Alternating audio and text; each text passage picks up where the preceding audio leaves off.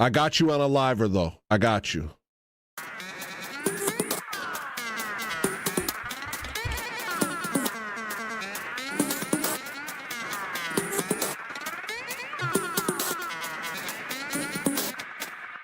And then everybody's mad at me. Oh, gosh. Give me a break.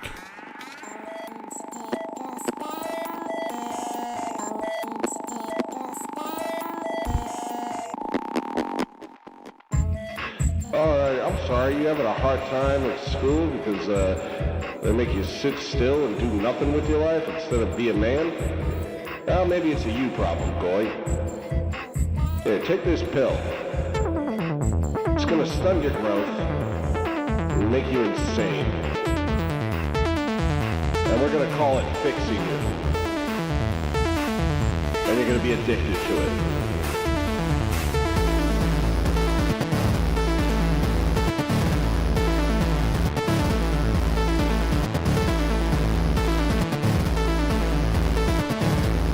I forgot about this song.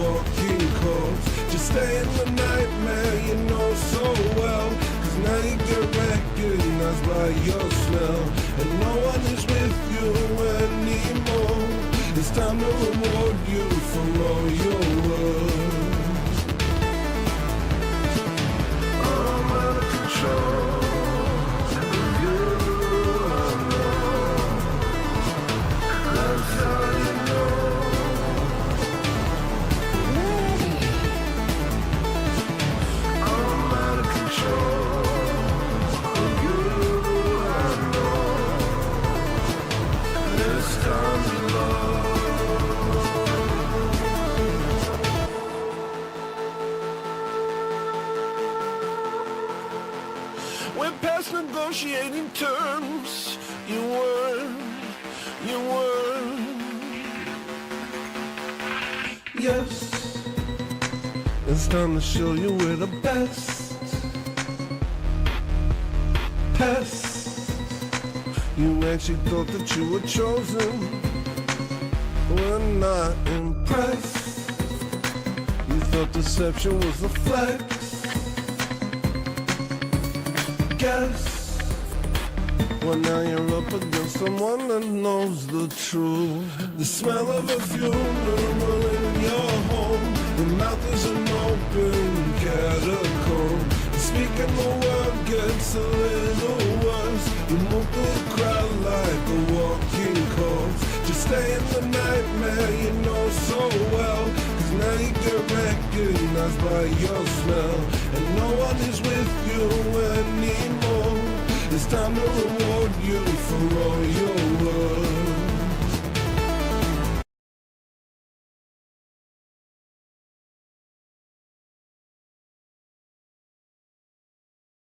And I have a lot of fucking opinions.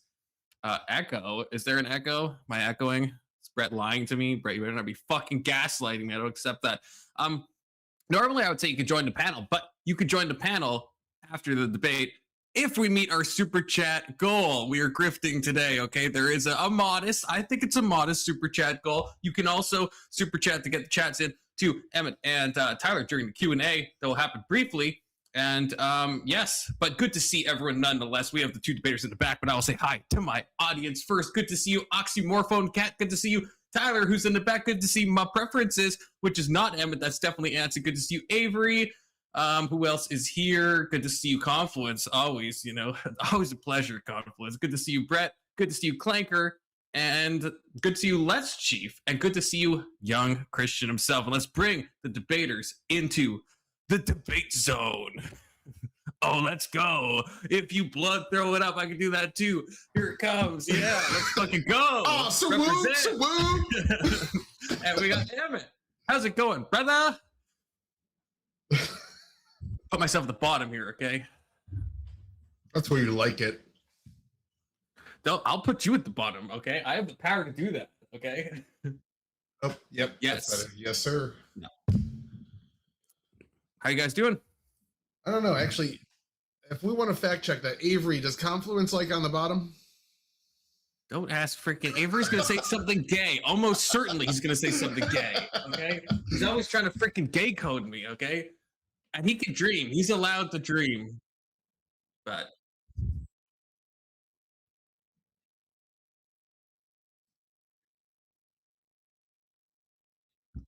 now he craves the deportation. That's just beautiful. That's beautiful. It brings a tear to my eye. Yeah. Bless your heart, Emmett. Bless your heart. All right, so Tyler has to be out of here at 9:30, so we'll just like jump into it. I didn't talk to you about openings, Emmett. But we've decided on a 5-minute opening. I talked to him. Okay. Oh, great. And you guys are fine with this being a double affirmative. This is something that I didn't know until Tyler told me. We all okay with that? Yeah. Okay. And I want to have at least a few minutes of cross. I want to have most of the time dedicated to, the back and forth. But I want to have maybe like 3 minutes of cross just for you each to like inquisitor, whatever the inquisitive, what's the fucking inquisate? There's a verb, whatever the verb form of that is, each other. You know what I mean? So yes, we will, I guess, begin. But before we begin, plug yourselves, not in a gay way, in a normal way, starting with you, Emmett. Where can we find you?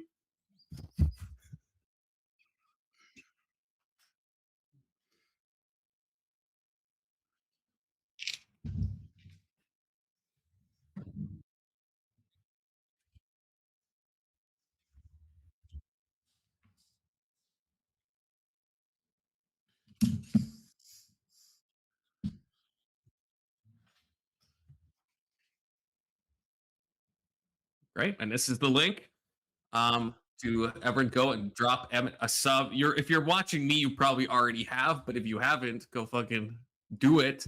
Now, Tyler, where can people find you and like who are you and stuff, Oh, I'm Tyler. You can find me at AverageDebateEnjoyer on YouTube and on X as well. On top of that, I'm very close to having some free time. I've been really wanting to get to this AI scripting. So I'm going to be live streaming AI scripting to build cell phone applications. If anyone's interested, maybe wants to learn the skills. And then after the cell phone app, if people like that and enjoy it, I think I want to build a video game and use the people in the audience to help me, fill out what we want in it, what the character sprites will be, what the things that we're doing are, all that fun stuff. So if anyone's interested in that, that's going to probably be in a few weekends from now. I'm still fucking busy. I'm still trying to get this work shit done. That's great. I happen to know a guy who's like super into pixel art and he's very good at it. So maybe I can like hook you up. Yeah, I could commission Emmett for like sprites and shit. Mm-hmm. Yeah, for real. I could make a whole... I can't tell if this is a duplicate thing briefly because I will, as we're debating, I will not pause. But because we're pre-debate, I will. Unless my streamer is glitching, I think these are 3 unique super chats from Anson. We got Ma, and we have another one. Unless it's just duplicating, I'm not 100% sure, but they have different timestamps. We got another Ma. So that's 3 Ma's, and we got a 4th Ma. You can hear me now. Missed the 5th one at the top. It was poker face. Poker face. And I think I'm obliged to then play the clip.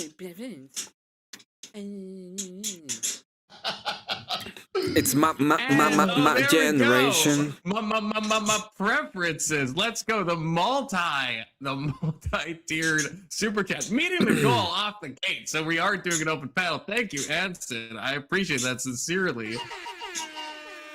Anson is broken. My preferences. Let's fucking go. My generation. Charge back for sure. He hasn't yet. He's donated a lot more money before in various contexts. So usually to kick Jacob, but you know, hopefully not. Okay, so without any further ado, if you will, we will begin. Wait, so who is starting? If you're starting, Tyler. Okay, I should have, it's a double app. It kind of is confusing to me. It is, but I'm gonna my argument's made up of a bit of like stolen arguments on this subject, and then a couple things I tried to think up originally, all melded into one. So I want Emmett to be able to make a proper, introduction based off of what I'm saying and not have to guess. All right. Okay. Well, I will start a timer. I made this expression up. I will start the clock when you start to talk, and I will try to interrupt you guys. I think you're going to be both respectful based on how you guys interact normally. So I will try to be pretty hands off, but if something goes untoward, I will of course step in, put the mod hat on. But yeah, Tyler. All right. I wanted to argue with Emmett over his favorite subject, my preferences.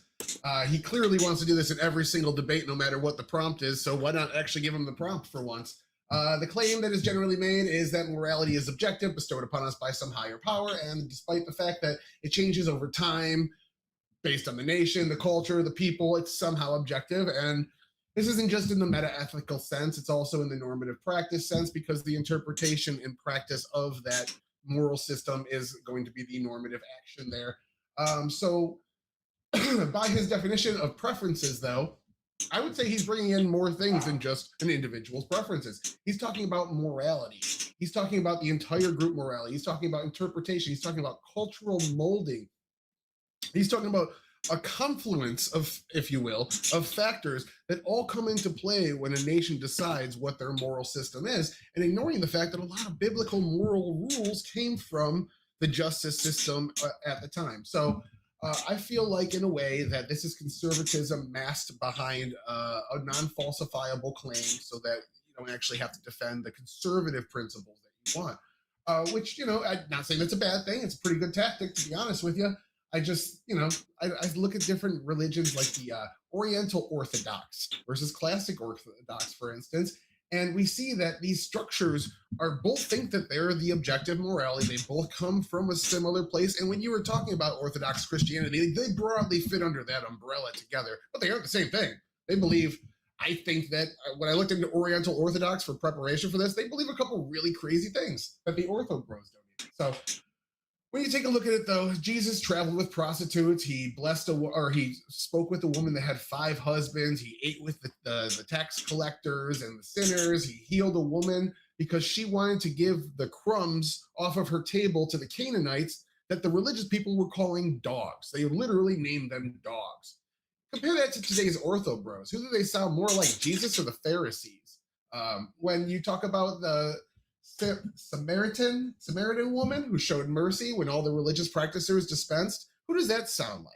When you look at like what Orthodox bros are today, it's bashing women, it's bashing individualism, it's bashing all these Enlightenment values. What I posit is post-Enlightenment values have led to a moral system that's based off of the masses. What we essentially have is everybody gets a say. We focused on individual rights. We moved away from ultimate authority into personal responsibility, experimentation, evidence-based practices. Moving forward into the Enlightenment values have led to the best time human beings have ever had. And why is that? Because everything's a pendulum under our system. Maybe the 8 years we get somebody that's pretty right-wing in power. Then 8 years later we get left-wing. But if you even dive deeper into that, we get all different versions of what right and left wing are under those broader umbrellas. And each of them moves things in a way that's good for their group. Ultimately, the machine poops out something that is pretty damn good for everybody, not really the best. And that long process of churning policy through this machine has resulted in the best living standard human beings have ever had. We have a ton of Orthodox countries. They all fall far behind what we have in the United States by a mile. So the moral system of cherry picking the best values from other nations is political constructivism. I don't think it's an ideology. I think it's a fact. But I guess if you asked Emmett, he probably thinks that his moral system is factual and not ideological as well. He probably thinks it is the way it is, and everyone else is stupid.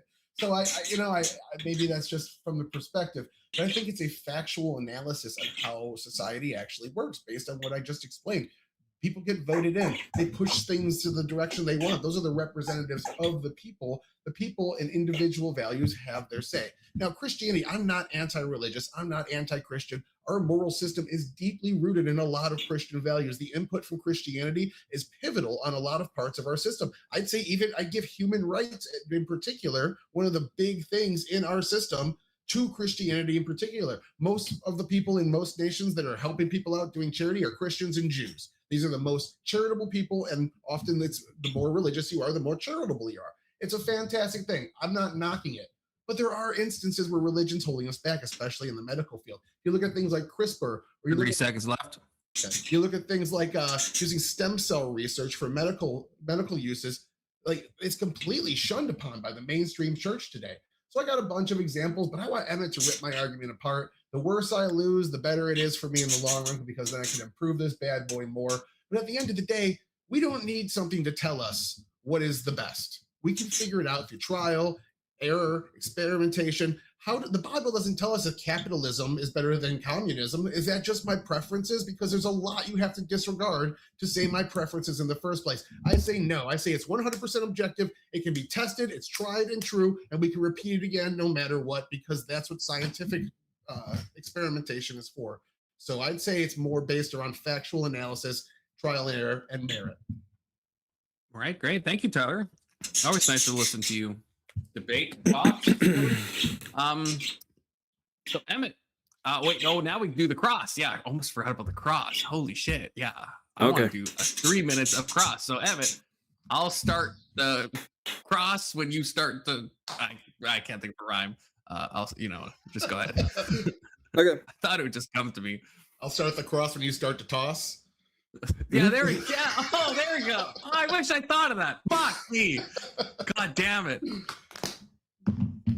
The cross is gonna be complicated because his argument is all over the place. Which is fine. You are trying out the argument in and of itself, so I'm not gonna attack you on that. Yeah, I'm not entirely sure what I'm supposed to believe when it comes to my normative ethical system. You mentioned that it's like my preference in accordance to Christianity, which is not necessarily correct. Did you ever hear me say that my preferences are the thing that I go to when it comes to what is the good and the bad? No. Okay. When it comes to, you talk about, Jesus Christ being with the woman with the 5 husbands. Do you mean the woman at the well? Oh, I think so. Yes, I think that's what I was talking about there. It was in Matthew. I have the citation in my notes. Yeah. So I believe she was an actual whore, and she was just telling her that as long as she's laying with these men, it's like if they were laying with the husband, so she's belonging to all of them, kind of. It was, it's not necessarily they were married. I don't think it was possible to marry 5 people at a time, when you were a woman especially. Yeah, you mentioned charity. Why is it good to be charitable? Well, generally, that's a lot of the human rights and the pro-human movement. The secular movement, I think, gets this wrong in that they don't see humanity as better than any other group. I think that we borrowed this from religion greatly, that man is made in the image of God. And how you get there is a little, I disagree with, but I agree with the ultimate conclusion. But the point that man is made in the image of God makes us a higher being. We were unconditionally made this way. And that, to me, says that we are a special being. To me, it's the sentience that makes us that special. But just the fact that we come to that same conclusion, and I would say, like, more subjectivists don't, that I'd say that that's something we borrowed from religion. It's your belief. Okay, and these humans, by human you mean a Homo sapiens, right?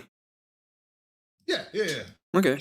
So whenever these supposed human rights that we have right now set up in place to go on and delete 60 million babies in like 60 years and don't give a fuck about them at all, is it human, and they call it a human right, is it morally good?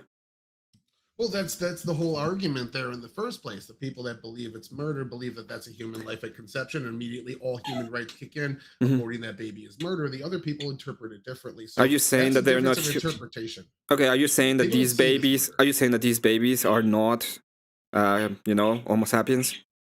No, I don't. I think they are. I think that's a life at conception. My personal argument's different from the general pro-abortion argument. This is kind of a rabbit hole. So these people are in power, and the ones who saying, in accordance to human rights, that abortion is a human right. I am muted. The cross has ended.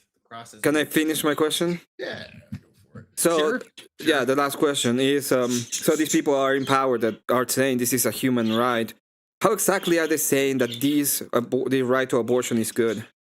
Well, my argument there is a little bit different. It's kind of off topic, but I'll try to sum it up quickly. We essentially, until the age of 18, somebody's full slew of rights don't kick in. There's certain things that are given to the parents' authority because of the inability for somebody's brain to function properly. I'm actually arguing that should be moved up to 21 on the horseradish this weekend. But that being said, when you're that young to the point where you're just a couple of cells in a stomach, your access to what human rights you're endowed to are very, very small. And if the person that is given the permission to take that away from you, it makes that choice, that's their decision. Okay, thank you. Let me know when I'm going to start, Confluence. Yeah. I'll start the clock when you start the talk for your opening. Okay, first off, thank you very much to Confluence. Thank you to Taylor for accepting the debate. I think he has misconstrued this whole idea of me saying my preferences. My preferences is literally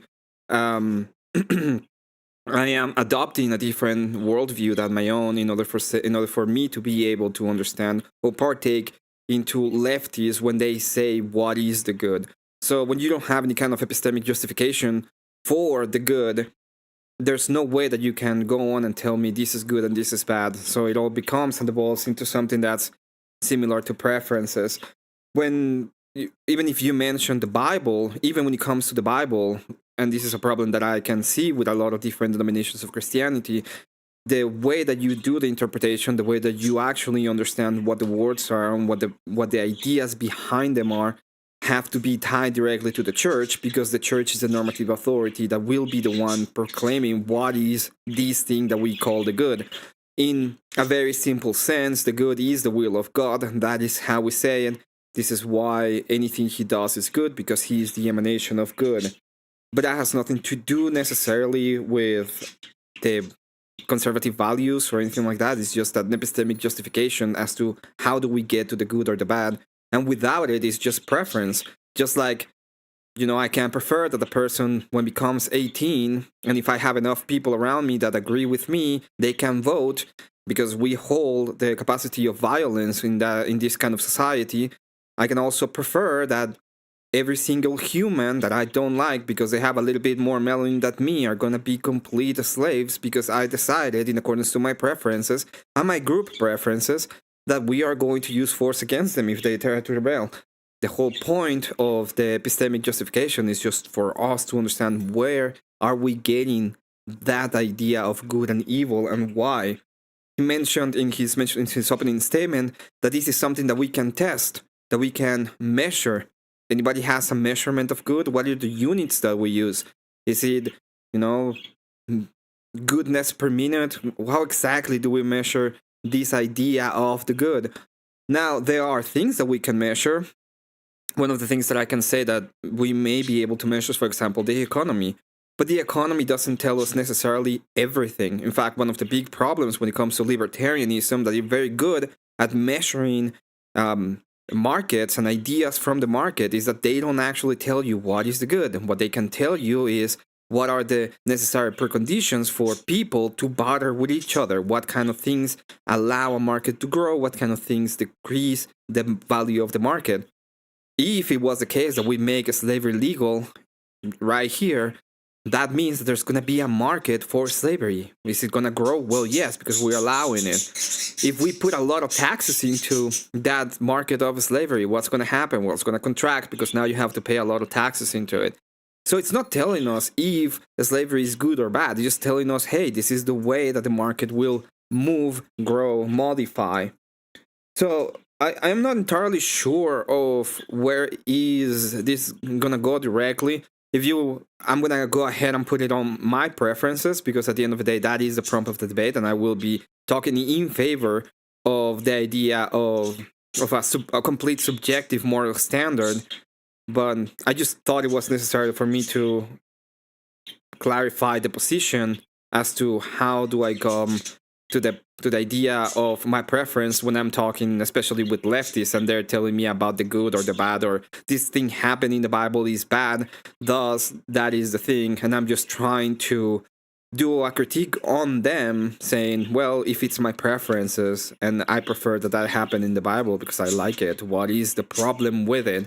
And I'm trying to find either an epistemic justification or an idea higher than my preferences that I can interact with, that is a higher level of a standard as to the good. And that's going to be my opening statement, Confluence. Thank you. All right, great. And now, Tyler, if you want to cross-examine Emmett, and this is just something I'm coming up with off the dome. I'll start the cross when you start the toss. That's something I originally came up with. Go ahead, Tyler. Oh, that's very good. Okay, so I understand your morality. It seems like you were explaining your moral view, and I'm not actually attacking that outright. I don't want this to devolve into an argument of does God exist. I think that's like lowbrow, impolite, and untoward. I don't want to insult you when I'm making this argument. I'm trying to take that argument a step up to a larger argument of the reason why you gravitate toward this specific argument, the reason why this moral system appeals to you, and the way that you personally interpret it. That is the preferences in my argument here. I'm not knocking the system at all. It's good. It has a lot of good to it. It's done a lot of good for the country. I think it's been a net positive to the United States. So I just want to say to that. So I would ask, do you think that your upbringing played into the value set and the moral system that you believe today? Yes, I think we are a holistic being, so yes. Absolutely. Like, your parents taking you to church, teaching you certain things. Yeah. So do you think interpretations and practice can just kind of be subjective, as generally are just a subjective thing, how somebody interprets maybe something written down or they see? So just to clarify, my parents didn't take me to church. My parents were never together, and I wasn't like taken by my parents to church at all. But I'm still being part of the holistic being that I am, so it has to do with me. When it comes to, could you repeat your question real quick? Oh, the second question was, do you think interpretation is generally a subjective thing? Not in my view, it is for me, but in the way that I look at the epistemic foundation to how I view what is good and bad, it isn't, because it comes from a higher place. Yeah. Do you think literacy, understanding, critical thinking skills, and other factors like that change the lens of how you see the world? Yes, it does. When it comes to my subjective perspective, yes.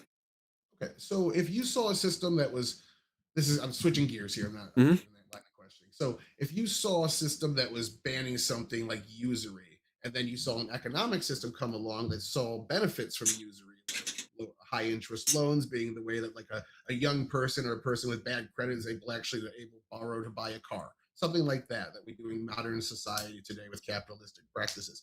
Would you say that that is religion coming into an impasse with economy? It would be I would say that if there is such thing as usury being used in a positive way in society and religion is against it, will be well, the question becomes, what is the bad in this, right? Because what do you mean by positive? Is like, do we have a higher economic yield? When you come to the point where one wants to stop usury and the other has a justification for usury, all I'm asking is that technically an impasse that both can't walk away completely happy with? Well, the question is, what is the... I'm sorry that it seems that I'm not being responsive, but when you're asking about this, I need to know what is the idea behind it so that we can say it's good or bad. Can we if just it's move into regular now? Yeah, we could just move into the open format. Let's go. So in this instance, I'm saying like just usury generally, like what you would interpret with your understanding of usury being bad. And then I'm saying like the capitalist system shows that this version of usury actually has economic benefit, is pro-growth, and helps out people in bad situations or just young people without credit. I would argue that usury is a net good if managed well in a well-regulated economy.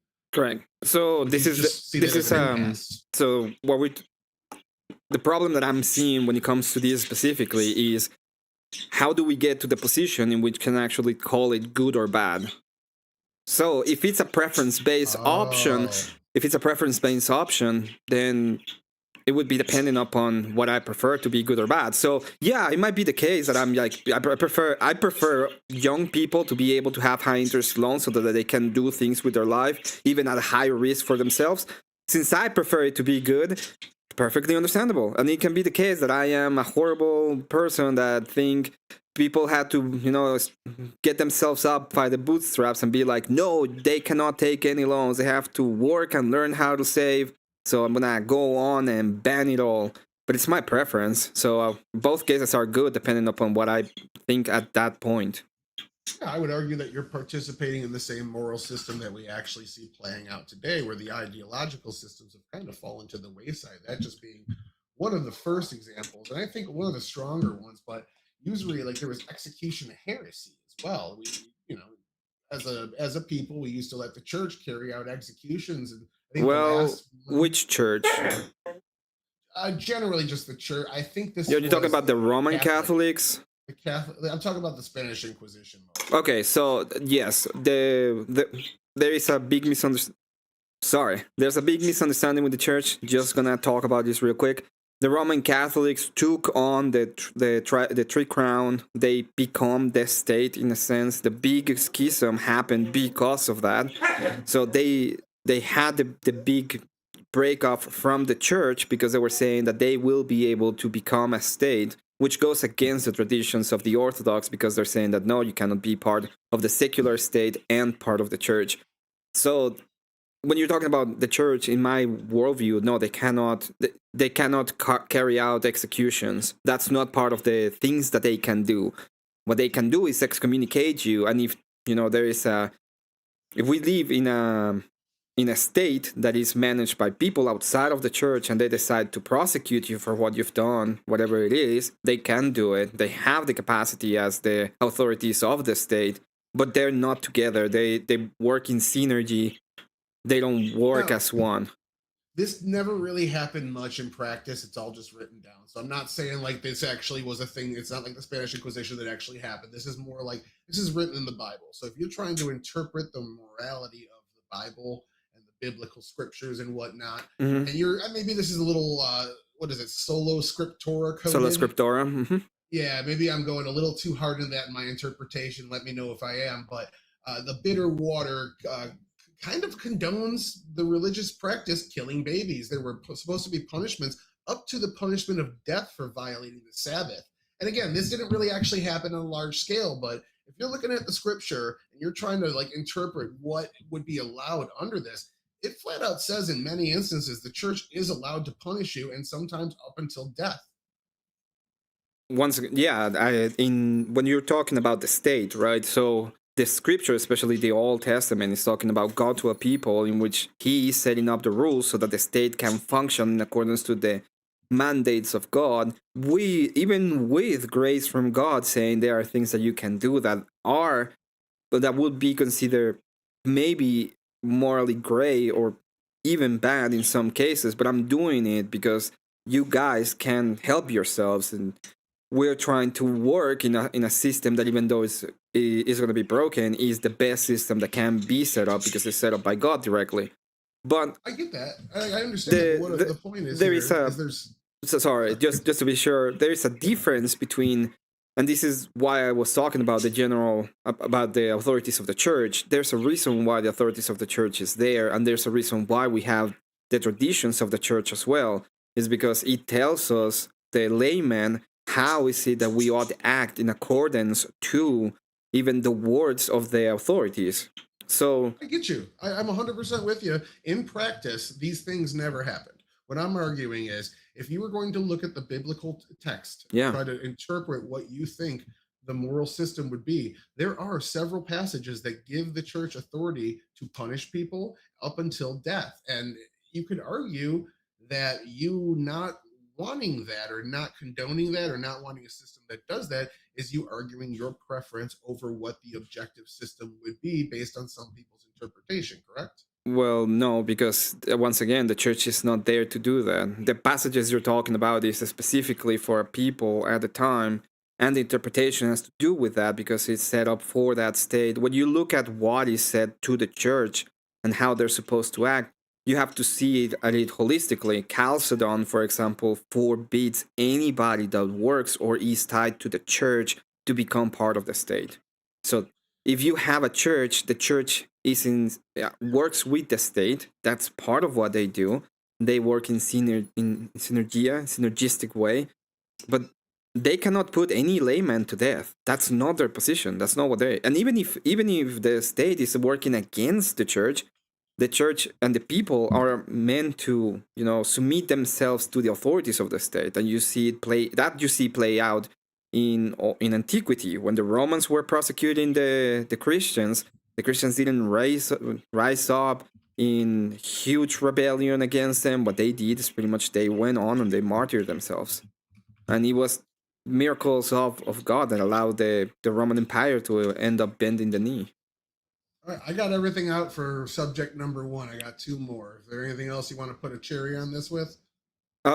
Just want to be sure that I understand the position of this is just your interpretation. That is why, and this is pretty much the thing that we tell people that are sola scriptura. The sola scriptura crowd, one of my great problems with them is just that. It's like, well, when you're doing this, how do I know that it's not just your interpretation and your subjective idea of what you are representing in your brain or your head that is creating what is supposed to be the good? How do we get to a higher standard?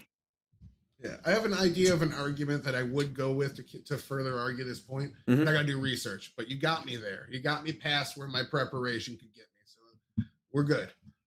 Second argument, I got 2 more arguments. I was going to argue secular nations and wealth and living standard versus religious nations, or Nala. Which one do you want to go with next? Let's go. Let's go Nala so that we can get her out of this fucking debate. Would you accept Nala? No. As a Christian? No? No. Even if she tried her hardest, even if she took 20 years for her to break her habits. That's spatulas. That's a that's a caveat there. Okay? Yes, if she went to go to the Orthodox Church, submit herself and stop being a fucking degen, of course she has a place in the church so that she can be part of it. It's not dependent upon. It's never gonna be dependent upon me. It's always gonna be dependent upon God, who is part of the ark. But as it is right now, I will not claim her. No. Would you argue that she was worse than the prostitutes that used to hang out around Jesus? First off, the prostitutes didn't used to hang out around Jesus. Wasn't the Mary that traveled with him a prostitute? No. I thought she was. No. Oh, all right. Well, I'll correct that. But yeah, so this woman who went from a degen is trying to improve her life. Sure, it's not perfect. Sure, it's probably going to always fall short. And sure, she's probably going to have a whole lifetime of rewriting the internal code in her brain to stop doing the things that she's been doing for a long time. But isn't the effort worth the praise? Isn't that something that should be celebrated?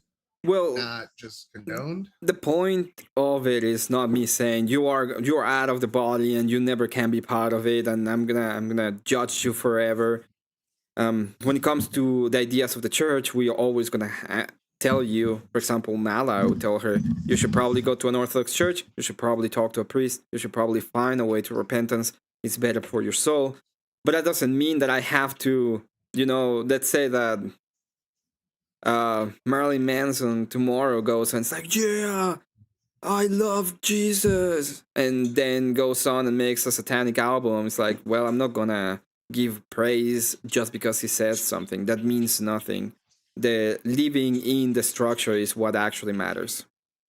That's interesting, actually, we're going down that route, because what about the Insane Clown Posse, who made music for years about all sorts of degen shit, like having sex with underage girls, doing drugs, killing people they don't like, anarchy against authority, and then you find out that they've always been closeted Christians, and the 6 Joker cards were actually an allegory to Christianity, and a lot of the things they said that were violent were just edgy things to make their music popular, and then they changed course and made a whole religious album where they were talking about dying and going to heaven and praising God. And there was also that song about magnets. Yeah, I will still go on. And when it comes to once again, when it comes to the Christian ideas, is one of the values is being honest. So I don't know if you're dishonest in the way that you come about doing anything, and then you're like, no, this is the act. If I lied to you, Tyler, and then the next day is like, no, I lied to you yesterday, but this is the actual truth, would you be more skeptical about it? Okay, real quick, if you hid who you were from somebody, like disguised yourself so that you could get dishonestly coax them into talking about you in front of them to see what they said, would you consider that lying? Yeah, it's Jesus dishonesty. did that to his followers that were leaving Israel. He masked himself amongst them, and they didn't realize it was him until they ate with him, broke bread, and realized, oh, you're Jesus. And he listened to them. He inspired conversation about him and other people to see how they acted. He deceived them. Would you consider that lying? Well, that's not deceiving, right? That's a different kind of action. And by the way, in my just letting you know, when it comes to me acting and God acting, there's 2 different absolute standards. Because God acting, the standard of good is God himself. So even if I were to say I don't like that, it doesn't mean anything when it comes to God, because he is the emanation of good. So what he did is for the good of the people who are there.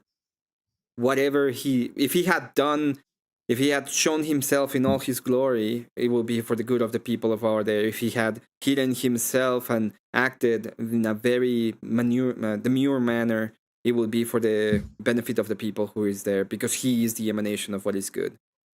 Do you think if Nala voiced her desire to turn her life around and start walking down the long, arduous path of no longer being a degen, that Jesus would have said, I don't believe you.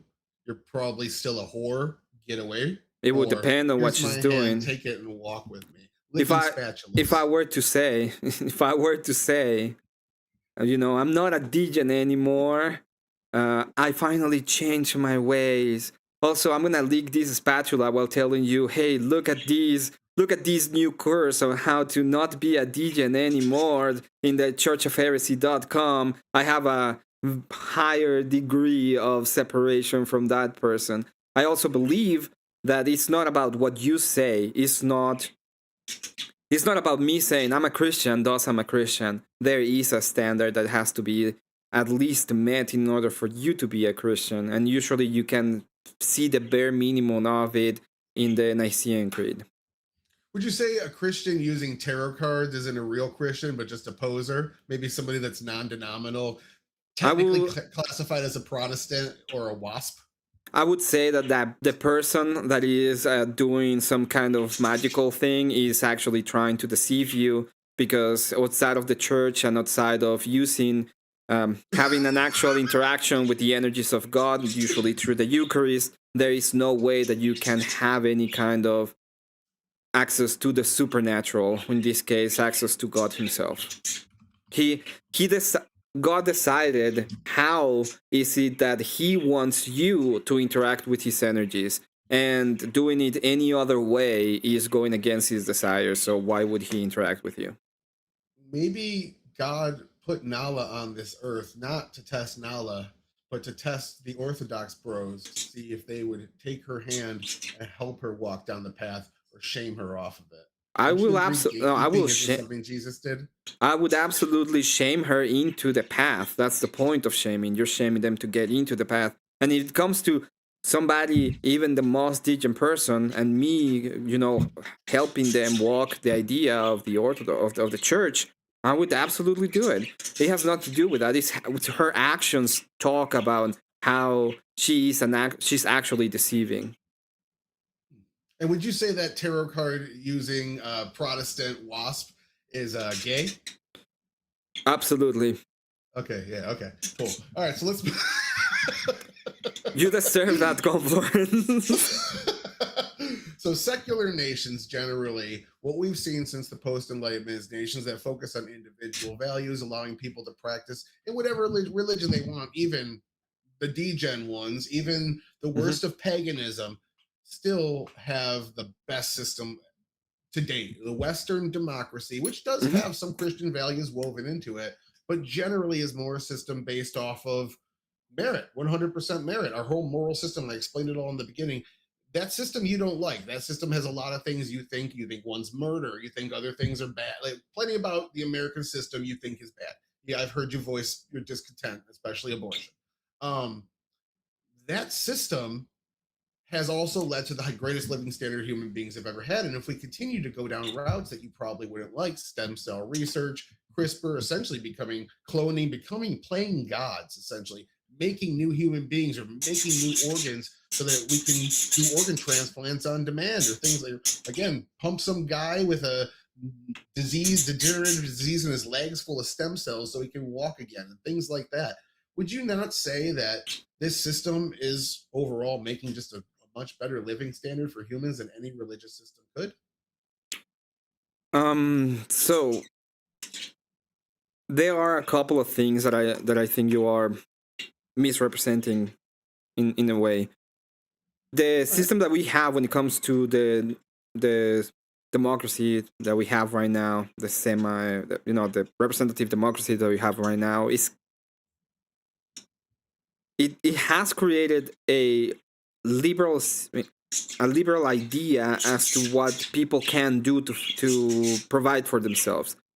So yes, the economic system that we see right now, especially in the West, is the best economic system. It's whenever we talk about the economic systems, it's going to be a balance, because the only way that you can have a functioning economic system is through the idea that people have to have the capacity to do what they are good at and want to do.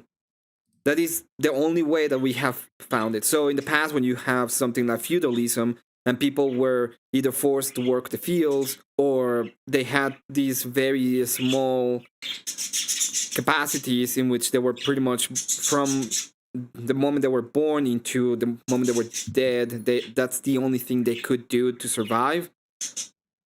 It creates problems in how the economic system works. I don't know if that makes sense to you.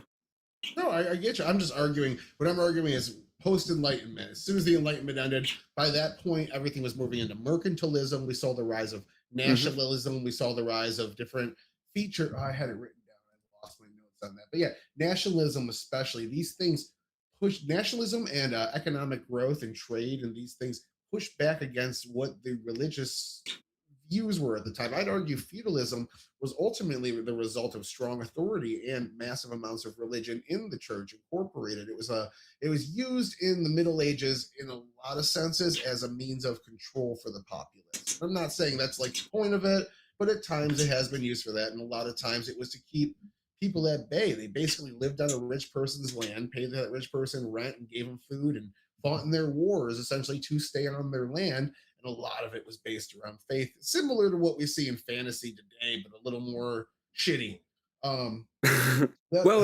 Not necessarily. There's a lot of things that we don't necessarily understand about feudalism, that we have this idea of. For example, if you were a peasant, the idea of the peasants is they were kind of belonging to the feudal lord, but they didn't have any obligation to fight in war, for example. That war was something that was directly set up for the men at arms and the people who and the lords. The lords were the ones who needed to go on and become the ones who were actually at war, right? So yeah, I understand. And people would get the spoils of war too. It's not like it was just a net loss for them. But yeah, it was similar to the Greek system of Patreons and patrons, where Mhm. the patrons would be like the landowners. It was the same thing where it was just rich people, rich libertarian mega cities, and if libertarians took over, that's what we go back to. But no, I'm talking about after that. I'm talking about Yeah. mercantilism. I'm talking about export-based Correct. trade and growing your economy and such. I'd say those things. That's what ended slavery. It was how the North had advanced so much technologically based off of being an economy and trying to grow the skill set of the workers and actually make them happy and productive versus forcing people to pick cotton in a field. They outspent or they out earned the South like 5-1. Yeah, Even yeah. though they were a little bigger and things like so. Capitalism has been driving out a lot of ideology. Slavery existed for all of Judaism and almost all of Christianity until post-Enlightenment. Individual values push back against it. And I argue that our practical system, and it is rooted, a lot of it does actually, it's they're so interwoven, it's hard to separate them. But I would argue that the separation was a compromise. Well, the serfs, for example, and this is something that happened. This is what I'm having a little bit of trouble with some of the ideas. The serfs under Russia, when they get like their freedom, because this happened before we went into the Soviet Union. Russia gave an emancipation to the serfs, and they could actually start becoming more productive. They had, I don't know if you heard of the kulaks, but the kulaks were just serfs that about 10 years earlier had gotten freedom to buy more land and do more stuff on their own. And they got completely destroyed by a principle of enlightenment that ended up being the Soviet Union. So what I'm talking about is, yes, we have created and we have an idea now of what is the best possible economical system that we have so that the economy can grow, but it doesn't actually tell us what is the good. It doesn't actually tell us where do we get to the idea of this is what we ought to do and this is good. It can tell us this is how much the economy grew, right? But when it comes to, for example, when it comes to abortion, it's like the abortion industry is a huge industry. It makes billions of dollars. It's very profitable. Is it a good industry? And where do we get the idea that it's going to be a good or a bad industry? And Well, if it's only what I was- if it's only about preference, right? If you don't have an actual epistemic justification for how do you get to this is good and this is bad, it's just, yeah, I like it. Well, that's how these systems all formed. Almost every law, regulation, government institution all formed because we actually did that trial and error. We let that play out. We saw, hey, this is bad for humanity. Let's make an FDA and not let people put poison in food. Let's do this thing because that thing happened that was bad. Let's ban this thing. Let's regulate this thing. And that trial and error, try to figure out. Sometimes those regulations suck. Sometimes those regulations massively hinder businesses. Okay. They have to be dialed back. And that's what I was saying about the democratic system in the beginning, because maybe those people that want the regulations push too far and they hurt industry. And then you need another group of people that are pro-industry to come in and push back against it. And eventually that pendulum keeps swinging around back and forth until it lands in the middle. We get a great compromise. It's well written. Maybe it takes a decade of people arguing back and forth to figure out what we do on that particular thing.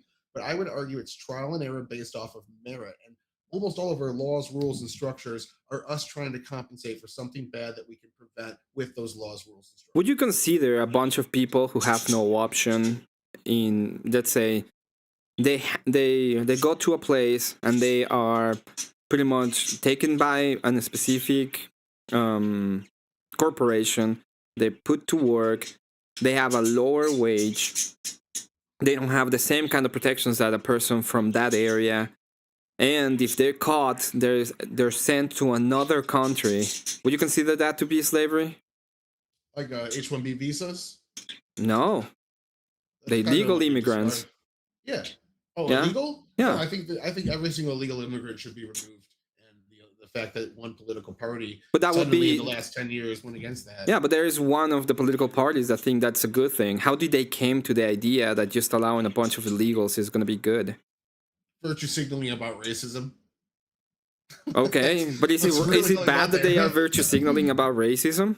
Yeah, and people don't like it, and that's why they love the But- border but crisis was one of the top two subjects last election. Like, it was the reason Trump got elected because the border was fucking wildly out of control. And it wasn't a lot. It was illegal immigrants. It was asylum abuse. It was parole abuse. All sorts of fucking shit happened on both sides. Joe Biden's administration and the other side of the border. It was wild shit. Yeah. And that's why he got elected. I understand, but the point is, you see that in your point of view, these people that are preferring that to happen, and it's just an experiment, they're not actually doing anything wrong. It's just maybe the experiment failed, and since we don't have an actual test, an actual way that we can measure this good thing, how are we going to come to conclusions, to factual conclusions of what is the good?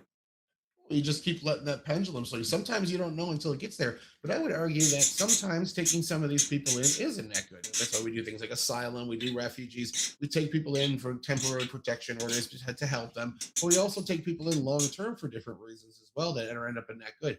Even illegal immigrants, by 4 generations, they are a net positive to our economy. They've paid off all the debt from their previous family members. It takes 4 generations to get there. But even then, there's a long-term benefit. It's not like it's all cons. The reason I don't want them here is because the populace decided they don't want them here.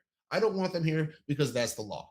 But if the law changed because we saw massive benefit, or if there were maybe some discrepancies in the law and we could prove that that was the best way through that empirical measurements we do by changing these laws and then studying the results, I would go with it. I'm looking for the best, not my preference on that. So I'm going pure merit, and arguing preference is kind of stupid. Preference is ideology to me. Preference is ignoring the data to make the best conclusions, and preference is saying I'd rather have that because I believe in it. I just don't know what is the point in which we can actually say this is good or bad. Like, if I'm making any kind of action and I just say, well, this action that I went outside and I drove my car while I was intoxicated, and I just did it because I was testing if it was good or bad. Like you're gonna be telling me that what I'm doing is wrong, but what is the thing that I do that it was actually wrong in accordance to the actions? Because if I don't test it, maybe I don't even know if it's good or bad, right? Let's stick with immigration. Let's look at the polling data on that. Generally, people don't want illegal immigrants here. It's not because of the reason I said. It's more because we don't get to properly vet them. But generally, people do want legal immigrants here. Well, I think it's because they're changing the culture. Yeah, but you run on legal immigration, bringing in 1.2 million visa recipients every year. People love that shit. They want it to boom the economy. They don't want illegals here because they can potentially be gang members, dangerous, or terrorists. We don't know. Venezuela sent a lot of Iranian terrorists here over the last 40 years. People don't know that shit. If I were to give 1.2 million to a bunch of Arabs, and they're gonna come here and then create rings that they're gonna destroy the childhood of the nation, like they did in London, we wouldn't want that, and it doesn't matter how much of the economy they're gonna boom. A lot of them were refugees and asylum seekers being brought over by NGOs, so they weren't even That's a good reason, though. That kind of plays into my argument, because those people didn't have the same level of vetting you get at the U.S. border to come in legally. Now, if you're a refugee, a TRO, or asylee or whatnot, you can be acclimated into society, but you're on a very thin ice. You fuck up once, you get the fuck out. Trump's been kicking them out left and right. He kicked out fucking like almost 1 million so far. But again, if you go back to what the people want, what we see is generally they don't want illegals here. Generally, they do want legals here. Both things are net goods for the country overall. We could dig into those if you want. But generally, they want DACA recipients to be here. So people like under the age DACA 16, recipients were born here, and the problem that we're seeing is that there is actually kids. DACA means you came in illegally. Oh yeah. There were little kids, right? Usually. Yeah, like young kid. Yeah, yeah, really young. So if you're an absolutist on deporting people, they shouldn't stay. Trump don't want them here. Yeah, that's fine. I would like them gone. I want people who have the idea of the United States as the cultural superior idea to be part of the United States. It wouldn't be if I come here, and that includes Christianity, by the way. If I come here and I'm like, I'm gonna become a Buddhist, and I'm gonna start making all these weird claims and end up, proposing some kind of socialist regime, I don't want you here. I don't care for where you are. But it has to do, it's not only the economy. I don't care how much you're going to boost the economy when it comes to how the culture and how we want people, especially from the United States, to thrive in their own country. I understand that, but DACA kids come here as little kids. Okay, so it takes 4 generations for an illegal immigrant to be a net benefit to society. It takes What is the 3 net benefit? Hold on. It takes 3 generations for a legal immigrant, meaning they pay more in tax dollars than they take out. They generally are a net positive economic. economy. GDP. So but exactly, that is the point that I'm making. I don't care about the economy when it comes to the good and the bad. I know. I'm going to hit you there.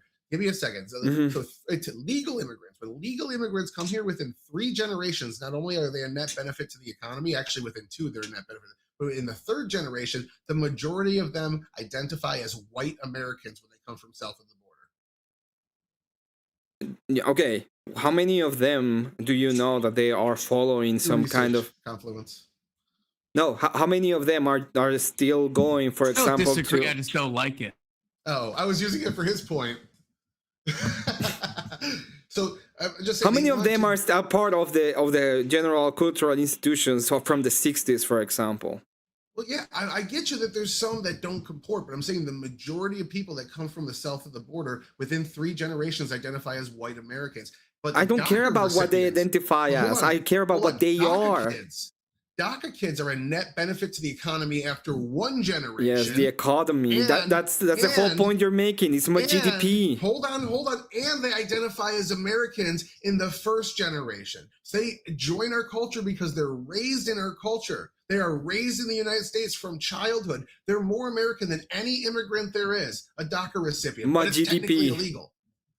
I'm not arguing GDP. I'm arguing cultural similarities. They are more assimilated in 1 generation than legal immigrants are in 2 generations, and then illegal immigrants are in 4 generations. DACA kids are the most assimilated, the most American, and a net benefit to the economy. Well, it depends. It depends on what we're talking about. What is the most, right? It's like, are you gonna tell me that these kids that came here illegally as kids, which I believe are part of the, they share the heritage of the people because they were raised in this area, are more American than the kids who were born there and have the same kind of immigrant kids, yes.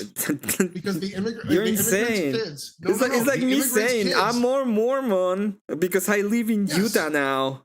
No. I'm super Mormon because I live in Utah. They have their parents to raise them. If legal immigrants have their immigrant parents to teach them their immigrant customs, their immigrant language, their immigrant culture, and their immigrant heritage. When you come here as a DACA kid, you don't have your parents. You're just a kid alone. They put you in a foster home and you're raised by Americans. You literally come up as an American in American culture. There's no influence to any heritage at all. You are an American. Like, you're just raised as an American kid. Are you telling me that DACA kids came here on their own, crossed the border on their own, and have no one? How exactly they got here? What happens? Okay, so what happens is when they hire coyotes. When you hire coyotes, what the coyotes do? Well, they'll take a kid and they'll pay the kid money to come in and pretend he's the son of or whatnot of them. Because if you have a kid with you, at one point, I know what you're talking about. Yeah. No, they didn't do. The coyotes didn't do that. You know what they did, right? There were tens of thousands of kids that happened to in a year. They didn't pay them. They stole them. Yeah, sometimes. It's not. I'm not like all of them made money. Not all of them were for hire. Sometimes it was a kidnapping situation. Absolutely, but that's how 800,000. I think there's 1.2 million of those kids in the United States now over the last 20 years. They literally tried to steal a kid, one of my neighbor's kids. Oh yeah, they steal American kids and bring them back. Yeah, I'm not saying that. I'm just saying. No, I'm saying when I was in Mexico, they tried to. The kid had to go outside a window, a pharmacy window in another state, and run to another place, and then ask for police, so that they could get reunited to the family. I'm just saying, if you're worried about the culture changing because of immigration, these are the immigrants that you want. You want immigrants that have no ties to their homeland, that are raised as Americans, because that's 1.2 million Americans in this country. What about babies? What about American babies?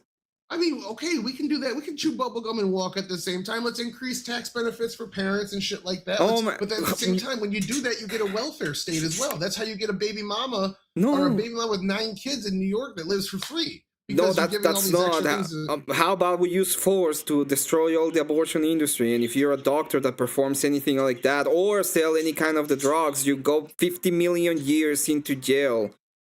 I get you, but I don't know what that has to do. And then with we my point we about put your adopting kids. bones into these places for everybody to see and see the display of what you've done with your life. What time is it right now? 8:15. Okay. Yeah, I think it's question and answer time. Yeah.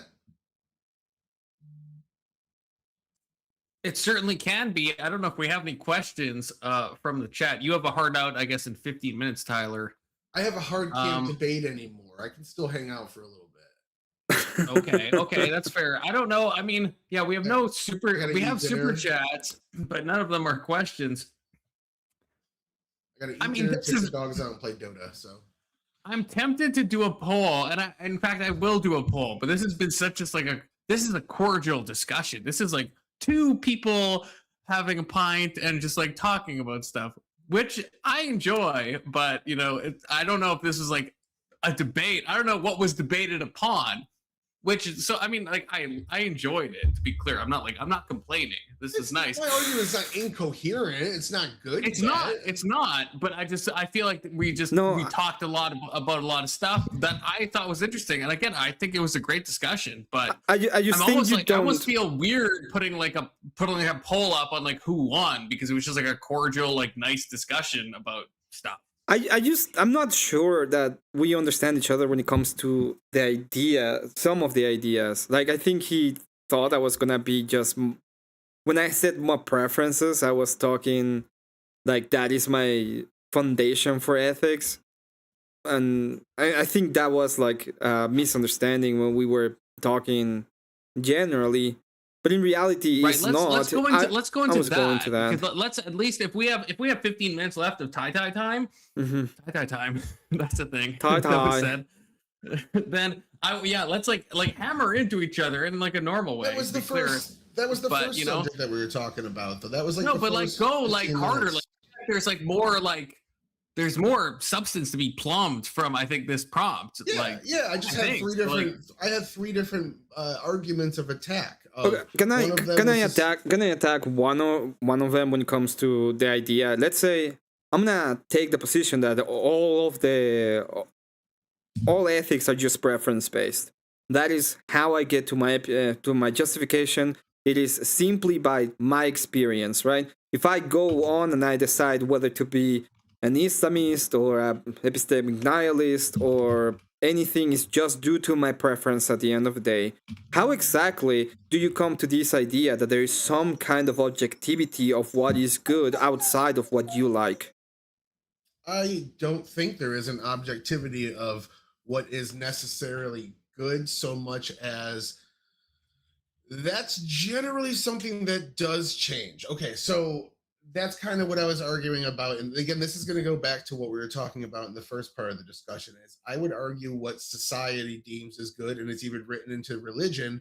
A lot of the laws of the times were acceptable. So what was good and in practice morally okay was slavery under religion for almost the majority, like almost all of Christian existence. Well, but you would have to Or- accept that it's good, right? Because we cannot use a time frame. There's a fallacy, like a time frame fallacy. I don't remember the actual name of the fallacy. But you cannot go to the idea of the time and say it's wrong because now we have a different preference. At the time, the justification was the preference of the people at the time, which I is the get it. same Yeah, I'm not justification of judging we have that. right now. It's just two different places and two different times, but it's still the same idea, right? Yeah, I'm not judging them. I'm not saying they're bad people because of it. I'm saying that the system that was in place at the time before the Enlightenment allowed for that. And that to me is, in a way, showing that ideology is inferior to a system based off of merit. And so to say that the merit-based system, that's what we kind of weighed out. We looked at history, like the Enlightenment was taking a lot of different things that happened over history and learning from those mistakes, borrowing a lot of Roman culture as well, because that seemed to have a lot of things figured out. And when we came to this conclusion, it was an analysis of history to find out individualism has been a net benefit. Democracy was a great thing and led to the most We are, glorious empire yeah, of human existence. at but the but time. it's Because relative. When you say a net benefit, it's relative to your preferences. It's good because you like it. I didn't say that it's because I like it. I'd say again, there's certain things that I'd like. I would like to kick all the illegal immigrants out of the country. But Hmm. when I look and see, I see that DACA children are actually more qualified as American citizens. And so now I make an exception for DACA kids because my ideology wants them all out. But also the populace has taken a look at this and realized these are Americans. They are here, so they don't have any ties to their culture. They don't know their family. And you can return them to their family, like, who the fuck are you? Because they came here when they were really young sometimes. Mhm. So those are Americans born and raised, and they're a net benefit to the economy and the culture.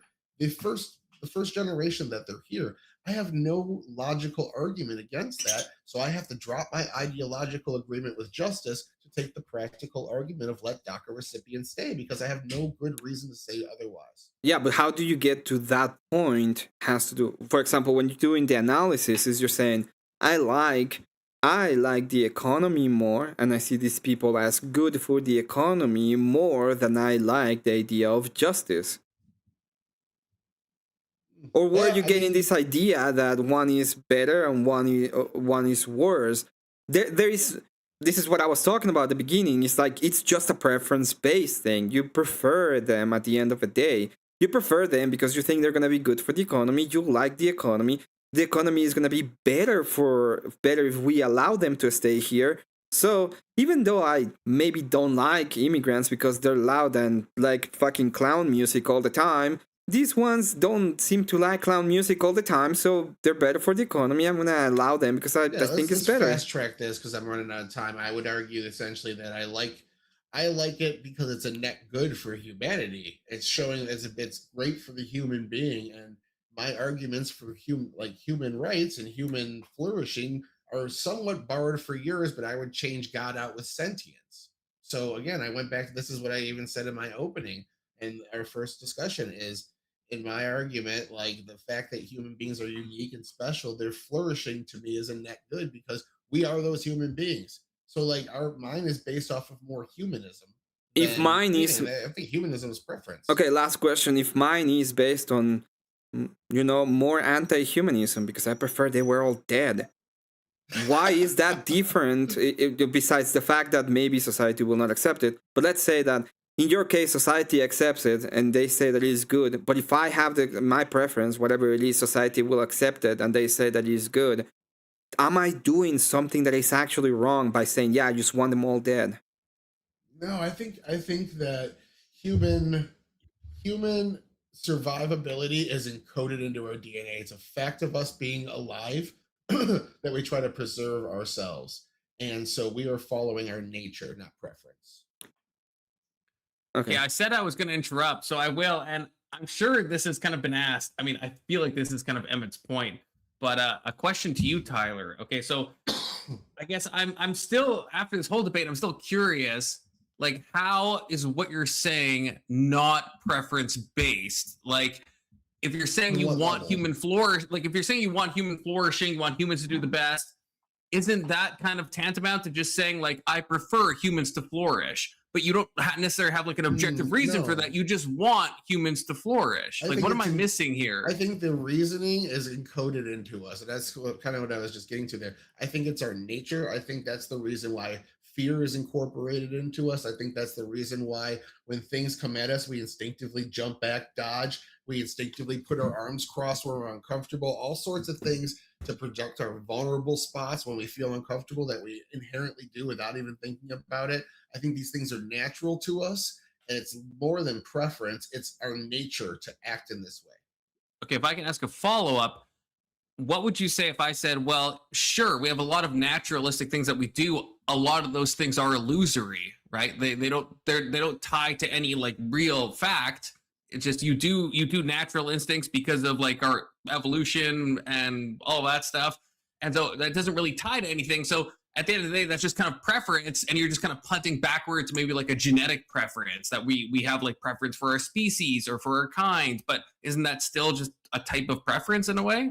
I don't think that nature, your genetic makeup, the way you're wired is preference. I think that's your nature. I think that things are different. I think preference is a choice where your nature is subconscious, is buried in you, as part of who you are as a being. I'd say it's as intrinsic to us as our sentience, and that's another thing that makes us unique and better. And those things put us in a position to flourish and to demand flourishing. They put us in a position where flourishing is part of our goal forward. And I think everybody feels it in their own way, and it's expressed in their actions and the way that. Look at how our system worked out. We've always had a system where you have to work to eat, and there's a reason for that. We're essentially, it's part of our being. I'm losing the explanation right now. Maybe I got to do a little more research into this. I just No, don't sure. think it's That's good.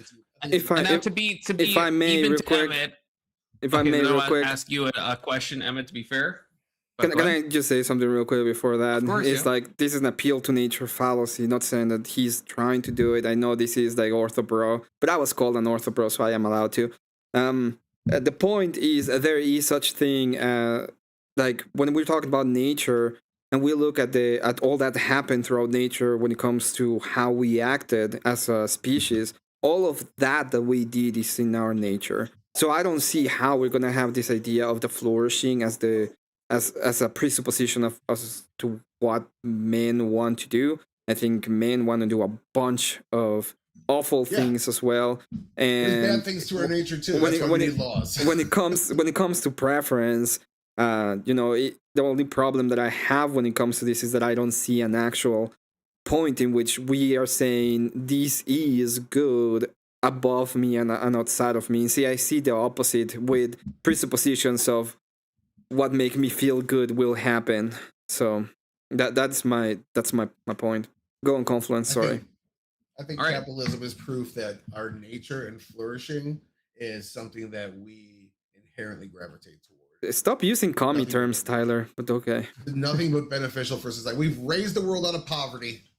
Yeah, but Okay, free Emmett, markets did.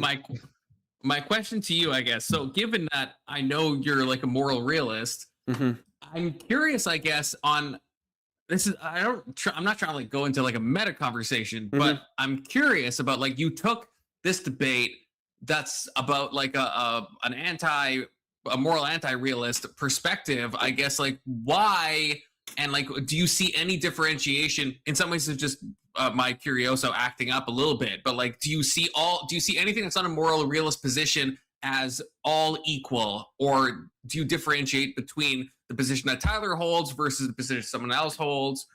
No, there's obviously differences between positions of people. Tyler has a more nuanced position as to how he gets the moral axioms, as to where he wants to take it. I believe he really wants to go to an idea of it's a very new idea in which they are acting a lot like consequentialist. So they look at the consequences of the actions and they are trying to say that the action in and of itself had to be good or bad, independence of how they are trying to measure it from point A to point B, which is fine. If I didn't have like a more realist position, I would probably be a consequentialist. In fact, in a lot of cases, I am a consequentialist when I try to just discuss with people and I don't want to go into the full morality argument. I'm just saying, hey, I believe in consequentialism. The idea is whatever you do has consequences. The consequences are good independence of how they have an effect on the world. But there's a lot, like what I see. If we go into the moral argument, most of the time it evolves into a presuppositionalist statement of what I'm doing as a human is going to be good because humans want to get to the good. Like we hear in a moment ago, it's like they have in their nature to flourish, or we have a more of a Christian standpoint of divine command, or you have some kind of presupposed view of God that allows you to get to a standard of how the good comes from him, and he is the standard of what good is. And those two are mutually exclusive, but that doesn't mean that, for example, an epistemic nihilist that doesn't believe there's good at all is just actions that happen and end up in nothingness is different from Tyler, who has a more consequentialist position as to we have to evaluate how society evolves, and we can get to moral actions from there. Okay, and now I want to just do a brief follow-up because I gave a follow-up to Tyler. Emmett, I'm curious. So you have like a meta ethic, but then you're talking about like a normative ethic. Do you actually disagree with Tyler's normative ethic? I know that from a meta ethical point of view, you think, right, that morality is like an objective thing, but from like boots on the ground, like normative ethical stance, do you actually disagree with what Tyler's saying? If so, why? I disagree. Well, I don't know what his actual idea of good is. That is the one thing that I have a problem with. I'm not entirely sure what is he saying when it comes to this is the good, this is the bad, and that is like my actual problem when it comes to it. So that would be like my actual disagreement is how do we get to the idea of the good, and how do we get to the position of this is good, this is bad.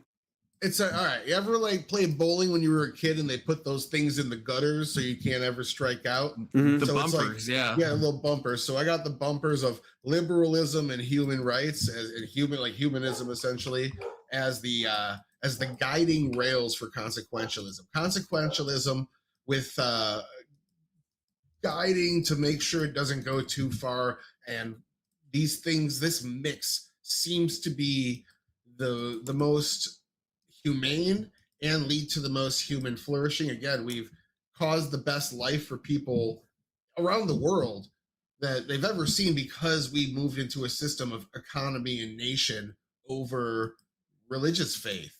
And as secularism is on the rise in these nations, because a lot of these, especially America, is by its nature a secular state that allows for the practice of any and all religion. I disagree with that. I think they had the idea that the nation was Christian. They just didn't want to have Christians attacking each other because they had problems in between the different Christian sects that founded the nation. And it has to do with them getting pretty much put out of Britain at the moment, during the time frame where a lot of Christians were being prosecuted by either the Anglicans or the Catholics.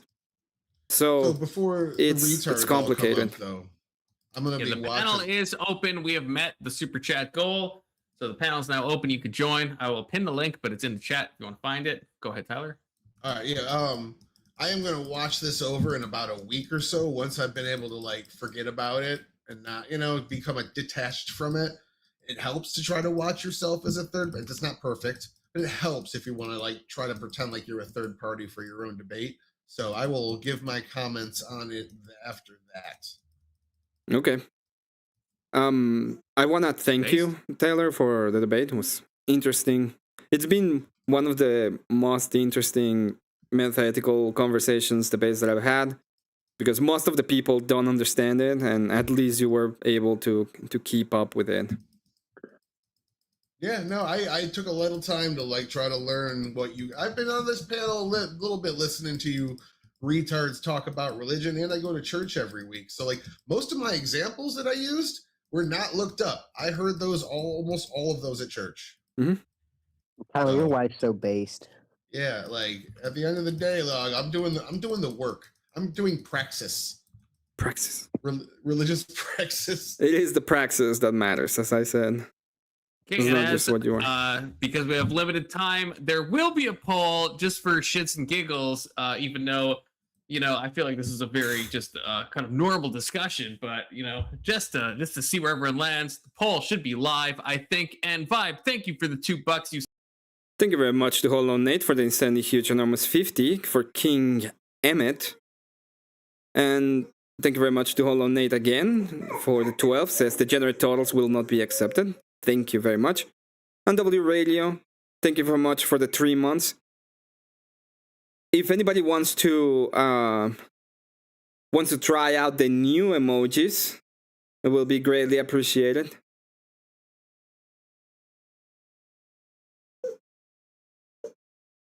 Greatly appreciated.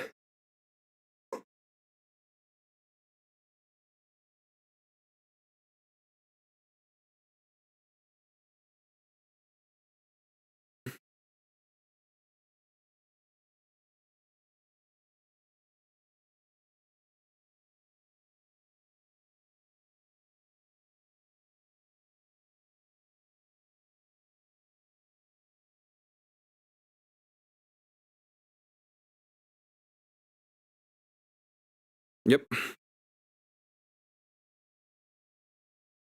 What the fuck do you want, Steelman? What the fuck do you want, Steelman?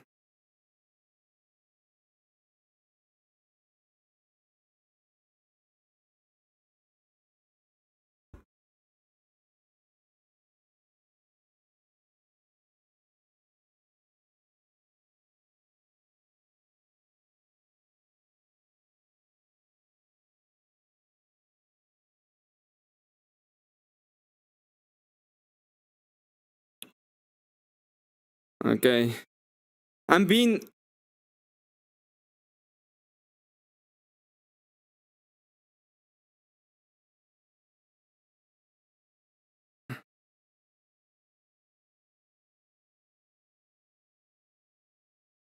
Charge. You're trying to like fucking kill them all. See, we got someone who's bringing them back. Yeah, give me that sweet dopamine. Yeah, wasp fluids. That's what I want to see. Offend me. Good to see you, Avery. Yeah, get my fucking dopamine going. Not in a gay way, in a normal way. Let's fucking go. Talk to Tyler. Talk to Emmett. Right? What was this a retarded debate? Who won? Why not? Tell each I'm other gonna stand up. names. I need to stand up for a fucking beautiful and wonderful American pastime that has been around much, much longer than Jewish people have had power. in Boy influence. ball. Fuck you. Fuck Babe. you. First See. of all, second, Fuck your Peyton ball. Manning is my number 1, 2, and 3. That's crazy. So... I can't even That's tell a- Peyton Manning is you like can't even argue is that. a singer-songwriter or like a football player. I have actually no idea. I would like Football player. 50-50. It could go either can't way. Watch Tyler. football. Canada Look at conference. Actually the don't know. I records. actually Just don't don't know. come back. Stay in Canada. It you sounds fucking like a Taylor anti-American. Swift type person, like Peyton Manning. It sounds like, oh, It you does sing good actually. songs. If you look Yeah, at it records, if does. you look at longevity, if you look at titles, if you look at most yards, it's like, it's just records. fucking Tom Brady all around. Tom Yeah. Brady, Look, like, oh, we're that's a gonna- fair argument. I'm not. And That's it actually that's a has fair gold argument. in it. It's a vodka beverage. It has But- little gold specks. But you which I'm asked me assuming who's are the healthy best for me. thrower of the football up. to ever All of you throw the shut fucking football. All of It's you shut Aaron up. fucking Rodgers. It's Oh, Aaron fuck fucking up. So right Rodgers. about that. Okay, Yeah, so- you don't look Right at who about he's that. throwing I'm it gonna to. start throwing permapans out like fucking candy, okay? I'm like so close to my dopamine goal, and y'all are trying to like bring me down. Talk You about see ethics, these fucking lists, normative, and it's everyone. anything. Everyone's up in the touchdowns, and you see Aaron Rodgers. What he has Shut 2 up about your interceptions. fucking Yeah. goy Fuck. downs. 2 interceptions No one a wants to hear game. about your goy His best downs. season's like 51 I have touchdowns a- and 4 interceptions. Are you Oh my doing the gosh, you're Jets actually. again? How have I curated such a retarded group of panelists? How is that possible? Is I'm there about- real issues? I'm Should I about to- look inside okay. myself. I have a question. Anybody has a question for me? Thank I'm you, about to Emmett. leave because I was invoked in another actual Christian Spurk panel. So Yeah, who's your Based. team? Who's your No, team? shut up, Keelan. the Pittsburgh Steelers. Don't even- like it's father, the- like son. It's solid. It's solid. They're a solid team. You can't hate. Nothing is solid. No, not yay sports. Gay sport. So, Oxymorphone. Gay but in sport. reality, it would be Cowboys, but- the West Virginia University. That's the one that I really want to see. Okay, fine. And if- fine. See, I'm a Fuck all Penn y'all. State Fuck all guy. Bring y'all, back okay, Jerry you know? Sandusky. I'm getting my dopamine from the fucking fridge. Okay. Syracuse. Fuck all y'all. Okay. Okay, when Confluence gets back, we're gonna have an I do intervention. have a question for Emmett. I do have a question for Emmett. What is the question? So to my understanding, you're Eastern Orthodoxy, right? That would be your branch. That is what I believe to be true. Yes. Okay, so why, like, out of all the other little sects of Orthodoxy, why do you believe that Eastern Orthodoxy is like the definitive version of Orthodoxy? of Christianity. The reason why, because they follow. You have to look at the history of the church. You have to look at the different traditions of the church, and you have to look at what the church fathers at the time said. And those are all of those three things are consistent from all of the history of the church up to this point. So that's how I come to the conclusion that in accordance to God being consistent, the church is consistent, and that has to be the truth. Can you give me some examples? Yes, we believe the same thing that the 1st, 2nd, 3rd century Christians believe in. All right, and I've got a okay. sports-related question. Are the Detroit Red Wings named the Detroit Red Wings because some guy ate a woman out while she was menstruating? No. No, but that's a good guess. Good guess, though. Yeah, top 5. All right. If there's no other question, I will have to leave Confluence. Thank you, Emmett. buddy. I appreciate you. Yeah, I thanks so appreciate much. your time. I think this is a great discussion, and I will, find your channel again to post the link.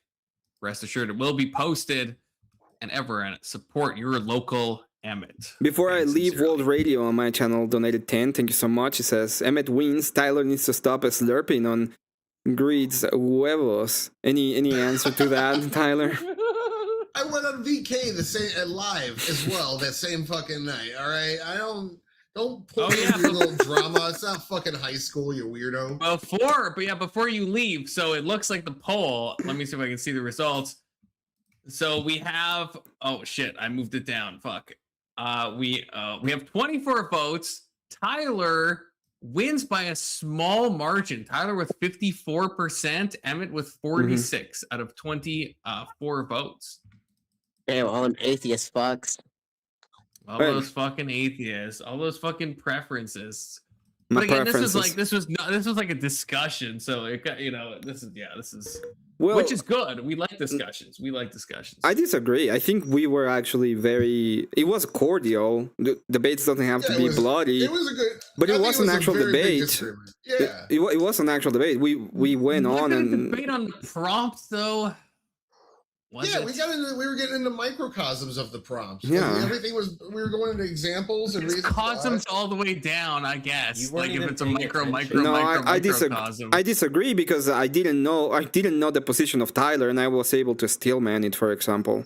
And I think he learned. We're talking about Dreamers and DACA at one point. I mean, which is enjoyable, but Confluence wasn't even paying attention. I streamed. He was talking in chat. Yeah, Confluence sort of gave up on the debate. You literally left. You literally left. Anyway, I'll be seeing you guys. Have a great time. Take care. Bye. Okay, I'm gonna go. Apparently, somebody had a big of a problem. Give me just 1 second. I need to open the door.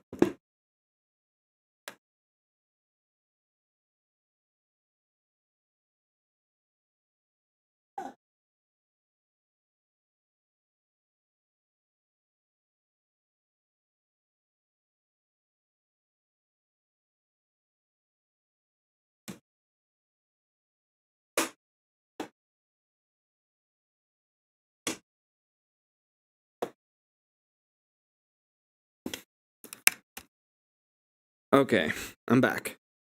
Let me go on and find where I'm gonna be going. I think he has an after panel, and people were like asking for me. I need time to give a proper answer on that one. Do you think America would exist without Christianity? If so, how does the foundings happen? Well, I'll tell you what. The foundings of America has been founded on doctrinal substances, meaning this is what they believed. How does our Okay, I thought they were already in it. Christianity has been a net negative for American society. That is such a bad prompt. I don't know how anybody would take that. Little known fact, Livingston was filmed in West Virginia because the Imberthought flight was witchcraft. Shut up. What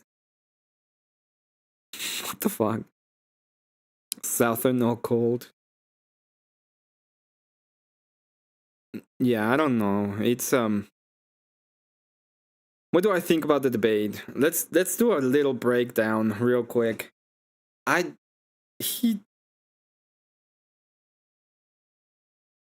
This is a problem that I have when it comes to epistemic justifications. It's that little people don't know what it means, and I don't know why it's so hard to understand what it means.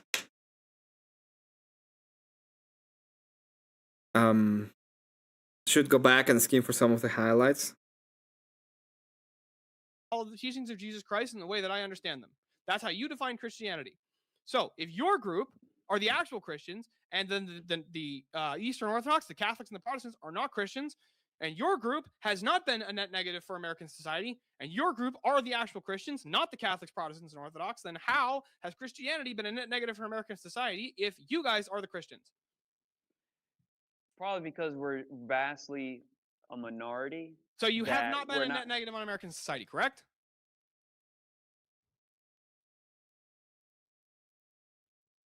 Your group of Christians. Oh my God. You guys have not been a net negative.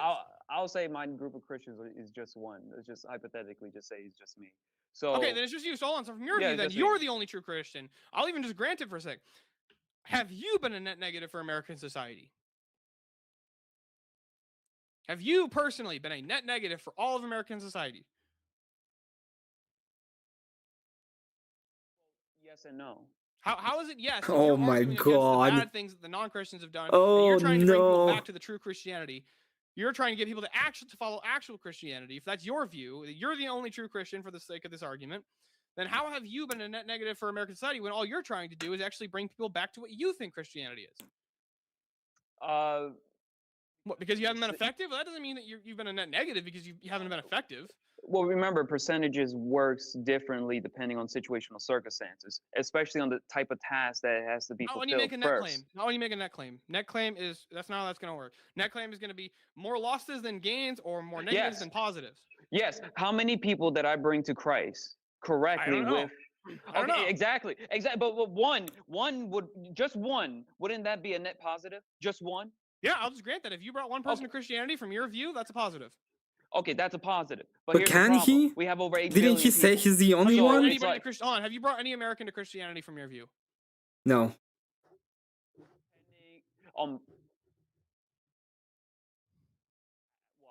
My answer would be yes, but the problem then is, you have been a net positive. is that American true? society, Is that true though? Because I could say yes, but in reality it could be wrong. So my main thing could be, but is, I'm asking, do you think that is true? Yeah. Do you think it is true? I think that is true. That That you it's brought going some- to be brought true. somebody that you have brought somebody to Christianity. Just one person, even. The correct That is so true. He does look like a rough radical coder. The radical coder. way of thinking, yes. The correct way So of if that's thinking, the case, yes. hold on, if that's the case, then Come on, guys. We're gonna be debating Candace Owens if we get the 300,000. What? and you're the only true Christian, and now this other person who you've converted is the only other true Christian, then you and your friend have been a net positive for American society from your view. Or at the very least, you have not been a net negative. Well, here's the thing, though. Okay, so it's an ongoing process of time that we have a human population. Can we see that again? Here's the thing, though. Okay, so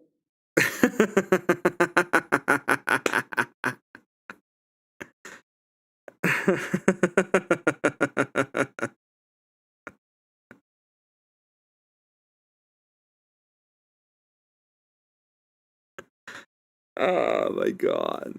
That was fucking funny.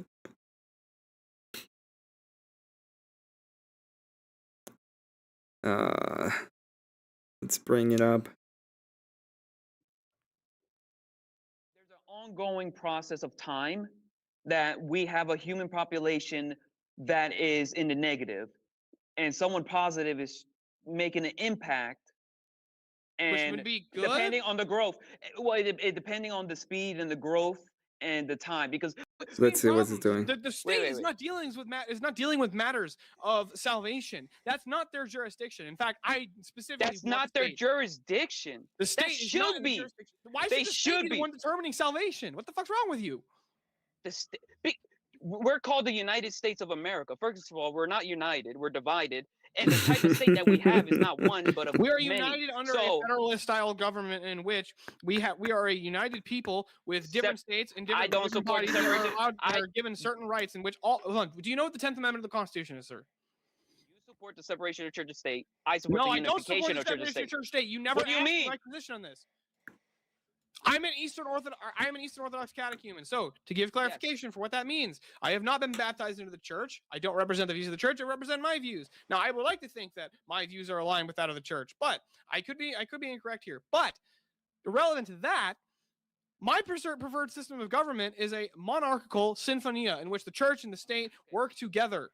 Yes, monarchy. currently Yes, I speaking- support monarchy. Yes. Okay, so with that being stated, what the fuck would that have to do with anything? The role of the state is to protect persons and property. That's always been the role of the state, even from the Christian worldview. That is the role of the state. Oh man, I'm gonna go into this one. I just wanna see maybe the opening a little bit. Culture, ethics. The second word into that is grace. So by that meaning, it's really, you know what is a just Christian, repeat correct? what you said. Just repeat what you said. Okay. Or do you want me to define the term? I think that's fair. Okay, so yeah, define Christian. Yeah, somebody who follows the teachings of Jesus Christ and is a member of the apostolic church established by his apostles. Okay. And himself. Okay, That would be my definition. Yeah, I saw you. Of a Christian. Understood. Now, the definition of Christianity, the definition of a Christian to me is someone who follows Christ's grace. Now, that Christ's grace is from his Father, who have he graced humanity by offering up his Son for a reason according to the will that is of his, that is holy. Now, the problem with denominations is that because of lies incorporated in the church in the past history of 2,000 years, which is self-evident because of schisms. We know schisms exist, especially the big. No, the schisms in and of themselves are not. Obviously, that it's bad that it happened, but that doesn't mean both churches are tainted. The schism and the heterodoxy just means that somebody is within the church and somebody is a heretic. 3 schisms, especially one that Orthodoxy actually took part of, in which the divorce between the Roman Catholicism with Orthodoxy. Catholics branched off from us when they altered the Niceno-Constantinople Creed without the Ecumenical Council. They were the ones who violated the terms. They also violated Chalcedon. They're the ones who violated the terms. Okay, my main thing is the divorce still happened. Why did it even happen? Why were y'all still together 700 plus years? Wait, why was the Roman Empire? We were together for the East and Western churches were unified for the first 1,050 years of Christianity. The Great Schism was in 1054, and it was because the Bishop of Rome, which we affirmed the term Pope, not the papacy, but the term Pope, which just meant the Bishop of Rome.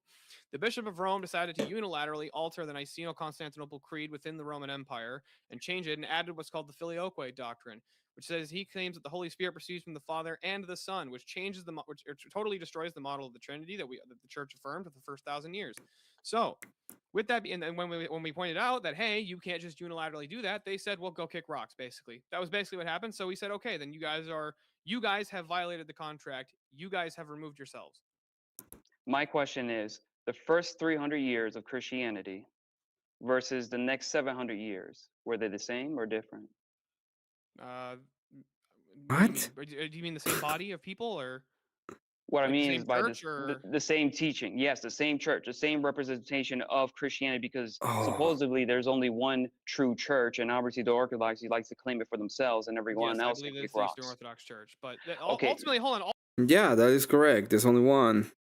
Ultimately, all of this is irrelevant to whether or not Christianity, and I'm just going to grant broad term Christianity. So in this, I will include the Eastern Orthodox, right? I will include the Roman Catholics, the high church Protestant denominations, so Lutheranism, Anglicanism, Baptist, Reformed Baptist, Methodist, all of those groups. I'll include all of those guys. What Hold on, is I'll the include worst all case those guys. scenario? What do you mean? What do you mean? What's the worst case scenario? What is Christianity's worst case scenario according to these denominations? Because if the worst case scenario of denominations is that all these denominations separate themselves from the actual true church, which is spiritual, by the way, what then? What then? What does any of this have to do with the prompt? The prompt has to deal with is that Christianity should be a net positive towards an American society. Oh my god. He's actually kind of insane. But again, do they share the same theology, the same apostolic succession, and the same teachings as the Church of Antioch? That's a good question. I need to do more homework. I need to. If they're study on both that. Orthodox churches, do they share the same theology? I mean, I don't know, but let's just say, granted. Yes, in order to be an and then Orthodox I would. church, yes. But here's the thing, though. But here's the thing. Let's say one body of orthodoxy that you just displayed is for the arm because they have a unique body part. They specialize in the arm, and the other church What the fuck are you specializes. talking about? I'm answering the question. I'm adding the question that the chat just gave. Like, how you not understand that? Can we get the question back up? Because I want him to understand this. Thank you. For me, where Paul writes, the body of Christ is made of many unique members. If one church specializes in the arm and the other specializes the head, that means they specialize in a unique functionality. So what you're saying is in the one body of Christ can body, be divided. I'm saying people have assigned roles, and this is their assigned role that was given. Can Christ's body? Would you agree the body of Christ would be the body of believers? Can Christ's body be separated? Can there be multiple bodies of Christ? Okay, you made two. You're saying there could be multiple bodies of Christ? No, there's only one body of Christ, and can it be separated? Technically, yes, because if basically the parable of the vine, that he is the vine, and his father is the gardener, and he can cut off branches that are dead or they basically strayed away because they don't produce no fruits. Well, we're supposed to be a part of it in that parable because we're supposed to bear good. If you're cutting the branches out, they cannot be. Condom, how did you find someone more retarded than Confluence? I didn't. How the fuck did we get here? Now, it's about 10 minutes. It's about 10 minutes. I'm gonna do something else. If you wanna go to easy to check it, let's do it. There is a compilation.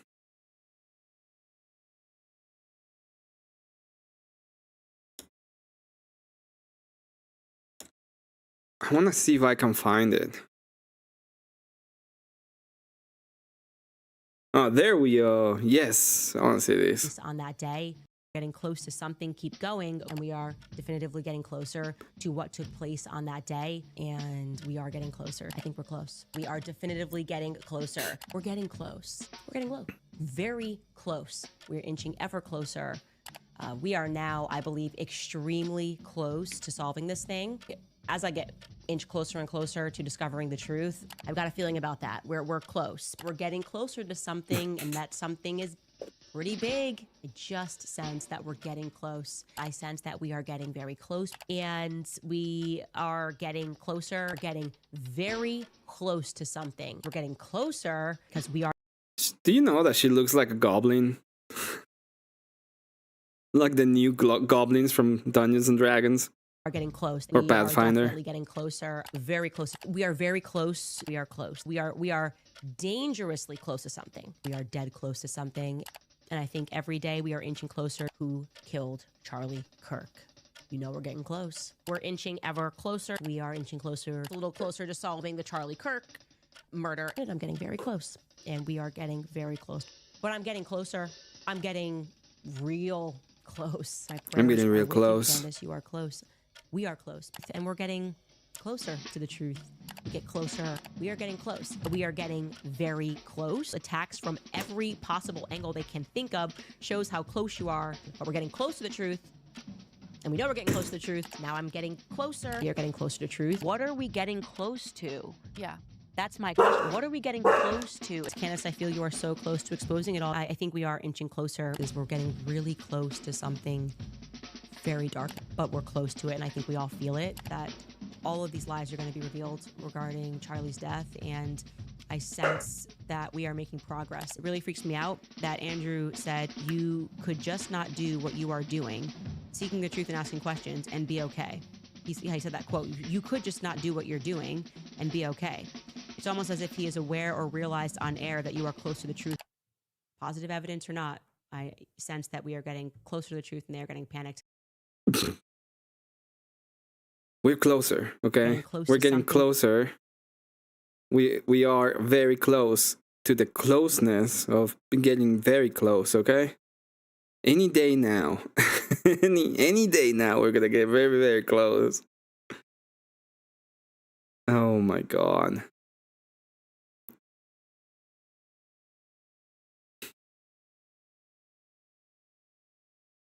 We are very, very close. We're getting closer. We're getting ever closer.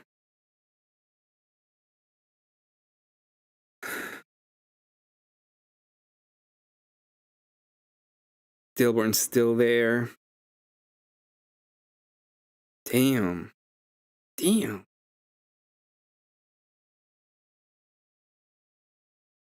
Now I see that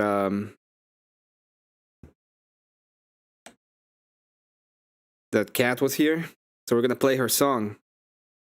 F you money.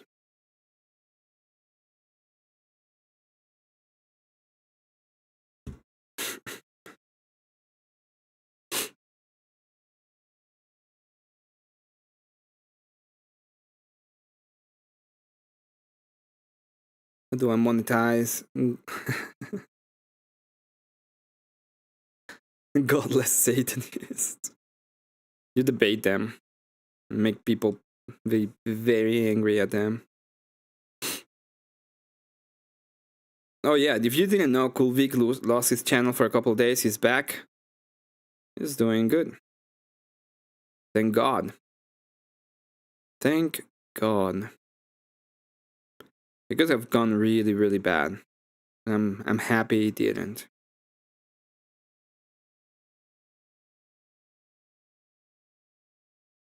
Why are you so gay? Why are you so gay?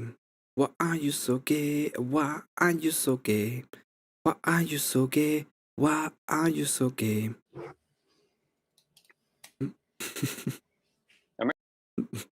The face of defeat.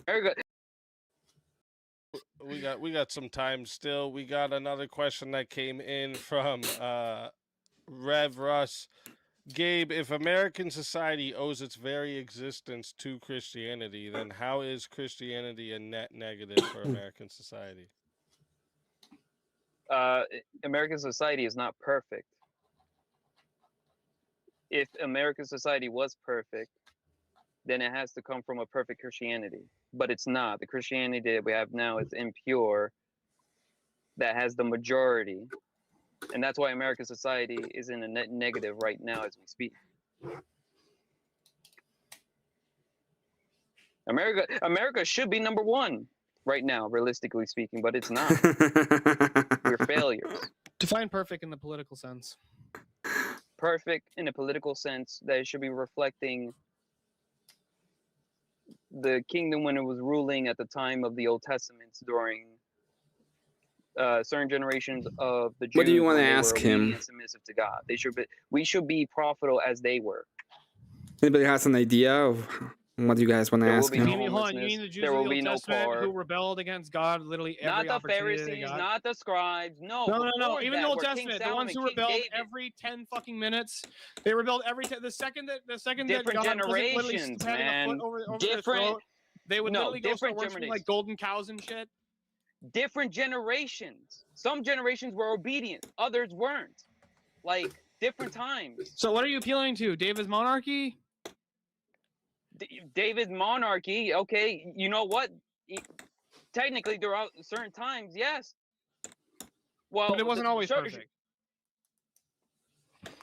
it wasn't always perfect. You're right. It wasn't always, but the majority of the time it was. If we can get to the majority of the time of perfection, that's acceptable. The best outcome is perfect perfection. The difficult thing is, what manner or way we're gonna get there. I gotta ask this question real quick. Yeah. If perfection is the standard that you're appealing to for a net positive gain, then how do we ever actually establish when we have a net positive gain? If you would agree with me that perfection is statistically impossible. No, it's not. No, it's logically possible. 100%, 100% logically How possible. much wood would Woodchuck chuck if Woodchuck could chuck wood? In modernity, it's Damn. practically impossible. You mean reality, to make that into a real substance, right? Yeah, in modernity though. Okay. Oh, I didn't know that about that word. So in reality, logical possibility just states that it has no contradiction, right? Superman is logically possible. He's not self-contradicting, but a square circle is self-contradicting. Therefore, it's not logically possible. So I'm asking. So something can be logically possible, but practically impossible. Superman is practically impossible. So I would agree with you that perfection's logically possible, even from the Christian view. How is it practically possible if man is fallen and man inherited the fallen state, man is tempted, man is imperfect and always will be imperfect? No, I don't believe in that last statement because were the apostles perfect? Were the apostles perfect? We're told to change and be the likeness of Christ. Which were the apostles perfect? Yes or no? Christ is perfect. No, Christ is perfect. Therefore, the apostles were perfect, not from themselves. I agree but that there's because a of standard them. in which we should try to achieve, but that doesn't mean that we actually can. No, we can because of Christ. God literally says in Scripture, "Be perfect like your Father." Practically speaking, yes, is it logically possible for there to be another person who does actually strive to be just like Christ and never commit sin? I'm sure that it's logically possible. Practically possible? No, not really. Unless it's specifically God working through that person at all times. Agreed. Like that could be the case. But well, I haven't met one of you. Okay. I would say depending the persons themselves, because it's really the person's responsibility to stay in that lane. That's a good one. I'll ask this one when I'm on panel. Lose. We see that throughout Scripture. Like literally, even the very elect can be deceived. That's a very forewarning telling that's saying you better stay in your lane. Paul is very big on this about finishing the race. We got people that are not finishing the race. We got people that are giving up. We got people, they are basically lying to themselves that they believe they're in the race when the fact is they never were, or they strayed off. All right, we're in the last 20 seconds here, but we got a next question came in from Eli for 10. Says, Gabriel, please answer this question as honestly as possible. Do you think that you lost this debate or that Steelborn won? Or that Steelborn won? It's the same thing. Do you think that you lost the debate? I truly do believe it's both. Because for him to admit that it's 0% evidence that I provided nothing at all, that's a lie. I provided evidence. The unnecessary suffering, the results and outcomes, abortion, divorce, suicide, murder, killing, any of these statistics, cases, real cases being documented of assaults and all these things should not be happening. That's evidence by itself. The corruption aspect of it, yes, we got corruption, fraud, lie, money, corruption, profitability. Capitalism is a fraud. Capitalism is a fraud. Oh no! Cost. Oh no! And then the lies, the unknown lies from Christianity that are accepted by these Christian leaders and the followers. They supposed to guard and protect. Seems like they're not doing a very well job in educating American from 1 to 10, I am sure that he's not gonna understand what epistemic is. And it seems like they're only preaching you guys want to bet? Small little groups, divided. I'm pretty sure that he doesn't know what epistemic is. It needs to come from a schism, and a schism has to be greatest to really be very effective. Can I just say one thing on this, Ely? Yeah. Gabriel, what you've just said is one of the most insanely idiotic things I've ever heard. At no point in your rambling, incoherent response were you even close to anything that could be considered a rational thought. Everyone in this chat is now dumber for having listened to it. I award you no points, and may God have mercy on your soul. Can I reply to that? Yeah. My reply to his whole statement is Oh no. Like literally, I forgive you for not understanding. But I pray that Full fucking canvas. Look, I can explain it to you, but I can't understand it for you. There you go. See, hey. You think she had a point Emmett with comes that? in. Hey, one Uno last, reverse, man. Uno reverse. One last question comes in from Count Emmett for 5. Says, if Christianity has been a net negative for American society, please tell me, how do you find the epistemic justification for what negative is? Yes, that's for you. Yep.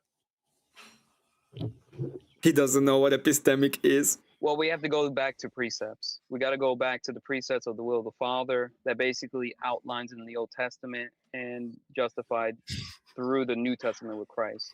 It's not philosophy's fault that I don't understand. What? It's a quoting, precept. I'm quoting a retarded atheist who was arguing with my buddy, and he was like, "It's not philosophy's fault that you don't understand philosophy." All right. Please tell me, how do you find the justification for What's what the negative? epistemic It's in criteria the Old Testament. the negative It's definitely is? in the Old Testament, and It's it not leads telling to us the what New it Testament. is. What is the epistemic criteria for determining negative, net negative? I mean, what does the Father How do you know love? it? How do you know that it's actually net negative? How you know? Oh, the results and outcomes. It's undisputed. It's the reality that we're in. Epistemic justification of outcomes.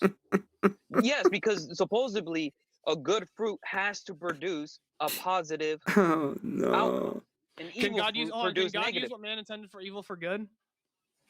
Absolutely, but look, And then a bad fruit can still, or then a bad plant, or then a bad tree can still produce good fruit if God intended to use that evil man for good. So, no, wrong answer. First of all, he never wanted evil, but because we do evil, we're the God idiots. use what man intended for evil for good.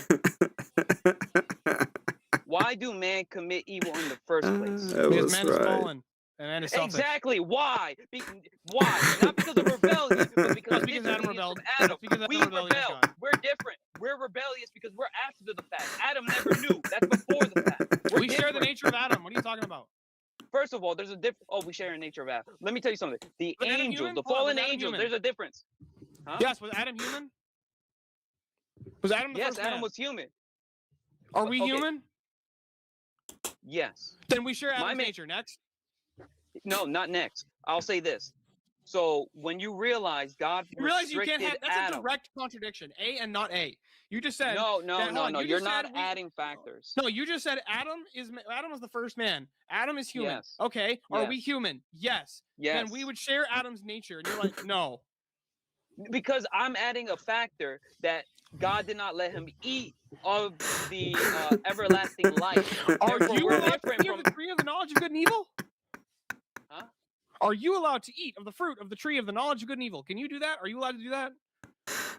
That shouldn't have happened, and no is the answer. You're But right. in due Adam should time, not it would rebel. be I agree with fruitful. you, but that didn't answer my question. Oh, repeat that. Can you eat of the knowledge, or eat of the fruit of the knowledge of, or of the tree of the knowledge of good and evil? Are you allowed to do that right now? Oh, right now? Yes. No. Can you do that? No, because we inherited that. No. Yes, Well, we realistically, inherited no. Adam's fallen nature. Thank you. Yes, but here's the thing: if Adam and Eve did not eat of it, would you agree that eventually they would have eaten it because it would have became lawful and in season? Yes, that's the teaching of the Orthodox Church. That had Adam and Eve not rebelled, and they wouldn't have been able to do it. The tree, the See, fruit itself I was agree not with the evil. orthodoxy. They got something right. I'm so happy, but they got the other thing wrong. So it's not. All right, boys. All right, so that is gonna wrap up our Q&A for tonight. First off, thank you to everyone in the live chat for all the questions, the engagement, the support, especially the support. Again, it's what allows me to keep bringing you these debates, the entire Swords of Reason experience, and the Speakeasy show week after week. So I appreciate. Okay. Thanks so much to Hollow Nate for sending a huge enormous 5. Says Gabriel writes the show notes for Candice. Prove me wrong. I think he does. And Bandit with insanely with the $2. If you're appropriate, you say so. Thank you very much. I'm gonna refer to him as Manar. I will. That's a good one.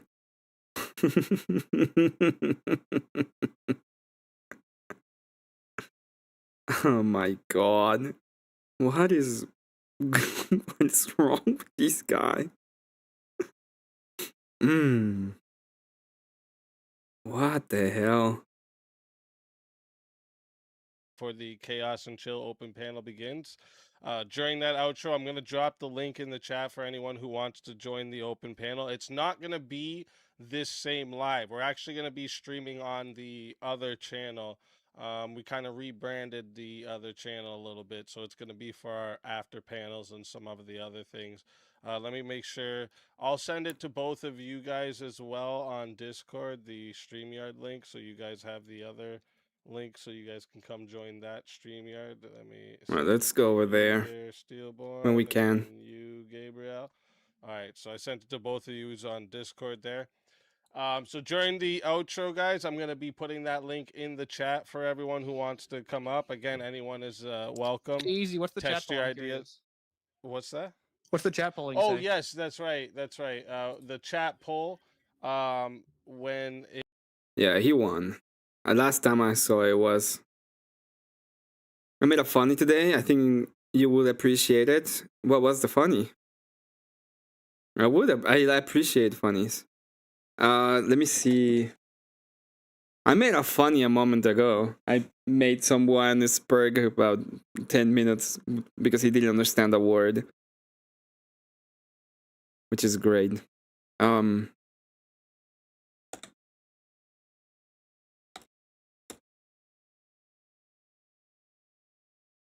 gonna see if this is available. Maybe it isn't. Oh, it isn't. Well. It is what it is. I was gonna be the moderator for Andrew from Dragon Fist versus what is his fucking name? Dusty, the Power Dusty. But apparently the Power Dusty is now charging for debates. So there's that. We ain't doing that anymore. That's cute. Well, yeah, what is the funny? Let's go. Let's go.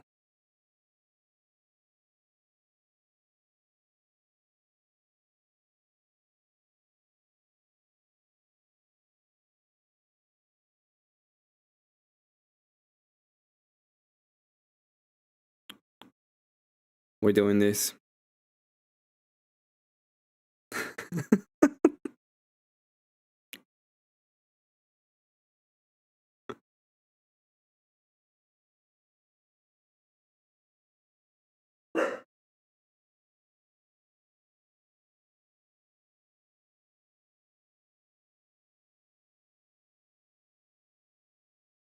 Man.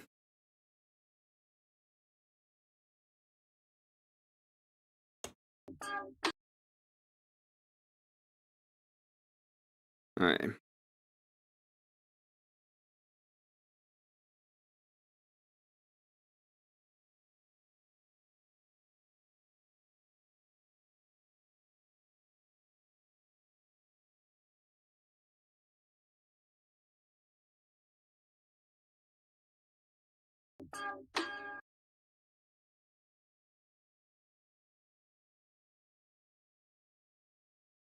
Oh, wait, I think I can just do it here.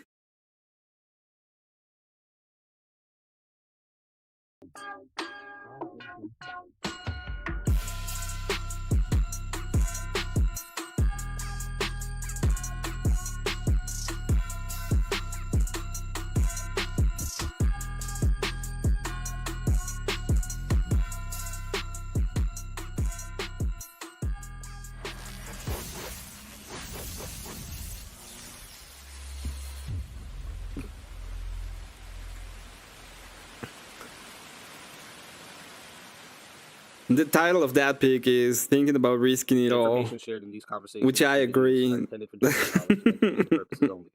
It should not be considered as legal advice or professional guidance. Additionally, any documentation or references to specific content are solely for the purpose of discussion and understanding. It does not imply endorsement, promotion, or support of said content. The views expressed in these videos and or conversation are those of the individuals involved and do not represent any official stance or opinion. The content you are about to experience may contain strong language, including explicit words and phrases. This language is used for artistic expression and may be integral to the storyline or character development.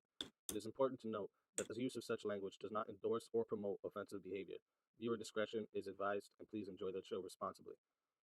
Disclaimer. Copyright disclaimer under Section 107 of the Copyright Act 1976. Allowance is made for fair use. Formica had all the Criticism, layers. comment, news reporting, teaching, scholarship, education, and research. The Canadian Copyright Act, Section 29, allows an individual to use copyright-protected materials when creating a new work, such as a mashup, and to post the new work online on a website like YouTube.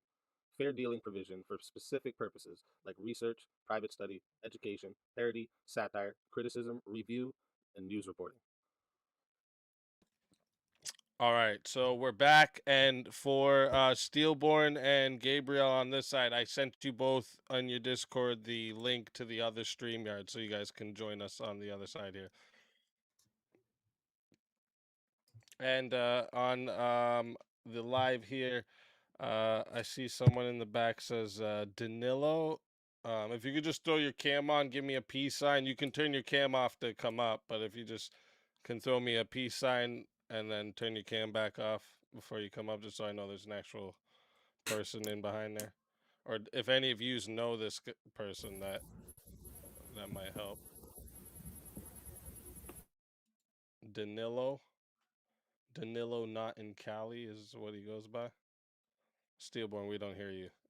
You muted. That's because I'm muted. Oh, okay. I was reading my chat. Oh, okay.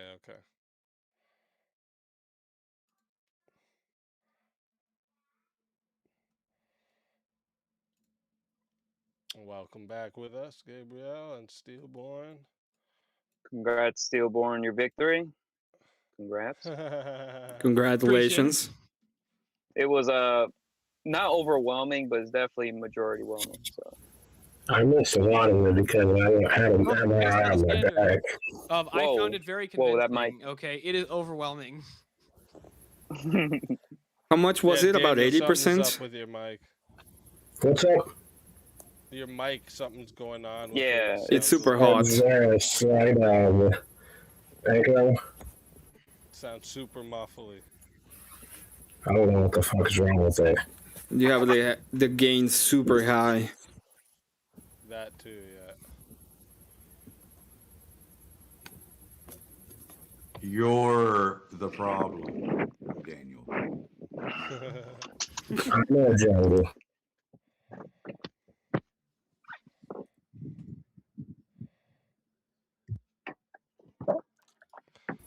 You probably not the victim though.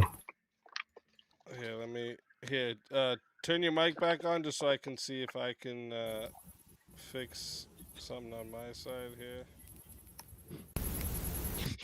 Tim the Real Enchanter says that you should remove the microphone from your throat before you try and talk. All right, try talking now. True. Yo, test. I mean, it's a little lower now, but it still seems like Connected to my computer. This is the first time I've used this shit on my computer. It's a great joke, Cad. It's a great joke.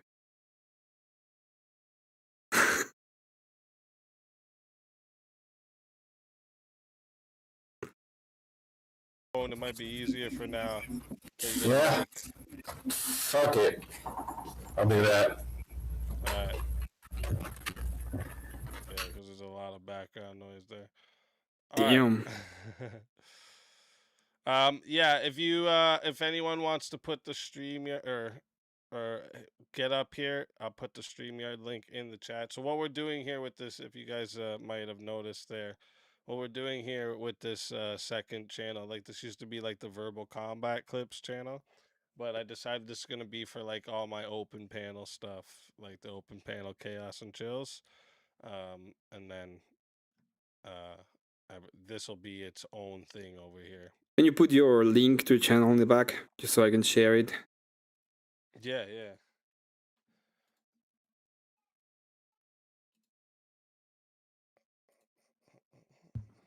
What's up, Emmett? What up? How you doing? Jungle. Fantastical. You're looking quite Deviere over there. Thank you. I'm pausing, of course. I'm just giving you a compliment like the ladies would. I just had a debate on morality like a moment ago. I thought I was ready for the epistemic justification from Gabriel. I really enjoy morality debates. Oh yeah, definitely morality debates. Definitely. All right, gotta Emmett, have I'm gonna more. ask you, Emmett, do you think Gabriel gave any criterion for the net negative? No. And do you also agree that by his standard, what he calls a Christian, that Christianity actually has not been net negative for America? Yeah, I would agree. Well, if you don't By his have an standard, idea, how he defines a Christian. well, I don't have what Basically I don't know what is the standard. That's the Basically problem. himself and anybody who agrees with him. Oh, That's how no, he then defines I agree that he's a net negative then, because he's a net negative. No. From by his standard, an internal critique, by his standard, Yeah. everybody who thinks like him. I think that they're the everybody true that thinks like him, even in his own critique, even in his own criteria, is a net negative. Because there can be improvements, in my opinion. No, because That's you're a not net why. negative. Even in your own Because you're not- criteria, you're a That's net one factor negative. that I'm accumulating. You said there's nothing. When people ask you, no. are you I a did good? say something. When he asked you I about agree, You it, spoke. You said words, but the words Yes. did not lead to the idea. So what you did was you would give a statement, and that statement would then you would try and connect that to an inference to lead to something else, and then there would be no connection between those things whatsoever. And by the way, half the time your statement wouldn't even start with like beginning, middle, end. It would go all over the fucking place. when Teriyak's looking extra fucking sharp tonight. this is what I would say, Stillborn. When you ask him, about being a net negative, when you literally ask him about that, he said that he can be and has been a net negative, and then didn't give a criteria of whether he has become a positive or how do you get to the positive part or anything. So even in his own criteria, he's a net negative. Well, I mean, I specifically asked him. I was like, okay, hold on. We're gonna go with your definition of what a Christian is. Your definition of Christian is everybody who shares your theology and acts accordingly. They share your interpretation of the teachings of Jesus Christ and the teachings of the Scripture. Everybody who agrees with you on this have those people, which you define. I'm saying they share whatever the theology is that you have. They share that. So I'm saying if you were to say, Steelborn, what's your theology? And I would say I believe in in the teachings of the Eastern Orthodox Church. I'm not saying that I created it. I'm saying that's the theology that I hold. So if that's the case, all the people who share your theology have they, from your view, Gabe, have they been a net negative to America? All I'm gonna say is I don't own the yacht. I like to take part of the yacht. That's a precept from the yacht who make it. It's like, precept. Literally. It's precept. Yes, it's precept. Yeah, exactly. You're saying precept, like it's like preceptualization. Yes, the Father built the ship. Preceptualization? No, it's presupposition. No, constructualization is after the fact. Precept is before the fact. I'm siding with the precept. What the fuck am I talking about? You keep saying mine. No, I don't want any a part of it. Hey guys, can I just say, hey, Stillborn, 1 second. That you hold. Hey, 1 second, guys. I just want to jump in real quick. The theology that you hold. That's your theology.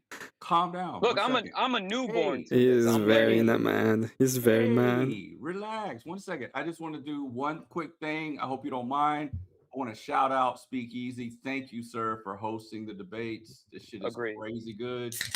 It was a great debate. You lost like a motherfucker, Gabriel. But you did 15%, man. You got some 15% action. Yeah. Just wanted to let everybody know one more time. I defeated the great Stillborn in our one debate. This is true. Yeah, we've had 2 debates, sir. Yeah, but I gave you that one, so you can't even count it. All right. I'll grant that. That's fair. That seems fair. Wait. Right, what was the poll number? What was the poll number? The poll number was I had to solo judge it just so he could win. That's what happened. He is the pole. You don't understand. He is the horse and the rider. I'm on the Bruce squad. You are on the Bruce squad. But shout out Speakeasy. Welcome back home, brother. Great to have you back. Your Vegas debate thing, man. Looking forward to it. Oh, it's gonna be so good. It's gonna be so. I heard good things about that one, so I'm actually looking forward to it too. Gabriel, I have a question for you. When I ask about justification, what do you mean? I want to ask one thing, and I gotta go. I just have to ask: are we all going to ignore the fact that this dude is wearing a V-neck and he's being a degenerate? Put your tits away. That's all I wanted to say to you. That makes sense. Put your tits away. Tits away. Fucking tits. Showing too much cleavage. You're showing too much cleavage, dude. When I ask about justification, I'm asking for a good reason to believe. So when you say I presuppose it, that doesn't tell me what is a good reason for you to believe that presupposition. I could presuppose that you are wrong. And just because I presuppose it doesn't mean that, well, it doesn't mean that I'm correct or incorrect, right? So what is the good reason to believe that you have that will get you to this idea of net negative? The good idea would be the opposite of a net negative, would be net positive. Mm-hmm. And that idea of that net positive in reality, what would it look like? And then that would be my evidence. And then why don't we? Well, for example, I would say a net negative in society would look like Afghanistan when they have, or Pakistan, okay, with the rat people of Pakistan. That would be me saying that is how a bad society looks like. So I would say that's just them being unfortunate with their situation in many categories. We are of a different kind. In America, we're just fortunate. So they don't have any responsibility. It's just unfortunate for them. Not. It's different forms of responsibility and accountability. It's their agendas. Real quick, I gotta make an appeal to Speakeasy's chat and Emmett and Teriak and Rev and everybody who's up here.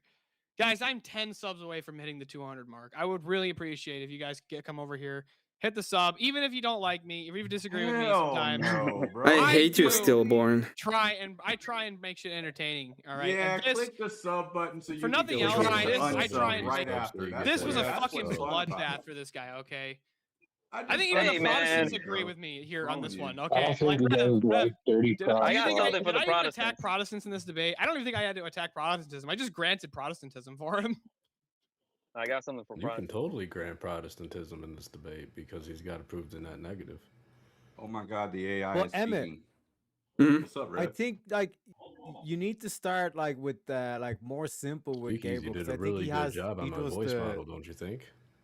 But I think he does like a basic kind of like straw man of what he thinks Christianity is. Like for example, like Gabriel, if I said to you like we can both agree that like a murderer is someone who's morally bad or morally evil or morally wrong, correct? Immorally will be the proper word. Yeah, they're immoral. Yeah, like a murderer is immoral. But if that murderer converted to Christianity, does that mean all of a sudden they're a moral person? Moving on. Yes, because they're not gonna commit murder. That's a change. Yeah, but just because like they're now a Christian doesn't all of a sudden mean that they're moral. So Christianity, one sec, but the way you answer that question, Christianity is the potential for that murderer to redeem his sins and become a moral person. So to say that Christianity is a net negative is to say, I don't want them to even have that option anymore to become a moral person. You're a murderer, you'll always be a murderer. So it's you're kind of misunderstanding like this whole thing. If you think that this is again, it's not your fault. It's this whole like liberal kind of like propaganda that's been driven into your head that if you're a Christian, you must be morally perfect. But there's only one person that ever has been morally perfect, and that's Jesus. Hold on one second, Derek. Easy. The chat that you have pinned in the stream is just the link to this to the YouTube live stream, not the StreamYard link. Oh, really? Yeah, I just figured I'd let you know that real quick. Oh, okay. Okay, I have I noticed that earlier too. Okay, to respond to that. All right, repeat that one more time because it's running through my head. So what I'm saying is, Christianity, the theology of Christianity is the potential for someone as immoral as a murderer to become moral. Well, just because a Christian acts in immoral or like goes against Christianity, teaching of Christianity, doesn't automatically mean that Christianity itself is now an immoral ideology or an immoral ethic system, so on and so forth. Oh, you know what I mean? Okay, so pure Christianity is it has to be factually pure, meaning 100% out of 100%. Anything less than that is impure Christianity. Even though the purity is 99%, that 1% of impurity really is going to affect the totality of perfection, Good. which Now, is can you do me a yeah. favor? Can you point to pure Christianity for me and examples of it today? Pure Christianity examples would be in the Old Testament when the times of the Jews were obedient and were submissive, but they have a problem with being When was very that? When was that? So the I Old would Testament is an the- example of pure Christianity. That's your first point, but you don't point to Acts, chapter well, 1, no, 2, well, 3. I'm someone who likes to focus on the I see. beginning, middle, then Sorry, end. 1 second. I don't mean to interrupt you guys. I see there's more people in the back. We're at 10 people, and it only allows 10 people at a time. But as soon as one drops, I'll let you up. Don't worry. Just stay there. We'll get you up. Or send him I'll head money out, and bro. drop I'll us. just listen in. You want to go down, Jungle? You said. Yeah. I'll just stay in the back and listen in. All right. Take care, Just let me man. know if you Appreciate want to it. come back Good to up see there. you, Jungle. No, I'm just kidding. Later, guys. See you, Jungle. Later, bro. Fucking Afro Appreciate legend, you. that guy.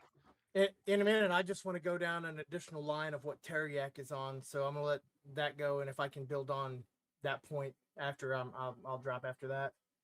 But I don't want to go off of this topic because I want to build on this after that's exhausted. Go ahead, Jeremy. Yeah, just tell us when this happened, society or structure. For pure Well, I Christianity. mean, it would be pure Christianity is supposed to historically, evidently, it would be the times of peace. And do we have that? I mean, do any have that now? I would say no, because there's too many internal conflictions. I mean, the reason why I go back to the Old Testament is because the Old Testament is the finishing product of these certain nations, especially one that has been chosen. And certain times they did stay obedient and submissive until another generation ruined it for them. Ruined the next generation. So Gabriel, that's my. can you reconcile the following for me? Hebrews 8:13. For finding fault with them, he saith, Behold, the day cometh, saith the Lord, when I will make a new covenant with the house of Israel and with the house of Judah, not according to the covenant that I made with their fathers in the day that I took them by the hand and led them out of the land of Egypt, because they continued not in my covenant, and I regarded them not, saith the Lord. For this is the covenant that I will make with the house of Israel after those days, saith the Lord. I will put my law into their minds and write it into their hearts, and I will be to them a God, and they shall be to me a people. And they shall not teach every man his neighbor, and every man his brother, saying, Know the Lord, for all shall know me, for the least to the greatest. For I will be merciful to them that are, I'll be merciful to their unrighteousness, and their sins and their iniquities will I remember no more. In that he saith, a new covenant he hath made the first one. Now that which decayeth and waxeth old is ready to vanish away. To explain this simply, God made a new covenant that is apart from the covenant that he made on Sinai with Moses. This is the new covenant in Christ Jesus. If the old covenant was perfect, then why did a new covenant have to take its place? And if the new one took its place and the old one vanisheth away, then how do you use that as your example of perfect Christianity? I would answer that with, at that specific time, it was a necessity, and then that necessity changed, and therefore a new covenant So, can be do brought you know forth. what Paul refers to the law as, to the law of Moses? He refers to it as a schoolmaster. Okay, but when Christ came, we no longer need a schoolmaster. You see, what the covenant at Sinai was, is it was to keep the people of Israel in line until the seed of Abraham came. And that seed is Christ Jesus. So therefore, when Christ came, he declared all things clean. And he spread the gospel. unto the Gentiles. And the law of Moses was not placed on the Gentiles, because if you go to Galatians 3, Paul even writes that if any man tries to justify himself by keeping the law, he has fallen from grace. Anyone who tries to justify themselves by the law, they can't be justified in Christ. Like, in another way to put it, So, Gabriel, is right. yes. We have like rationality, like the laws of logic, like that's being logical. If all of a sudden, and I know those laws, and I turn around and I start acting illogical, I start like believing in contradictions. That has nothing got to do with like being logical is now all of a sudden bad or a net negative because I've strayed from the path. Like, you're trying to look for like a perfect Christianity or a perfect way of phrasing all that kind of stuff. That it's like all of a sudden now this person will never stray off it. But Christianity's not that like I'm now a perfect person. Christianity is like I know that I'm not a perfect person. Of course you're And not, I you pray filthy and I fucking hope leprechaun. that- exactly, and I pray and I hope that I won't stray from that path. Well, even before that, I would like to know, what do you mean by perfect Christianity? What does that mean? Objectively and subjectively good, pure. So Are you talking about religion, or are you talking about Christianity? What does that mean? I'm talking about reality. There's objectivism and subjectivism. There's objectivity and subjectivity. I believe there's a clear perfection that is unified between the two, depending on the positions that they are in. Like, which one is more important? Like, the Old Testament focused so much on what that mean is, so the Old Testament focused heavily because of the fall of man, and then objectively external is important because we need the coming of Christ to subjectively be that internal new renewal, spiritually speaking. Like, Old Testament is objective. The New Testament is subjective. The Old Testament is like the that's the way that's the way I'm reading it. What in the hell? You're reading it Rev, wrong.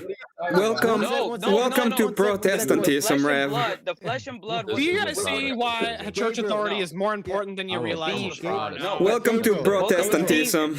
No. It's just how I read it. No, Let me truth. explain what you say mean this. by. Can you explain what you mean by like objective and subjective? Like when you say that. Yes. Like that sounds. What do you mean by that?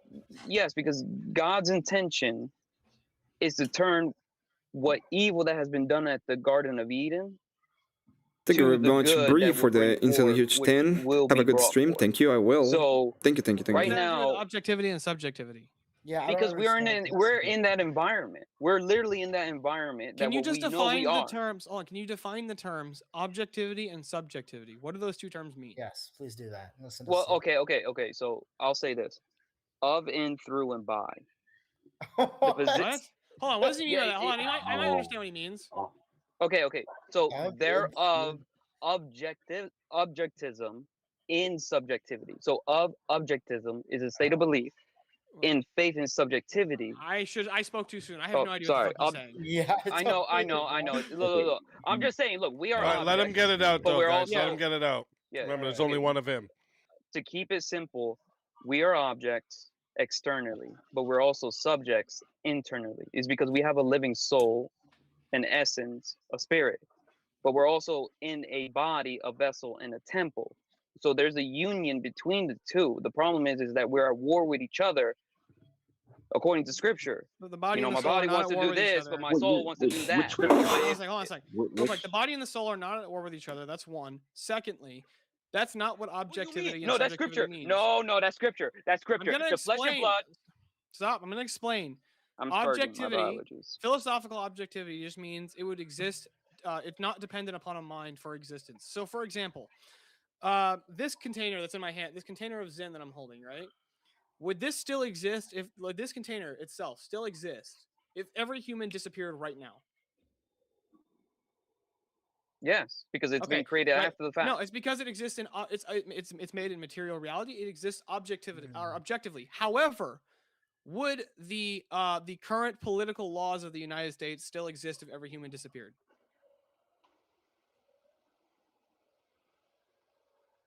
Well, I mean, yes, because that's a fact. Because they're conceptual. They're concepts. They're concepts that are enforced, but they're concepts. Okay. The Do you writing would think, still exist, but the concepts, those would not exist. They would be, those are subjective. Without Thomas Jefferson, we wouldn't have it. No, it's a hold on. Watch. That I'll give you a is- perfect example. Hold on. You're missing a little bit of subjective means- stillborn. Subjective means it's dependent upon a mind for its existence. So, No- for example, Not necessarily. subjective just Subjective. means mind dependent. No. Subjective means it's dependent upon the subject. So I am the subject. I decide reality. That is how it depends upon me because I am the creator of all things. That is a subjective standard as to what is reality. Objective is that is outside of me. Objective is that is There's outside of me. preferences, by the way. Watch, hold on. Preferences. Emmett's Both of favorite you are color. saying Emmett, the what's your same favorite thing. color? Watch, Emmett, what's your favorite color? Whatever I prefer because it's mine. Because I am no, the because I'm the subject of it. Okay, it's dependent upon me. So if I change it tomorrow to green or tomorrow to blue or white, it's still. Yeah, His favorite color is green. Okay, so hold on. So the statement, if Terry X is a statement, my favorite color is green. That statement is dependent upon Teriak and his mind in order for that statement to be true for Teriak. It's a subjective preference. His subjective preference is that green is his favorite color. However, if Teriak says 2 + 2 = 4, that does not depend upon Teriak's mind for that proposition to be true. It's irrelevant whether or not Teriak exists for that proposition to be true. But the proposition Teriak's favorite color is green is dependent upon him and his mind for that statement to be true. In subjectivity. What? Why do you think? Why do you think? I'm just 2 + explaining the 2 distinction between philosophical subjectivity and objectivity. So the laws of logic are objective. They exist outside of human minds, and they exist regardless. Yes, but it doesn't. But they're still mind dependent. Stillborn. We just This said is we what disagree. I did. I would also disagree with that. I think. Yeah, but they're Remember, still. the father Hold on, made this environment. They're still from mind his- I dependent. didn't say God. I said the laws of logic would still exist absent human beings. Correct, but they're still mind dependent. They're objective, but they're still mind dependent. That's what I was trying to talk about. The idea of objective. Objective has to do outside of the subject, and subjectivity is dependent upon the subject. So Yeah, I would agree with that, but I think it was just it was a little too like you have to know a little more about philosophy to understand that.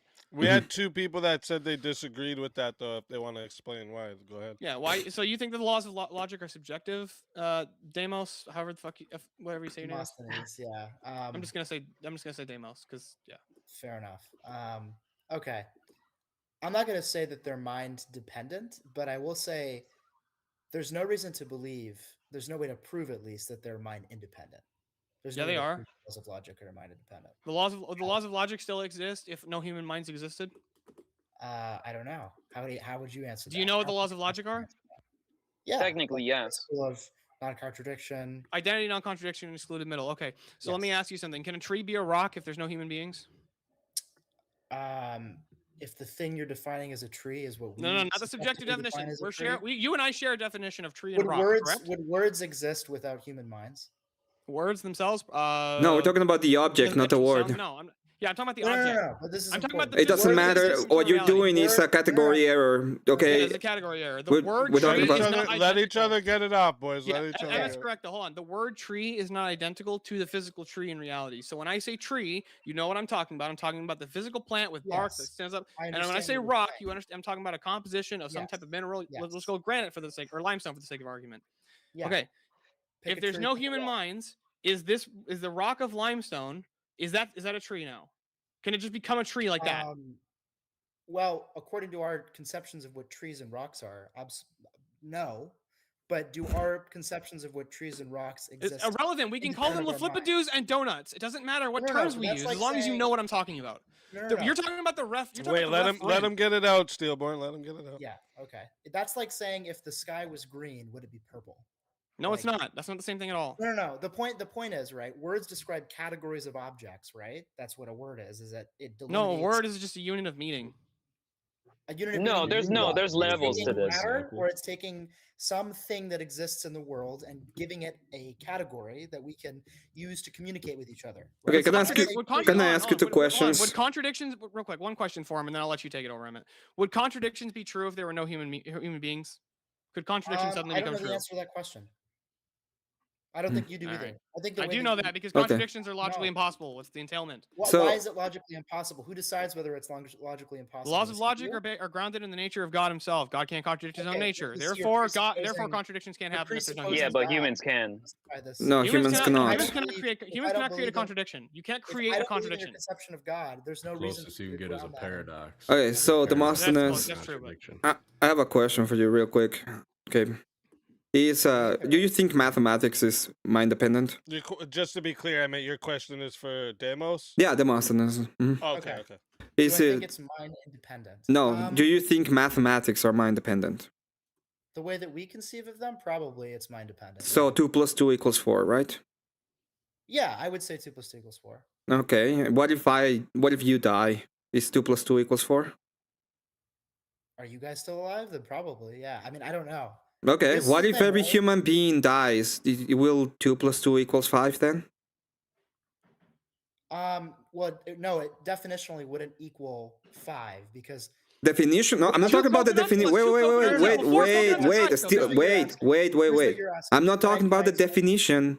I'm not talking about the definition. I'm talking about the concept. 2 + 2 = 5 if every single human is dead? Yes or no? No, because the way that we define mathematics works that way. Well, we're not there to define it. So now 2 + 2 = 5, right? Because we're not there to define it. No. That's not what that means. Okay. We are not. Listen. No. I understand your point, but you're saying that it's dependent upon my definition. But we are not there to define it anymore. So if we are not there to define it anymore, I can say 2 + 2 = 5, right? You can't. Well, No, you won't be there to say it. Hold up. You guys got to let each other finish it so that because like we hear each other way better than the chat hears us. If we start talking, the chat don't hear us. Okay. What I was gonna say is the same question you're asking is like me saying, if every human being disappeared off the face of an earth, would a bishop still move diagonally? Right? Like, I don't know. Is it the same? But the rules of mathematics only work because we've defined them as such. They don't work independent of people and their rule sets. So you agree with me, if every single human would disappear, the rules of mathematics can be different. So 2 + 2 = 5. Yeah, possibly. Oh, perfect. So we can go into the logical ideas that 2 + 2 = 5 in your system. Thank you so much. No, that's not what that means. That's exactly what it means. Why wouldn't it mean that? If I want to define terms differently, and in accordance to you, it's just subjective upon the ideas of man, then 2 + 2 can equal 5 for elephant or fish or whatever I want. There is no rules when it comes to the ideas of how I am supposed to act when it comes to logic, right? Because it's all subjective. There are different. Change your example to the law of gravity. Sorry, what did you say? Emma, change your example to the law of gravity, because then he can't deny it. No, I mean, it will be the same thing, right? Even if it comes to gravity or any kind of concept, his idea of the concept is just a definition of the thing. So he says, well, it's defined in accordance to us, but if I can change the definition to whatever I want, I can just say 2 + 2 = 5, gravity doesn't exist, the earth is flat. We don't have any kind of actual rules when it comes to logic or definitions or actually anything. It's all subjective and dependent upon me. So if I say 2 + 2 = 5, why am I wrong, Demosthenes? Because within the way that we design mathematics, 2 + 2 does not equal 5. Well, I mean that I decide that 2 + 2 = 5. Thank you. Well, then we lock you in an insane asylum. Well, I don't care what you... Wait. That's you using force. Okay? That's you using force to enforce your stupid subjective idea, which, by the way, I can tell my bros that we're gonna put you in a fucking insane asylum for the same thing. The moment you say 2 + 2 = 4, we're gonna put you in an insane asylum now. Because we decided that it's 5 now. Because that's the rules that we decide. Demos, hold on. Can contradictions exist? Yes or no? Contradictions exist, yeah, absolutely. What contradiction exists? Can you demonstrate a contradiction for me? A equals not A. That's the contradiction. Yes, can you have that contradiction? Can this hat be not this hat? Can it be this hat and not this hat? No, it definitionally cannot, because a hat. Right, because it would be a contradiction. Yes, but okay, what you're not understanding is that things can be objective within frameworks, right? So within the rules. No, that wouldn't even work. If it was within a framework, then it would be relative to the framework. The reason you interrupt is because you know that I'm making a point you can't contend with. I'm gonna continue. I'm within- Stillborn, Yeah, you're yeah, literally on. talking to a person that just told me that Take 2 your plus 2 equals sunglasses off. 5. Let's see what your eyes look like. All right. He within the rules of conceded in chess- his You wanna own see my eyes? worldview that 2 plus 2 equals 5. Okay, fine. Here, now we can all see. All right, let's let each other get it up. Let's let each other get it up, boys. Yeah, okay. Yeah, bro. As I if wear the you're sunglasses because it's the brightest fucking Matt light in my eyes. Murdock cosplay ass motherfucker, bro. Holy shit. There's a bright ass light in my eyes. Bro thinks retard. he's Daredevil. Shut up, Yeah, bro. So Oh, Point, dog, the because reason I why- can't get out of this fucking philosophical the trap that I reason- just walked right yeah, into and said contradictions can exist. Yeah, the reason didn't why say I brought that. up the So law on. of gravity. So can is you be that correct and I can be the correct when I say reason- contradictions one sec, can't exist Stillborn, and you say one sec, no? Stillborn. Can we both be correct? The reason why I brought up the law of gravity is that that's pointing to something in reality. So when you're saying existence in terms of reality, that's when Demos cannot deny that. So to go Well, back to the original example of put the if question- we wiped out all humanity, would the law of gravity all of a sudden not be in place? Would everything just fucking start like colliding with each other and all this kind of shit? I'll put No. the question. I'll put the question to you. I don't know how to pronounce your name. Teriak. Teriak. I don't know. How do we observe the reality that we create the law of gravity around? It's a fact of the universe How do we observe facts of the universe? through observation, How do we observe? through testing, through sight. Sight? He's Yeah. trying to argue that he's He's trying to not argue for proving that. empiricism. He's gonna just trying go to say with empiricism. empiricism. What we've I have already as- determined Through as a sense fact of the perception, right? universe. Right. One We sec. we observe through sense we're perception, right? what we've already identified or observed in terms of the universe would not cease to exist if we were to wipe out humans. Correct? I don't know the answer to that question. I can't. Okay, yeah. I Be can't right, answer mate. Go ahead, that Emmett. Go question. ahead, Emmett Steelborn. I tried. Okay, I hold honestly on. tried. Teriak, I'm listen. you guys are not understanding. You're talking to a person that just agreed that 2 plus 2 equals 5 if we agree to it. A moment ago, he was literally telling us how if all humans evolve and we make some other definition, 2 plus 2 equals 5 is fine. I don't understand why we're talking to him. It's so dumb. Yes, contradiction exists at the same time. You are right and I'm right and everybody's right because I say so at the same time. Hold on. I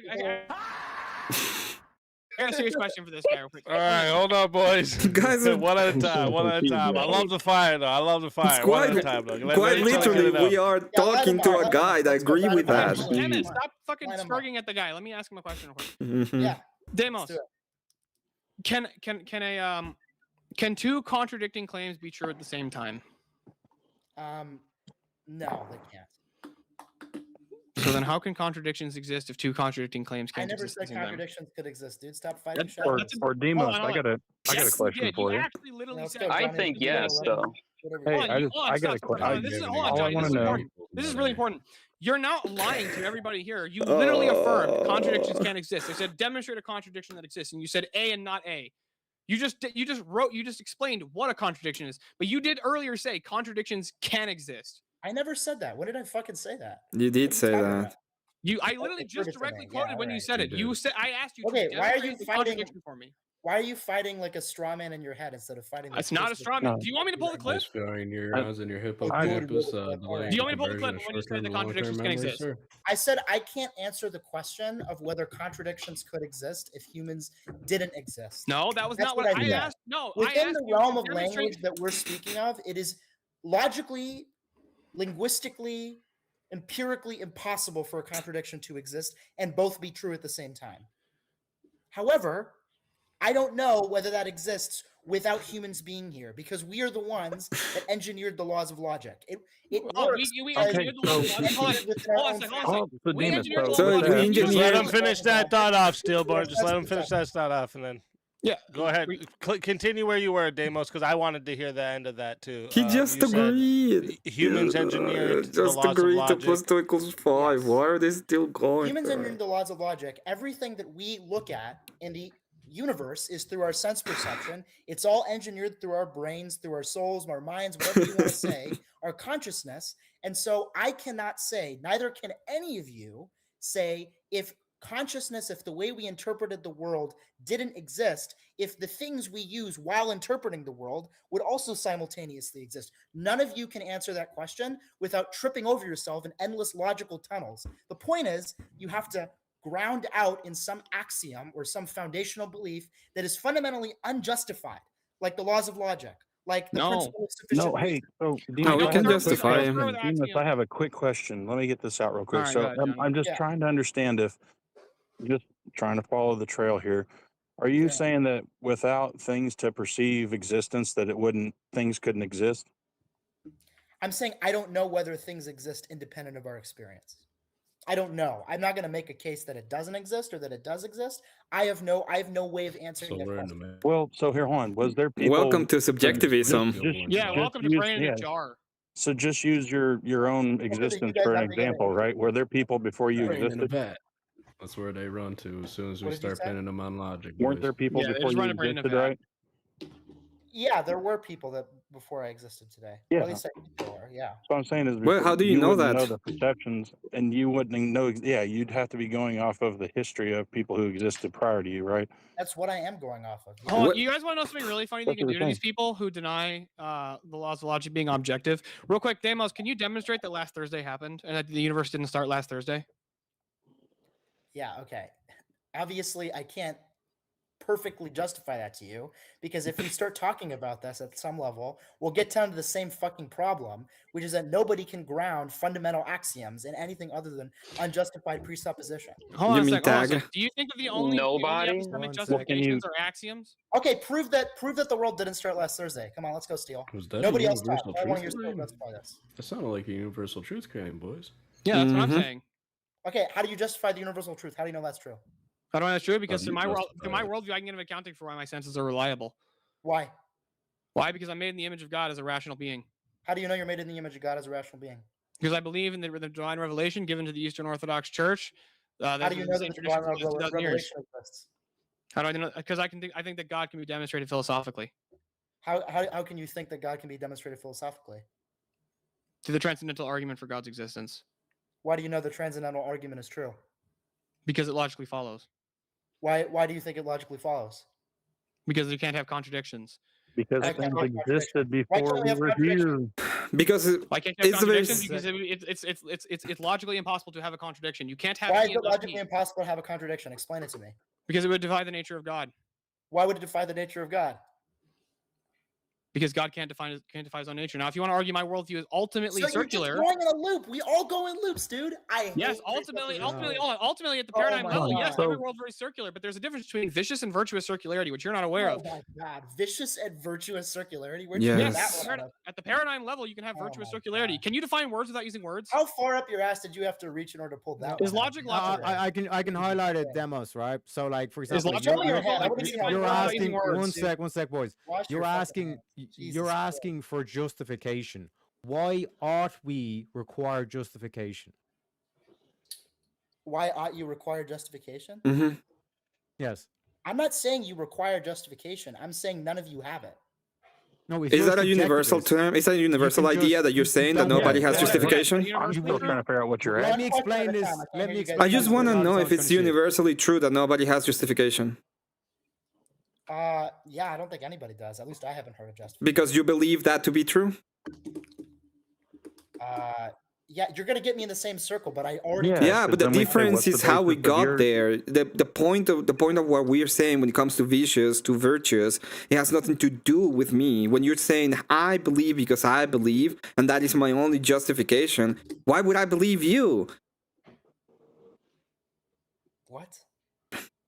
When Steelborn was asking you, hey, we're going to go through the line of logic so that we have an idea of where we're getting our justification. How is it that we have a valid argument? And even though at the paradigm level we're getting up to the nature of God himself, the paradigm level is a higher point in which we can actually justify it through the previous arguments.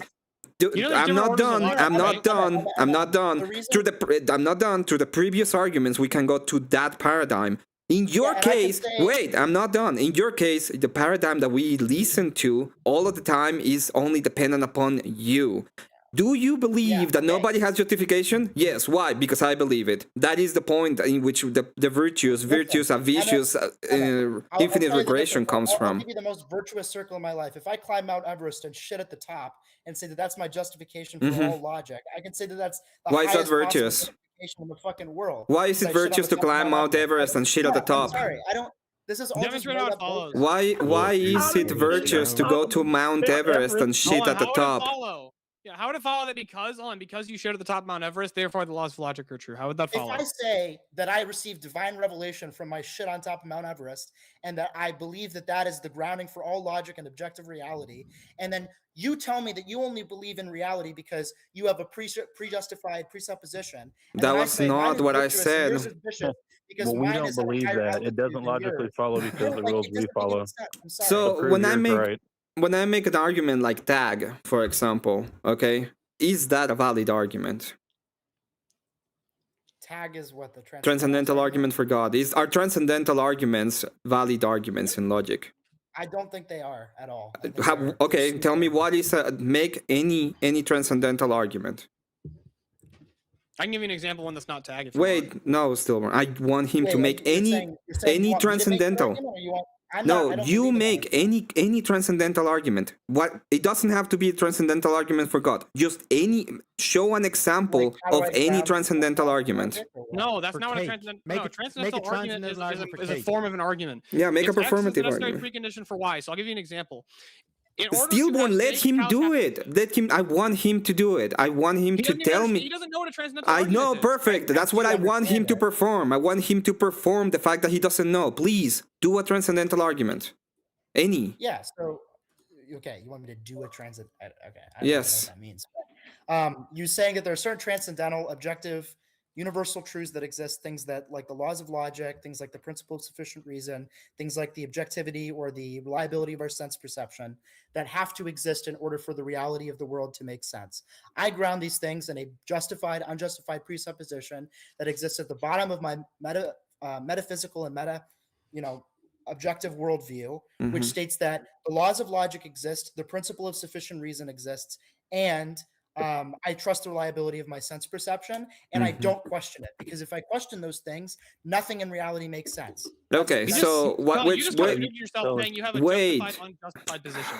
Okay, so P1 is Yeah, exactly I'm fucking decoding that one. the Muslims. What is P1?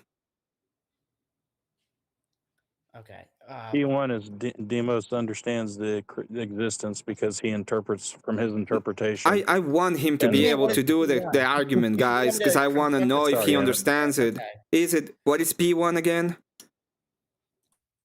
I didn't construct a syllogism. I made an argument. Do you want me to you need me to walk? What you is an through the fucking argument? logic of it in order for you to understand? Okay. Okay. P1, transcendental truths exist. Transcendental P2, success. Mhm. okay. P2, physical reality exists, or I believe physical reality to exist. P3, physical reality cannot exist, or fuck, I guess. Okay, Mhm. wait. P1 would be physical reality requires transcendental truths. P2 would be physical reality exists, and then the conclusion would be transcendental truths exist. Okay, that's a transcendental argument. So you said that it requires. Are you telling me that the universe would not be able to exist without transcendentals? In the way that I conceive it, yeah. In the way that you conceive it? So if I conceive it differently, it will be perfectly justified that it exists without transcendentals? I definitionally cannot conceive a universe different from the one I conceive. Okay. And how exactly do we meet the requirement of X therefore Y in your transcendental argument? It's if X then Y, if physical reality then transcendental truths, X, Y. That's modus ponens. So thank you very much for letting me know that you don't understand transcendental arguments, so you cannot say if they're valid or invalid. In your own idea, you don't know. Why are you making knowledge claims of things you don't understand? I never made a knowledge claim. Yes, you did. You said that it's not valid. That is a knowledge claim, you dork. If you don't understand what the fuck an argument is, and then you try to perform it and fail at it, and then when I'm telling you X, therefore Y, and then you give me a simple YX argument, you're literally not understanding the basic ideas. So you make knowledge claims that you know nothing about, dork. Dork.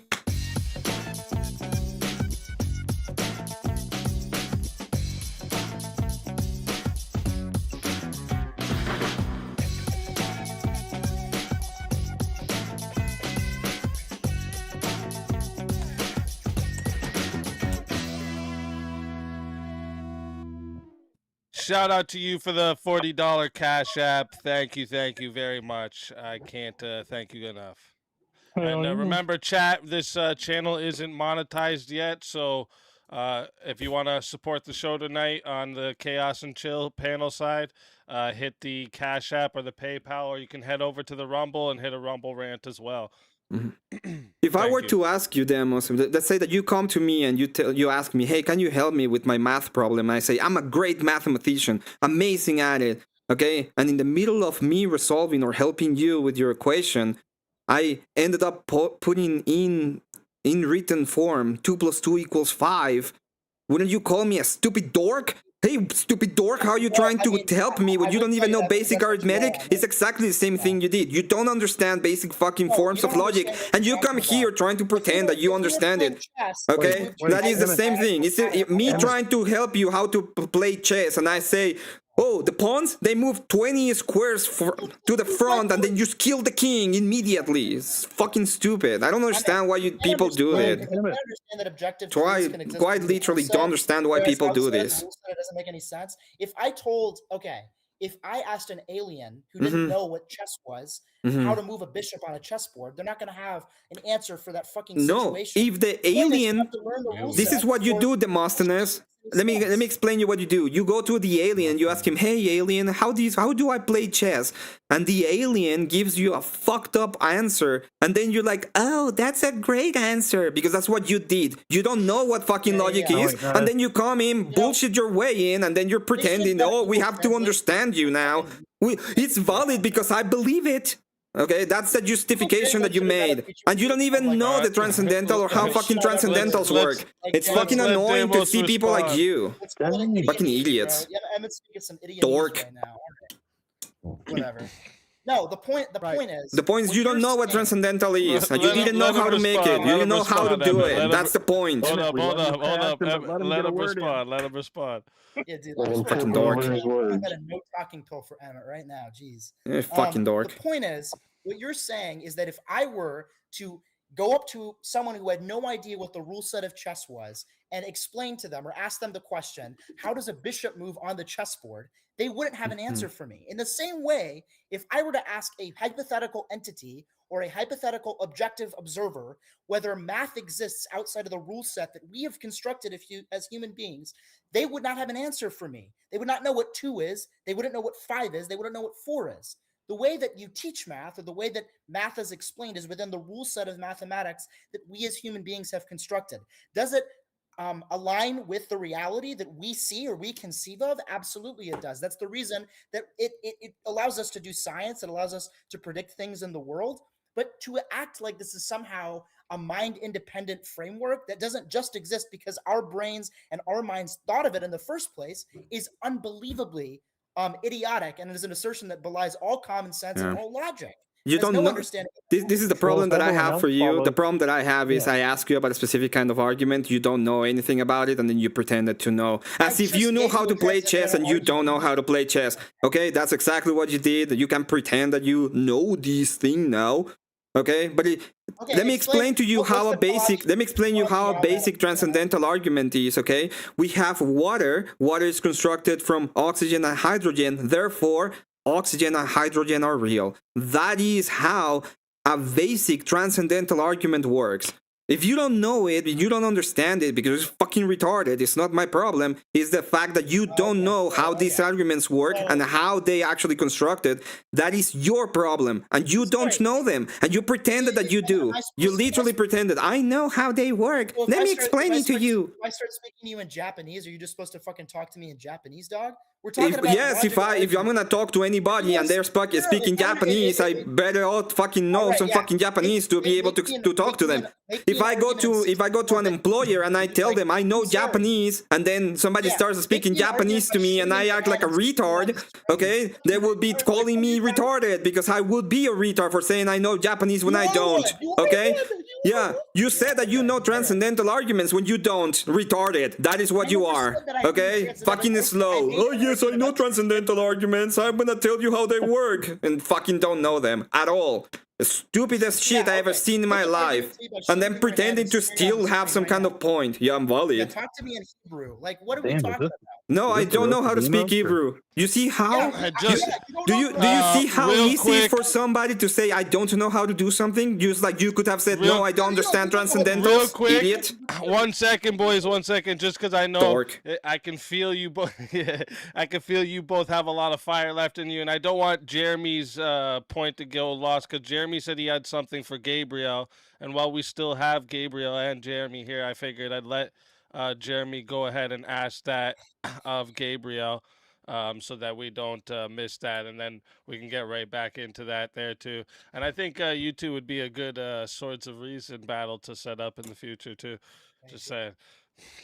For sure. Go ahead, Jeremy. Go ahead and ask Gabriel what you wanted to ask him about, so that we don't lose that. Yeah. So what I wanted to get at is so Teriak brought up a point about the murder joining or whatever, joining Christianity, leaving that behind, and whatnot, right? And you're like, well, he wouldn't do that anymore. Well, my statement goes more at, well, what if he is still that? What if he does go and he proclaims to be a Christian and whatnot, and continues to do those actions? Based on what you would be saying, would you attribute that to Christianity? In which case, the actions of this person proclaiming to be a Christian are now attributed to Christianity?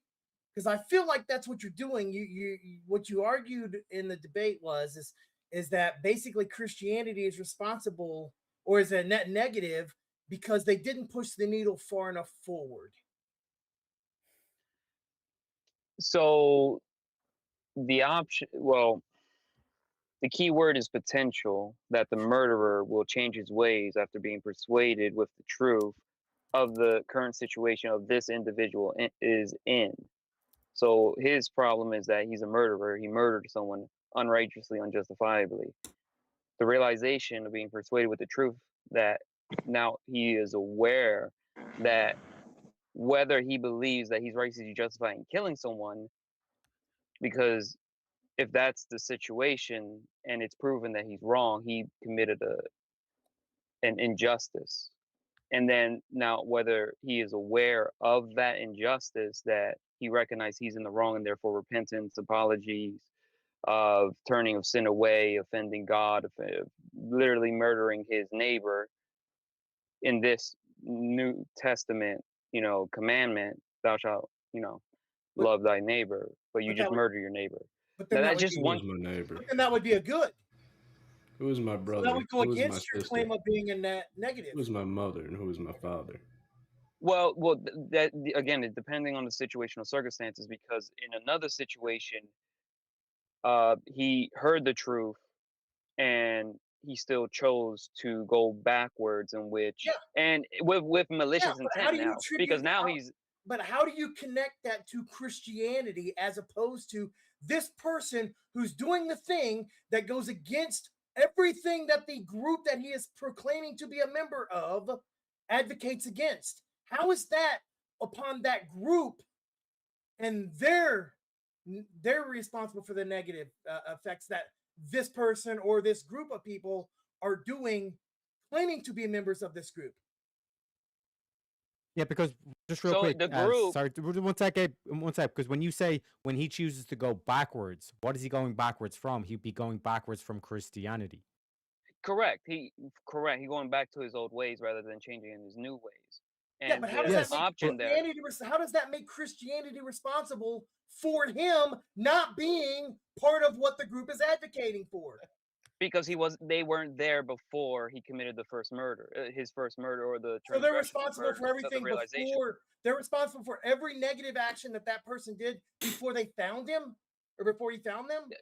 Depending Yeah, on don't the you know, Jeremy? They environment. send guys like me up into Depending on the people's environment, houses because to it could stop have them been from sinning. prevented, but it So was if you not killed a bunch of prevented. people, and then you found me, and I said, No, "Hey, killing you is shouldn't righteously do this," justified. You got to say murder. Murder is unrighteously unjustified. I don't. You did a bunch of bad stuff. You did a whole lot of bad things. You Evil stole. things. You murdered. You did all these Yeah, things. you broke all the And 10 then you commandments. found me. Then you came to me, and I said, "Hey, you shouldn't do all these things. They're negative. They're bad." Is that all? No, it's worse than I that. didn't come to you before you did all those bad things. That's what you just said. Christianity is responsible for.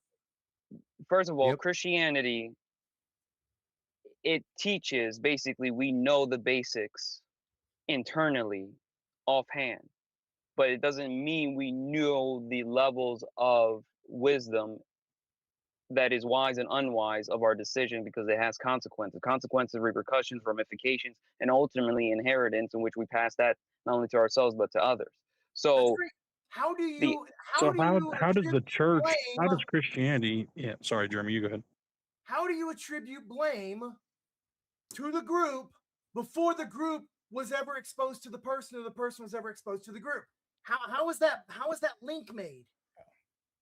I would say through studies, testing, verifying, confirming the responsibilities and the accountability of the group itself, but also to the individual and the environment that we're in as a nation, because it all plays into a factor. We're supposed to be neighbors, but am I really gonna not step up and actually, prevent this, bringing awareness to it? If someone who's not aware, so Christianity is responsible for all things known negative and unknown to them.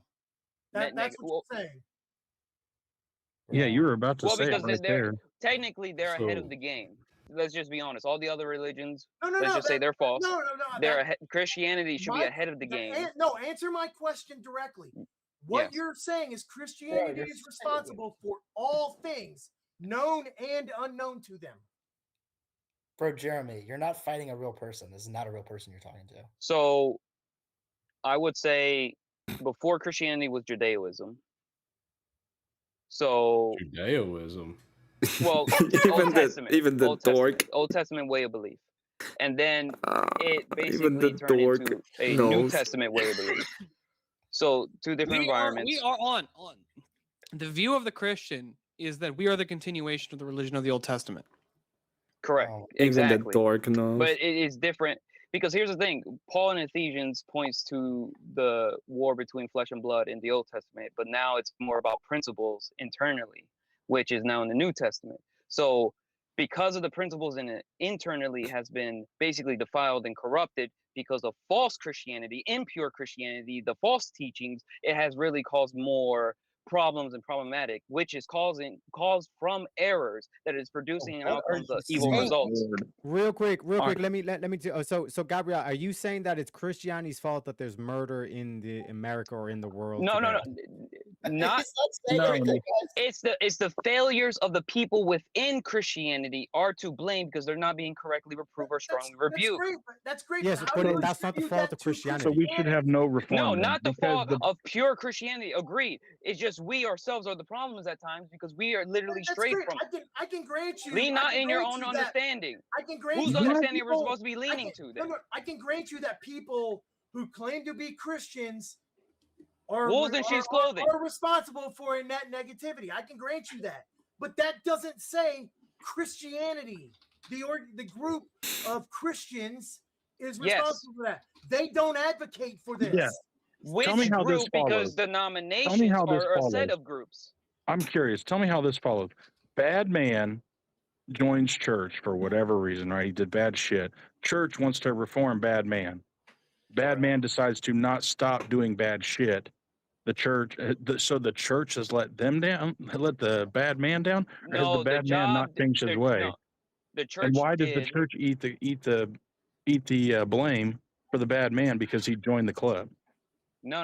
The church has a certain level of responsibility and accountability. They did their job. They did their end of the bargain. Now it's up to the man himself to obtain it, but then also maintain it. If he cannot obtain it, then whose fault is it? Is it the So the teachings that man the is church is responsible for his own failing? actions. He was set up for failure. You want to set people up for failure? I can't do that. I don't Yeah, want to and set he was people up for failure. given the tools for success, or the tools to change his Tools ways, for his success. wicked How about ways. tools for failure? You know, there's an opposite end to that. Really? What happened What when tools leaders for are proven failure? to be false? Don't What kill happened people followers when that you've, failed to or correct? don't end people when you've ended people. Don't stop doing that, and then he keeps doing it. First How of is all, that? there's a whole How is that list. Christianity's tool for Evan, you're a failure? fucking dork. Shut up. Be quiet. Okay, so there's murder, there's killing, there's lying, there's thieving, there's different many forms of ways. Okay, but Oh yeah, the and problem is Christianity when they promotes stack all on those. each other. So I'm what sorry, are what we was that? supposed to Does do, Christianity Gabriel? promote those? I'm a Emmett looks preacher like here. Dracula. I'm a clergy.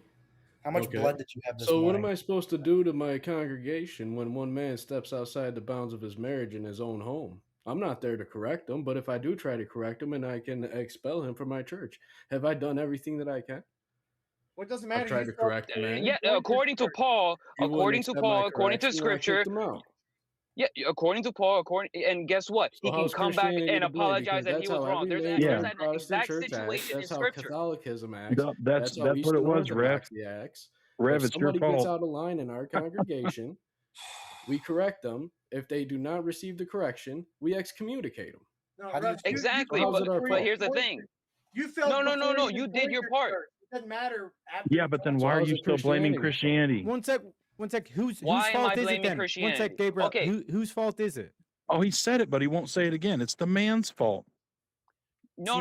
Here's my thing. Okay, The that was a church's stupid responsibility is to bring awareness to the truth, and that's their job. If they failed in doing that, if they misled that, if they alter it that, and they remove the real authentic substance, as opposed to have the power to persuade, and we're supposed to pray for them too.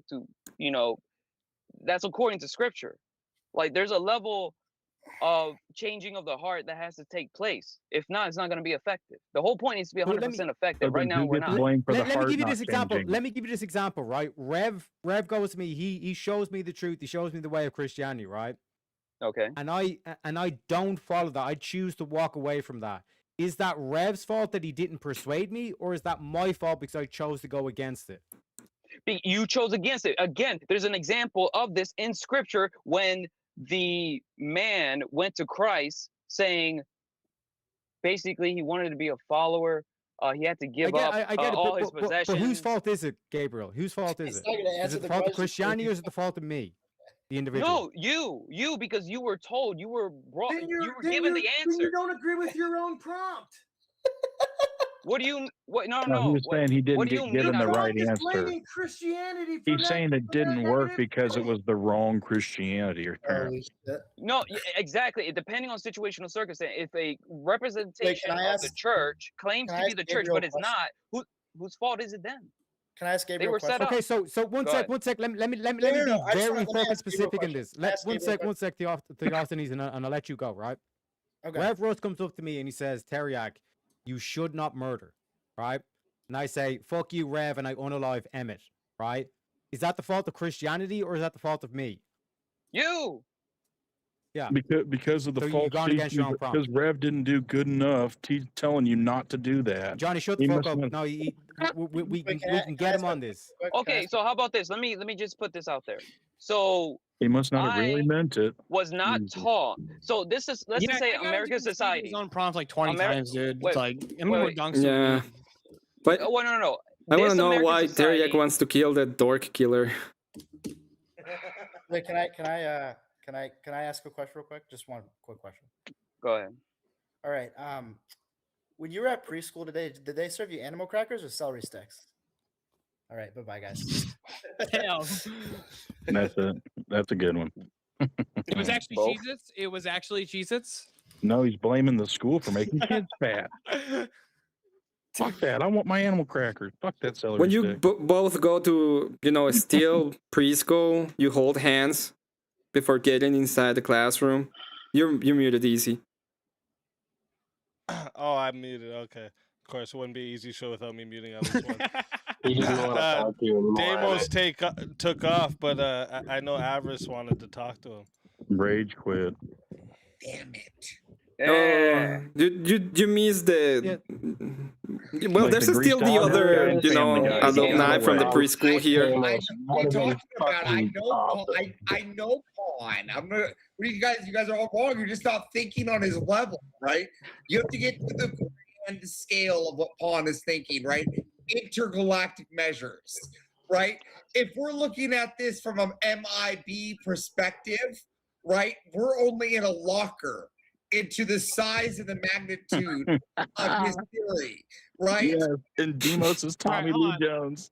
You all, real quick, I just want to say one thing. he's Real quick. been This is like right the whole important. time. I've had conversations with Pawn. You're the ones that are wrong. Pawn wins. You just can't 50%. greatness of Pawn's discussion because you guys were thinking so small like humans when obviously he thinks it's such a higher level of alien sophistication. Obviously. You should have known this. You should have known. Eve is a victim too, by the way. Real quick, we got Damos back in the. He came back. He's in the back. Does anyone want to make room for Damos? I'm about to get off here. Oh, a rematch. I'll go off. You have to be here, Stillborn. You have to suffer. You gotta suffer through your debate. Thank you for having me on, Easy. Stillborn's getting off because of work, though. I think. Yeah, I got work in the morning. Oh, appreciate the debate, Stillborn. Congrats on your win. Yeah. So real quick, so Gabe. Okay, tell everybody where to find you, Hold on quick, a then. second. Minimize it. I'm trying to talk to Gabe. Hospital for Down syndrome. Okay, wait. Let him get on. What is Just real quick, Gabe. I don't, no bad blood. It was a lot of fun, debating with you, man. And I'm letting you know if Easy's cool with it.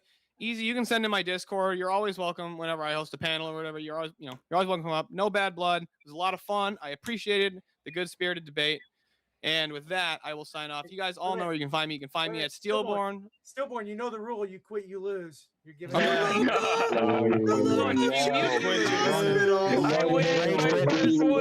Bye, Stillborn. You guys can find me at Stillborn on YouTube. All right, hold on up. Let X. him. Go You ahead, guys find me sir. at Stillborn on YouTube and on X. I do now do a regular show every Tuesday and Thursday called The Scrap Pile, which is a news show. Name. Yeah, shut up, Avarice. The Avarice Show. Like, how fucking original is that? Anyways. It is original. Go ahead. Because nobody named Avarice. You could've just called it the Stillborn Show, and it would have been the same thing. Anyways, yeah, it's my own show. A new No, show that one called would The Scrap suck. Pile, where we dig through the fucking scraps and get rid of all the fucking bad takes, and we throw that shit in the scrap pile. So, if you want to get the best news feed, you come over to the Scrap Pile, 8:30 p.m. Eastern, every Tuesday and Thursday.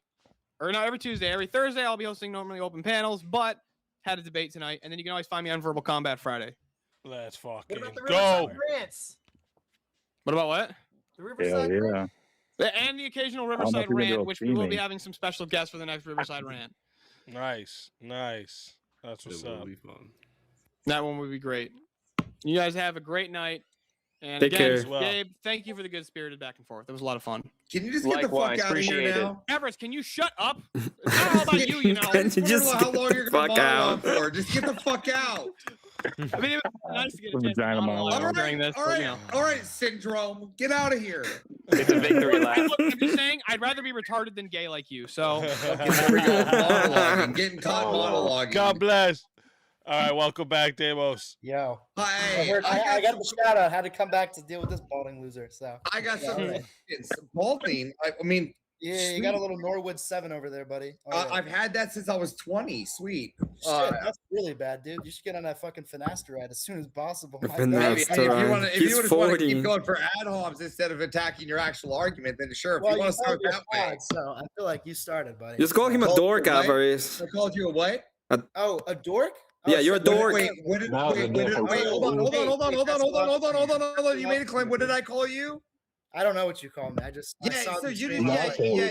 So you just made a claim that was false. You said I called you. I called you nothing. That was false, actually. I'm Hey, actually. it's true in here we go. Demos' world because he Now observed we know it, what. and Now he we used his know what power we're of dealing with. perception Like, and senses. do I have to just start calling you like a guy that likes to play with his poo? 'Cause that looks like where you come from. Well, you clearly like to play with your fucking dick. Yeah, exactly. Okay, you're poo flinger. Got it. Wait. Playing for Dixie, eh? All right, let's. I know you said you had an argument for him. Yeah. I just had a question because you said based on you said it was how would you put that? Yeah, you made a claim about judgment. Was it judgment that you said, or Nope. What are we talking go about? off for your claim on the justification. Yeah, justification. What is justified? Like what how do you define justified? How do I define justified? Yeah. Like has a basis in some reasoning. Basis in some reasoning, and how do you come to your reasoning for that? Well, reasoning usually happens like based on some rudimentary, laws of logic. So if I can logically say, if I can logically show why I should have slaves and ought to have them, then reasonably I can have slaves, and justifiably so. I mean, if you made a logical argument, under your paradigm. Okay, if I logically explained to you how I fucked your mom, does that mean I fucked your mom last night? Absolutely, but I'd get checked. What? If I were you, I'd get checked. Yeah, that's pretty good. Like STDs, like that's a great. Probably. Yeah. I'm just saying. If you knew where dude, I came from a cult. That's why you must have been born that way. It must be some genetic. Again, I came from a cult. We all know that my mom has something. I go bring my mom into it. I'd go get checked. That's why you think I'm fucking crap, because your mom. Next thing under your paradigm, if I can justify, so in your paradigm, in your paradigm, you can justify having sex with tots. Sex with what? Oh my God. Tater tots? What's a tot? Probably kiddos. What are you thinking about this a lot? Do we? No, I'm just saying in your paradigm. In your paradigm. So I'm talking about in your paradigm, right? In your paradigm. In your paradigm, right? I'm just trying to understand in your morality, why, right? The one that you can't seem to fucking ground, you can justify sex with tots. No, because I don't think you can make an argument to justify sex with tots or whatever. Why not? Why not? If they consent, then they can. In your paradigm. I don't think they can. Why the fuck are we talking about this? Bro, someone check his hard drives, please. But if you were to think they can. Someone check this guy's hard drives. Again, under your paradigm, you'd be allowed to have avarice over here with a Norwood 17. All right. The Muslim is if you perceive it that that's okay, since that's the basis of your justifications, is it not okay to do that, or is it okay? This is you deflecting because you're the one that wants to have sex with tots. Then under your paradigm, I'm the one, even though you've brought it up 15 times. All right, dude. Because your paradigm allows it to have, so mine doesn't. Right now, my paradigm doesn't allow me to have sex with tots. Yours does. No, it doesn't. Why does my? Yes, it does, because your justification would allow it so if it's logically possible. I never because said you okay. Then what makes it immoral under your justification? We're talking about two different things right now. Under your justification, what does it make it? Okay, but okay, then what makes it not just? What makes it not justified? Unjustified. Why are we moving into an unjustified? Well, I'm just saying, what makes it unjustified? Because they can't consent. What? I just said they could. Where can't they? Again, in your paradigm, where can't they? Because they're not able to consent. They have like. Where? Let me clarify real quick, Average. Let me clarify. Let me clarify. Under your paradigm right now, right, the whole lefty paradigm, Timosthenes, right? They're saying that kids should be able to consent to these medical procedures to take these chemicals on this kind of shit because they're trans. So, like, Average has an example right now. Because you're saying children can't consent. But with your justification, this is how we've gotten to the whole trans thing, where then now the argument is these kids can consent to inject themselves with hormones and all this kind of shit. Oh, so are you saying that? One sec. Let me clarify. You can have sex with tots. So what Avarice is saying, let me clarify. What Avarice is saying is you do not have anything to prevent this argument being made that kids can consent, whereas in Christianity with Avarice, there actually is an argument that children can't consent. Well, wait, now you're jumping ahead. No, first, wait. Yeah, you gotta have Demos where his grounds his basis. What Avarice is trying to say, because he wasn't good at explaining what he's saying here. Yeah, I know. He asked you at first where does wait. He asked you at first, like where does justification or like what is justification? right? And you said that which is within reasoning, if I'm not mistaken. I may be paraphrasing, but something with that which within reasoning. So like what Avarice is trying to say is, if there is some type of reasoning someone can come up with to sleeping with children, then under your paradigm that would be justified. Well, okay. If you're asking a purely hypothetical question, then like it works, but I would never say. I don't think you can logically justify that position. Yeah, well, this is the answer. Wait, Avarice. So just so you understand the answer, he's saying if there was a reason, he's saying if there was a reasoning that then it could be justified. What he's saying is he rejects that there is a Yeah, it's like reasoning if my behind grandmother having had wheels, she would sleeping be with right, children. like, yeah. So what's the basis of your rejection? This is not a good argument. Like, why are you bringing up normative ethical traps? I'm not because again, in your no, because now you're just gonna filibuster because I caught you because I could technically take it to that it is reasonable. Yeah. What do you mean? I said I could take it to where it's reasonable. For No, but wait, Avarice. This is why. Wait, period. Avarice. This is why I stepped in. This is why I stepped in at first, right? Because you saying they can consent, he's rejecting that as a reasoning because he says they can't. So like, you can't say under his paradigm if they can't consent. What's consent under his paradigm? What's consent in his paradigm then? He said they're not like developed enough to give consent. Okay, so then when is that? When can anybody give consent then in your paradigm? Like, yeah, like the age of consent, like around 18 years old, probably. 18. So 16-year-olds can't have sex. Okay, this is a very complicated question. No, I'm asking. I'm just trying to keep laughing, dude, as if this isn't. All right. Do you like go around? Okay, whatever. Like, no, I'm trying to ask what consent is to you. Consent varies. Well, I think consent is probably around like 16 to 18, like around that age range. Oh, now it's changed. Frontal lobe capacity to be able to sufficiently consent to a sexual interaction with another person. Yeah. Okay, so can a 13-year-old consent to walk home on his own? They're two different things. Actually, they're not. They're not. They're consent. They're just consent. I'm asking what consent is here. Okay, so do you think a toddler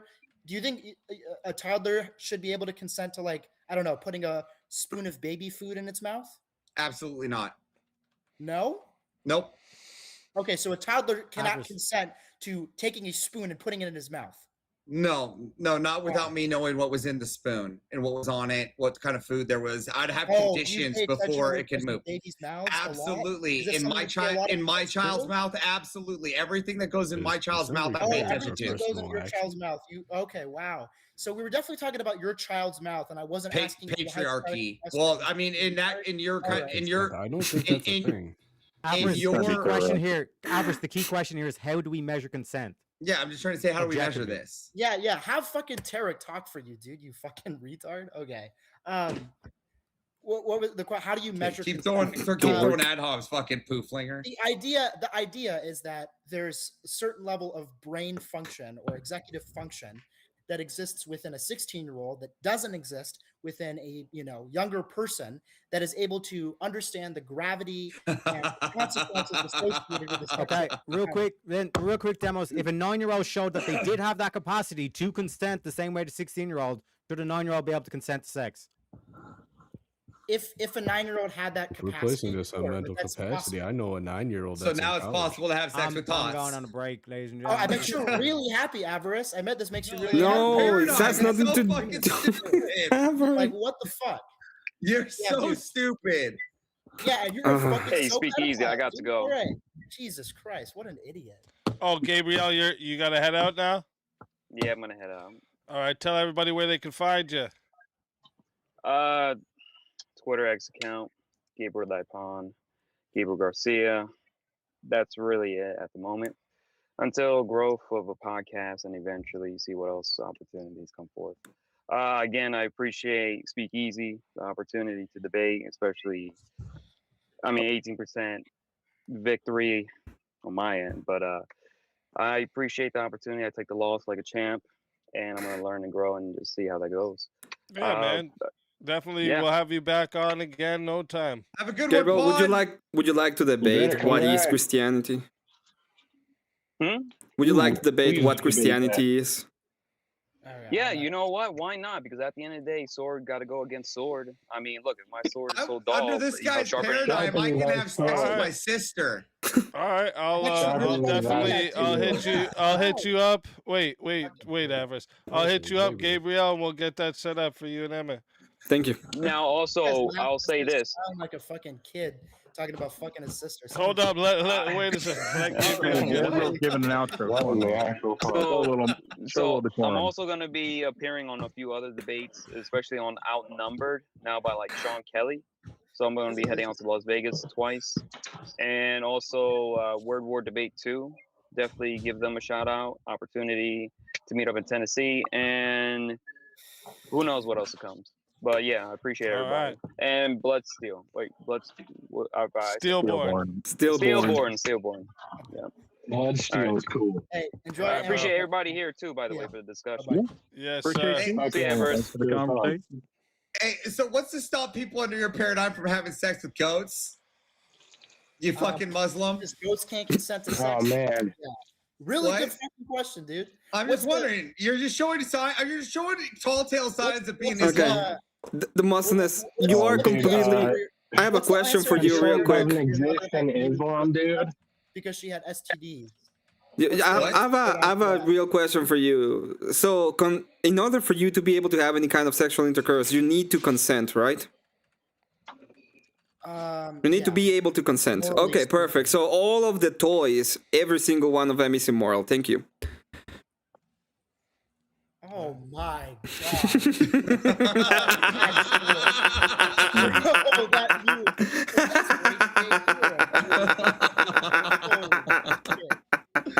You are a great I agree with you, Demosthenes. Not toys for anybody. Yeah, man. Your moral views are fantastic, aren't they? Yeah, well done. You have so many pillars. Oh, you have none. Well, you have none. You have no morals. No morals in your foundation. Yeah, I forget that the toy has a personality. Yeah. No, he cannot you need a consent. personality to consent. It doesn't have a personality. He cannot consent. That's the point. It needs to have a personality to consent. This is new. This is a new thing. Oh, a thing that has no capacity to think can't consent? Oh my god. Yeah, it's immoral to use it. Really? Yeah, immoral. I'm sorry. A robot can't think? A robot can't think? No, it can't. Oh. Oh my god. You think In it your can? under your paradigm, it can. Under your paradigm, anything is possible. Really good fucking response, dude. I'm glad you're. Yeah, literally anything is possible under your paradigm because there is no foundation. Anything is possible. Like you not being a Norwood. Well, no, there's a foundation. It's just the foundation Demos. So he's actually signing off on all this. I'm a psyop. No, you're signing off on all this because remember you said you're signing off what on you all interpret. of it. What you interpret, and you're the Sex with perceiver of your goats, reality, and you decide what's real. Remember? Incest. You sign off on all of it. On your wish list, dude. I bet Santa will come give you a goat and a sister to fuck later this Christmas, dude. Yeah. Jesus. Oh, Christ. he gave me a wife. It was fantastic. Is that your sister or your mother? You guys have done this. Latina. You guys have done this like wrong, right? You guys have done this like. I'm gonna explain to you why you guys have done this wrong, right? So okay. Let me go back to where this started, okay? So you said easy. Let's go to where it started. Justified is anything that's logical, like within reasoning, right? Within reason. Yeah, within reason. Or logic, or logical. Right. So, say I argue that, like this is an internal critique, okay? Consent doesn't matter because having as many babies as possible is more important than the consent, and this would be a justified reasoning for having For Muslims. At least for having sex with people as soon as they get their period. It's a justification for rape, for sure. Okay, I would say that. I mean, now we're talking in moral terms. I mean, I would say that there's no moral there. Demos, I'm just saying it would What do you mean? It'd justify be the at action. a biological time. Okay, It'd be at the period. In your. we're talking about two different definitions of the word justify.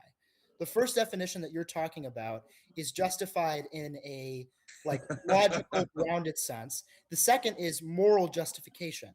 So you're asking me, why is it not justified to have that position about making as many babies as possible? I would reference a normative moral argument. I would argue that consent relates to the moral worth of a human being, and that is inviolate, above and beyond any utilitarian desire to have as many babies as possible. But if you're asking me, is there like a logical justification to that argument? That's a different question, if you understand what I'm trying to say. Maybe if we, so Demos, maybe you can help me out because I'm a little slower than the rest of the people on this panel. Maybe we can work this problem backwards. Okay, so obviously you are a person, you're a being, you're in existence, and you observe things, right? So then let's say you witness, you know, a crime or something, right? Okay. What's your interpretation of that situation? Call it a bank robbery, right? Just something basic. What do you mean? You see somebody, you're a witness to someone wearing a ski mask and brandishing a firearm, and they go into a bank, and they're saying, you know, hey, everybody, hands up. What's your interpretation of that situation? Somebody robbed a bank. That's my interpretation. What do you? Okay. Like, are you asking me to say whether it's a moral thing that they did, or like what? Well, I'm trying to work backwards from, instead of your P1, P2, P3. I'm trying to see, so like, what's guiding you to your decision making and your interpretations? My So decision making as to what's happening in front of me? Yes. Okay. Well, if you want me to work backwards or forwards, I guess it can work forwards. I think that makes more sense. As a presuppositional belief, I believe that my sense perceptions are valid and accurate. And so the things that I see in front of me, I believe that those things are happening in real time. And so I see what looks to be a person robbing a bank. As such, I believe that the event, a person robbing the bank, has happened. That's my interpretation. Okay. So now, from that situation, like, what do you do? What do I do? Yeah, you're witnessing something, and it's like, okay, what is your next action after that? I'd probably call the cops. I don't Okay. Oh yeah, easy. You would have had him. Tough guy. You notice how nobody's laughing at your jokes? He's not here to laugh at it. I thought it was hilarious when Gabriel was giving his outro, and then just like in the middle of it, Avarice goes, "Under this dude's paradigm, I can fuck my sister in the middle of Emmett." And Gabe is like, "Yeah, let's set up a debate on Christianity." Under this dude's paradigm, I can fuck my sister. I was like, God damn. Well, this guy's a retard. This guy really was fuck his sister, dude. Holy shit. How is it? No, he's sick. Can you tell me? Let me clarify. The reason why he does this, it's to stress test your logic here is he was smiling. He was like, "Oh my god!" So under your consent paradigm, there's so much fucked up shit that you would allow because you have no logical justification to stop that. So the most honest, I do have two questions. I have two questions real quick. I have two questions. So, the first one, when you're talking about you rely on your senses, okay? Yeah. Can you please tell me how do you get from that ease that you're saying it's reliable and not? How do I get there? How do you get your ought from an ease? Yes. Oh, well, we're talking about morality right now. Mhm. Okay. How do I get my ought from an is? Yes. I am a Kantian, so I follow the categorical imperative and not treating a person as an end. And a Kantian. He follows Kant. Okay, so you follow it through a yeah, but shit. Yeah, because next you're gonna be like, I follow Jungian too. I'm a Jungian follower. I'm a Jungian. I'm a Jungian. I'm ready to go on a spiritual journey and find my warrior self. Fucking crazy I wish you could find your fucking Norwood self, you balding motherfucker. I don't even know what Norwood is, you fucking idiot. Look it up. You're on the fucking 90 percentile, buddy. Your hairline's farther back than your fucking IQ. It's always the hair with you guys. Who gives a shit? If it can go away for all I give a fuck, my hair doesn't make up my fucking presence Well, I mean, if here your hair on the goes away, fucking you might not be stage. able to fuck your sister. So, I mean, who knows? But That okay, doesn't so logically add up, So you back stupid to fuck. the question: how do you get your odds from your? How do you get your? how do you get the odd from the ease? From your paradigm or from Um, your perception. It's a really hard question. I don't know how to answer how to get an odd from it. Okay, so when you're talking about your moral normativity, if you cannot get odds from eases, how do you get the normativity? The best way that I can define how I get an ought from an is whenever we have conversations or we have interactions with each other, there is a shared norm in which truth is to be valued, right? When we have conversations with each other, it is self-defeating if that conversation exists where one person is not valuing the truth. And so I get is the truth. Wait. Fuck, Demos, we fucked up. Hold on a second here. We should have asked you what is an ought and what is an is. Because earlier you were talking about objective and subjective and fair. Yeah. I mean, an is a descriptive fact, and an ought is a prescriptive fact. So a description is like what is existing, and an ought is usually what is like an action one should take in a given situation. Yes. How do you get to the yacht from your ease paradigm? Yeah, so what is the truth, and we ought to value the truth, and so we get to the. How do you know what the truth is? Wait, before that, you said that we ought value. This is the problem that I see, right? You said, hey, we ought follow the truth, but we're talking about how we get to that odd. If I am a scammer and I'm getting a ton of money out of scamming people and lying to them, why ought I not do it? Yeah, but I'm not talking about that. That's like 30, 40 layers above the conversation. No, not really. You just gotta explain what the is that they're looking to make a lot of money, so the odd is they're going to do what they need to do to make the money, right? This is so above us. Stop jumping to conclusions. Don't get that mad out. How dare you office space this? Yeah, Don't I jump love to when the champion conclusions. just singing his shit all over the Because you're a fucking retard. Yeah, you're the bro. I'm the retard. You're the fucking pedophile. All right. You said this was above 30 floors above. Where did we can't even get here? In order to answer Emmett's question, I need to string 30 floors of reason to get to this. Go there, you fucking. You're so retarded. Yeah, all right. No, the point of what I'm trying to say is that in any conversation, you cannot have a conversation in which there is not a shared understanding, right? Like, I can't communicate with you unless we both agree on what a tree is when I say the word tree, or when we both agree on what a flower is when I say the word flower. So at some level, there is a shared understanding of the truth that exists beneath the conversation that's happening with the scammer.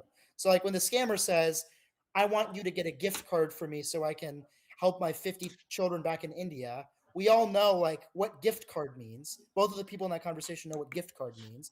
Both of the people in that conversation know what children is. They might be lying to them in that they're using those shared foundational truths in order to speak to some false higher thing, but the lower things are still common. That's not true. It could be a different kind of gift card. Wait, but those are descriptors of eases, right? I'm just describing the ease object of gift card, which can be fine. You can have descriptors in when it comes to language. The language model can be. Is that card a gift? And if it's a gift, could it be considered a gift card? When we're talking about the descriptor of the language itself, I can grant that we have some kind of understanding in the descriptor, but that doesn't tell me, okay, it doesn't give me a not. If in the descriptor I'm using, I'm just going off ahead and just using it to get as much money out of you as I can. or I do it, or I not do it, or I use a different kind of language, or I not use a different kind of language. Like, where do I get this odd from the descriptor? No. What I'm saying is that beneath the conversation, right? Okay, let's just agree on this, right? If two people are having a conversation, whatever conversation that they're having, they have to agree on some shared descriptive thing, right? I'm saying that yes, we are describing things, but that doesn't give me, but that doesn't tell me any odds. No, so the fundamental ought there, right, at the bottom of that pyramid is that we ought to believe in that like foundational descriptive reality. Nope, that doesn't tell me that. If I want, why ought I communicate with people? That doesn't tell me. That doesn't really give me that. That jumps 40 layers ahead. You're making an understanding of that we're going to interpret the same things the same way with the same frameworks. No, but how can you communicate with someone if you don't have a shared understanding of the world? That is a question. That's a pragmatic question. The pragmatic question you're asking is how you're going to communicate. That doesn't tell me if I should. It doesn't tell me if I don't want to communicate with people and I start speaking Spanish, let's say, am I doing wrong? Like, when you say the word tienda and I said the word store, we both have a shared understanding of what that object is through the language, right? I disagree. No idea. What? Yeah. What the hell's a tienda? No, if you say tienda and I say store, Mhm. there is some object which underlies both of those that we both are sharing when we say those two words. Okay, store like a place where you can purchase goods. Store like a place where you can storage equipment. No, wait a second. He's talking Spanish. Wait a second. So, I disagree with you only on that on the aspect that under your paradigm, okay, under your own paradigm, it is dependent upon the person if they have the object or not.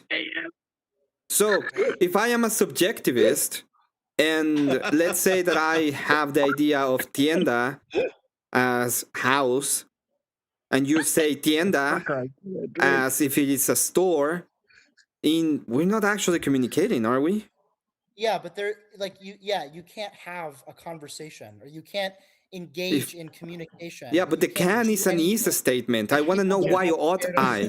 Wait, or even simpler than that. So how do you bridge that gap, Demas? If you guys don't understand the yeah, or I understand you. Let's say that we speak different languages. Or I understand you. Why? Let's make this so simple. Let's make this so simple. Okay. Well, while we're at it, can we just take a moment to get JS's tienda de stick was just superb. It was fantastic. The end of this dick. Okay, go back, Haji. Jesus Christ. Okay. Sorry for the digest there. Yeah. Go ahead, make it super simple for us. Let me put it this way. Let's say that I start speaking Spanish to you out in the street, and you look at me confused, and instead of wanting to talk to me, you'd call eyes and say, "Take this fucking Mexican out of my country." Why is that wrong? Okay, I don't know. Emmett, are you a mind reader? Oh God. We are talking. You said that we have. You said, just to be sure, so that you understand why my argument is this way. You said that when we are talking to other people, there is a shared understanding that we ought to communicate. Let's say that I go to Avarice and I start saying, "Hi, Avarice, mi nombre es Jose, and I want to know, And he's like, instead of wanting to understand me because I'm Mexican, he says, "Hey, get this," he starts calling eyes and they tell eyes to take me out of the country because he doesn't want to deal with fucking Mexicans. Is there like an odd statement that is broken there? Well, did he act incorrectly because instead of trying to understand me, he just called eyes to take me the fuck away? What is there a problem there in the ideas? Even in that example, okay, when Señor. His fuck name, Alvarez or whatever, says mi nombre es Jose or something. Señor, mi nombre es José. I feel like I need y yo quisiera decirle, señor, que si me puede dar un poquito de trabajo, señor. Yeah, I'll show you to the back. Tú eres, Luis 20 a Q. day. I need a root time. No, what I was trying to derail me. What I meant to say was Yeah, because you felt like you needed to go back to Home Depot, didn't you? Fuck you. Go back to the. Yeah, okay. I'm done with the pedo jokes. It's not even funny anymore. Anyways, Just one question: how much do you gentlemen charge for a 3/4 acre? What? And are you doing that with push assisted or zero turn? Yeah. Okay. So that the question is, did he something wrong because he didn't want to communicate with me in my native language, or what is the problem? Okay. here? I was not trying to say that we ought to communicate with one another. That wasn't what I was trying to say. Okay. What I was trying to say is that whenever there are two entities in the same space, right? There has to be a shared descriptive reality, right? In my the example that you were saying, even in the tell example that to the Native Americans. when the person calls ice, right?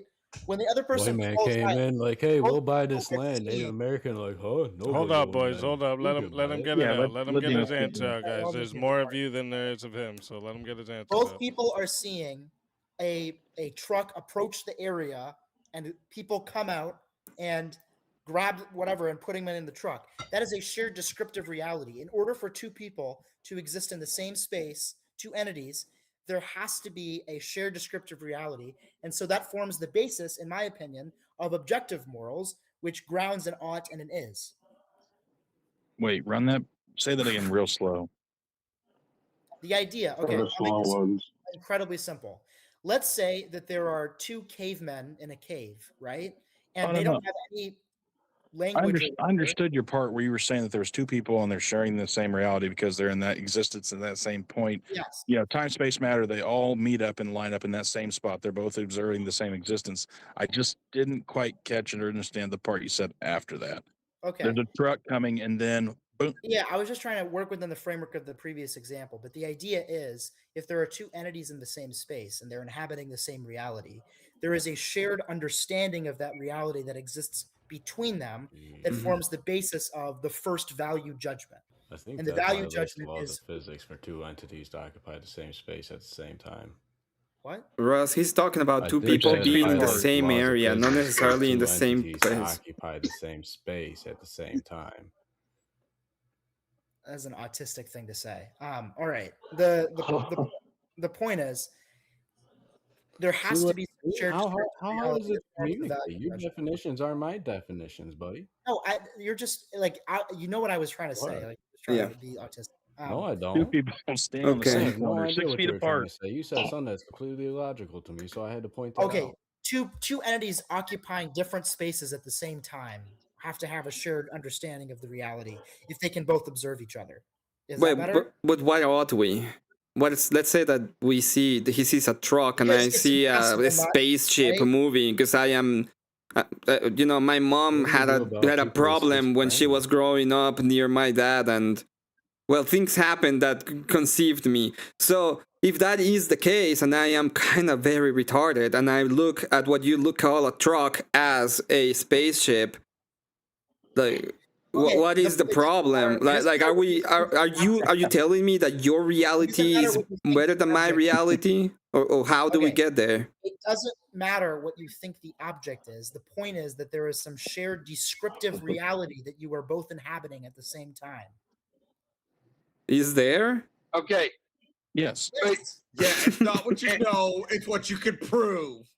Like, great fucking hold on, guys. contribution, dude. What, bro? Put this guy in a preschool now so he can fuck as many kids as he wants, please.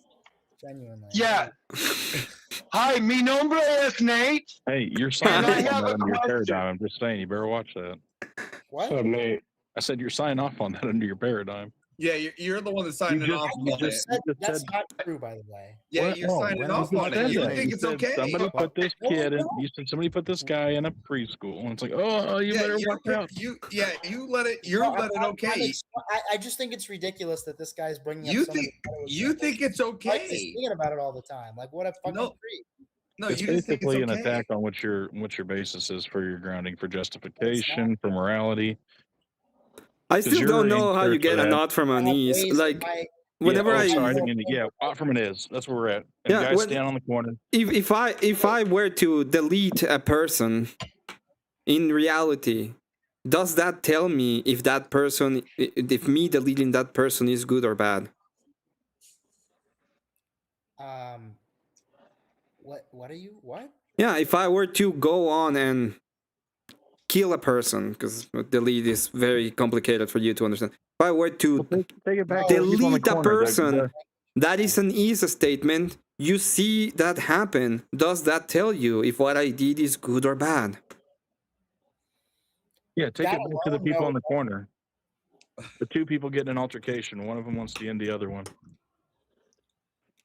Yeah. Is that good or bad? That's the So under the question. framework, I what would is say the it's is and what bad, is the yeah. odd?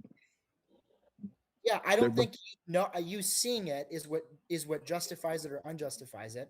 The point is that the basis of any of my moral system that's grounded not in divine revelation, but in the existence of a shared descriptive reality, builds up eventually to a point where we can say that murder is immoral or killing is immoral. So you're a secular humanist? That's not I mean, true. not That's really. not true because it's proven that civilization throughout time has actually been pro-death.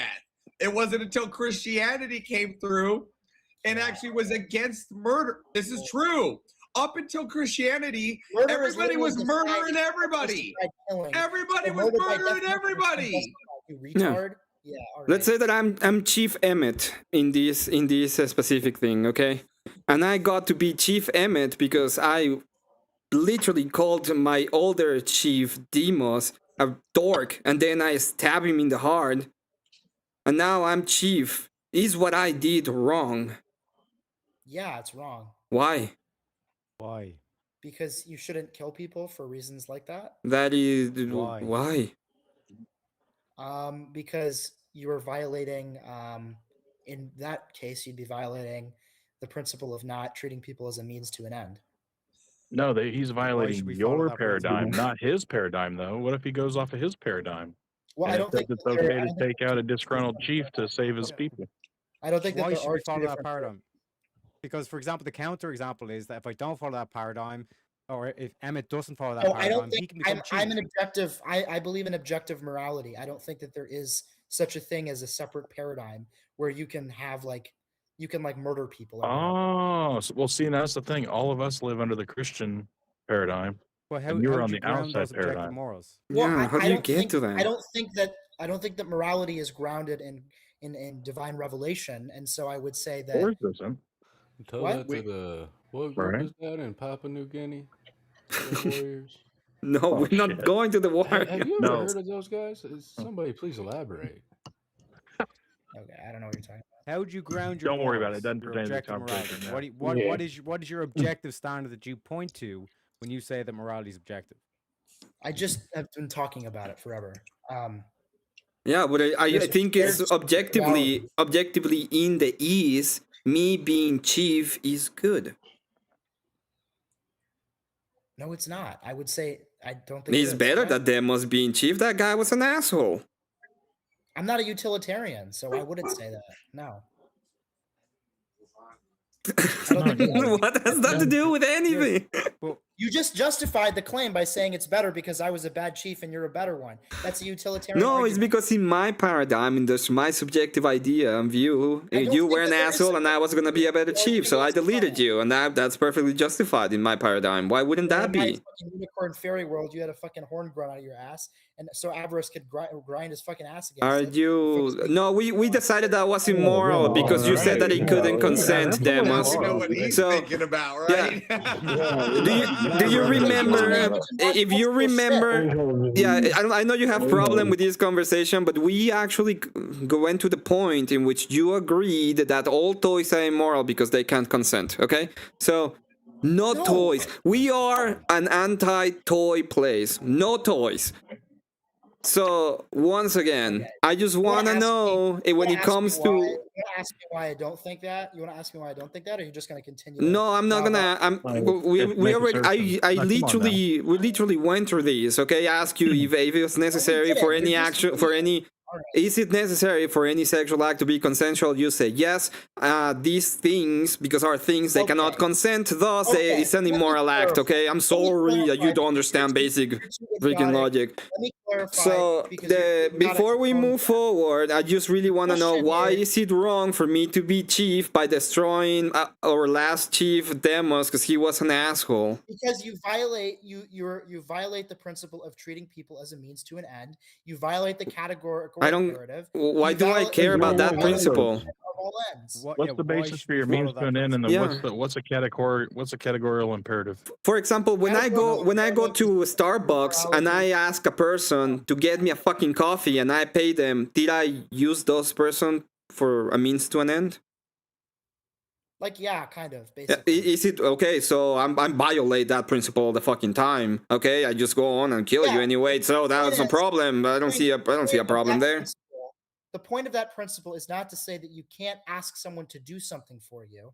The point of that principle is to not treat people as ways to achieve ends. I demand it. I don't ask him. I demand my coffee. But the key thing here is, why should we follow that principle? Why? Well, I would say because it's grounded in a shared descriptive reality. Okay, so in that shared descriptive reality, Johnny, stop. Emmett disagrees with that principle. He wants to become chief. I don't think that. Now Well, what? yeah, I will articulate a set of logical reasons why our shared descriptive reality create those principles. That's what I would say. In our shared descriptive reality, my argument is I'm gonna take your heart out and eat it because that is part of my culture, and I don't care. I don't really care. Reality with you. Emmett, if I was I'm hungry for human and you were heart. some tribal warlord and you want Monkey to brain. that doesn't change the fact, like, whether or not morality exists, that you can do that. The point of what we're arguing is whether that action is justified. It is justified on my worldview and paradigm will be absolutely justified. Your worldview is incorrect. That's what I'm trying to say. How do you know it's incorrect? I think yours is incorrect. You literally told me a moment ago that I cannot use people for a means to an end, but I do it all the time. I demand out of people who work in the Starbucks coffee. I demand it. I go there and I'm like, here's my card. I want my coffee, and they do it. And that's a means to an end. I would say it's immoral to slam your card down on a desk and demand someone does shit for you. I think you should be nice to them and give them respect. Like, why? Morality. Why ought I? Yeah, why? Be nice? For what reason? Morality dictates people be nice to each other? Yes. I don't think so. What's your definition of morality? Every time, let's say that I'm on a call and I'm very busy.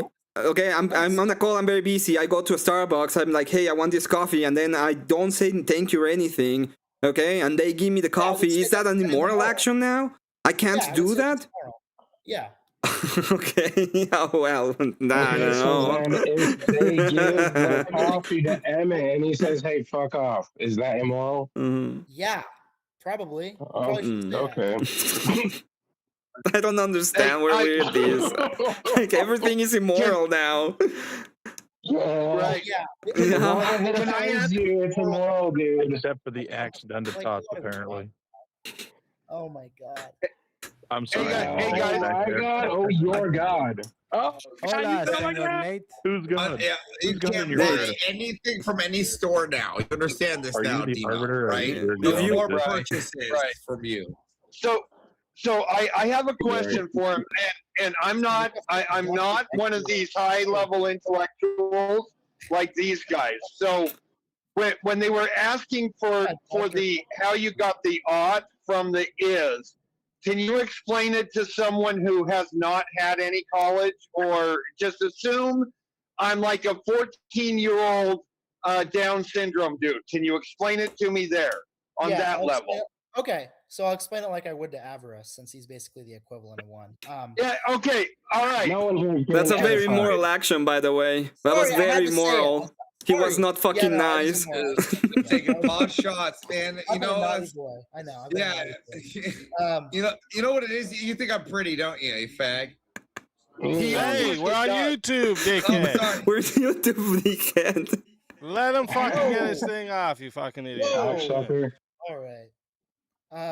Quick, everybody start speaking. Let me explain it to you. Okay, the idea. I was talking about a bundle of cigarettes. Yeah, okay. All right, Twinkie boy. I got a fresh pack here for you. This guy looks like a fucking Q-tip. All right. The point is that you got two people, entities, people with brains, with minds, things with minds, inhabiting a shared space. So they're in the shared space. That's entirely subjective. Yeah, and you're entirely a Guys, everybody shut the fuck up because you're just allowing him to avoid answering this question, and it's basically the whole just let him premise of the whole say it, thing. So man. please. It's interesting. Someone peppers me. Man. Back, dude. It's like salt and pepper. All right. Let the man talk. Two entities with minds inhabiting a shared space have to agree, or they do agree on a shared descriptive reality in order to communicate or have any interaction with one another, right?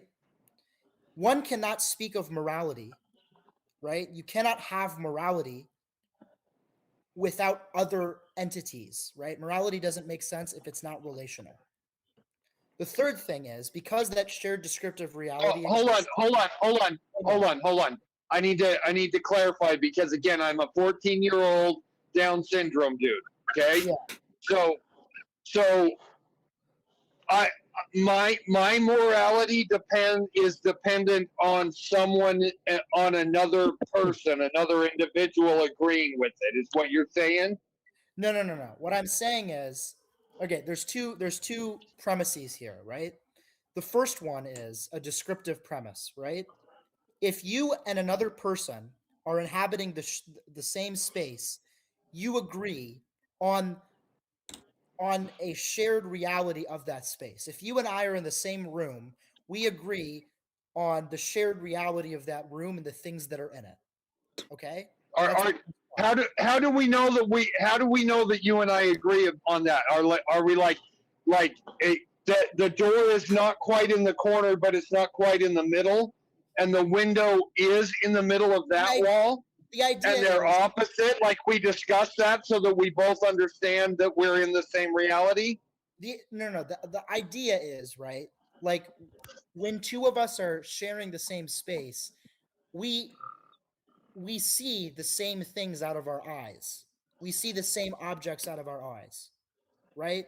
Like, I see the table in the corner there. You also see the table in the corner there.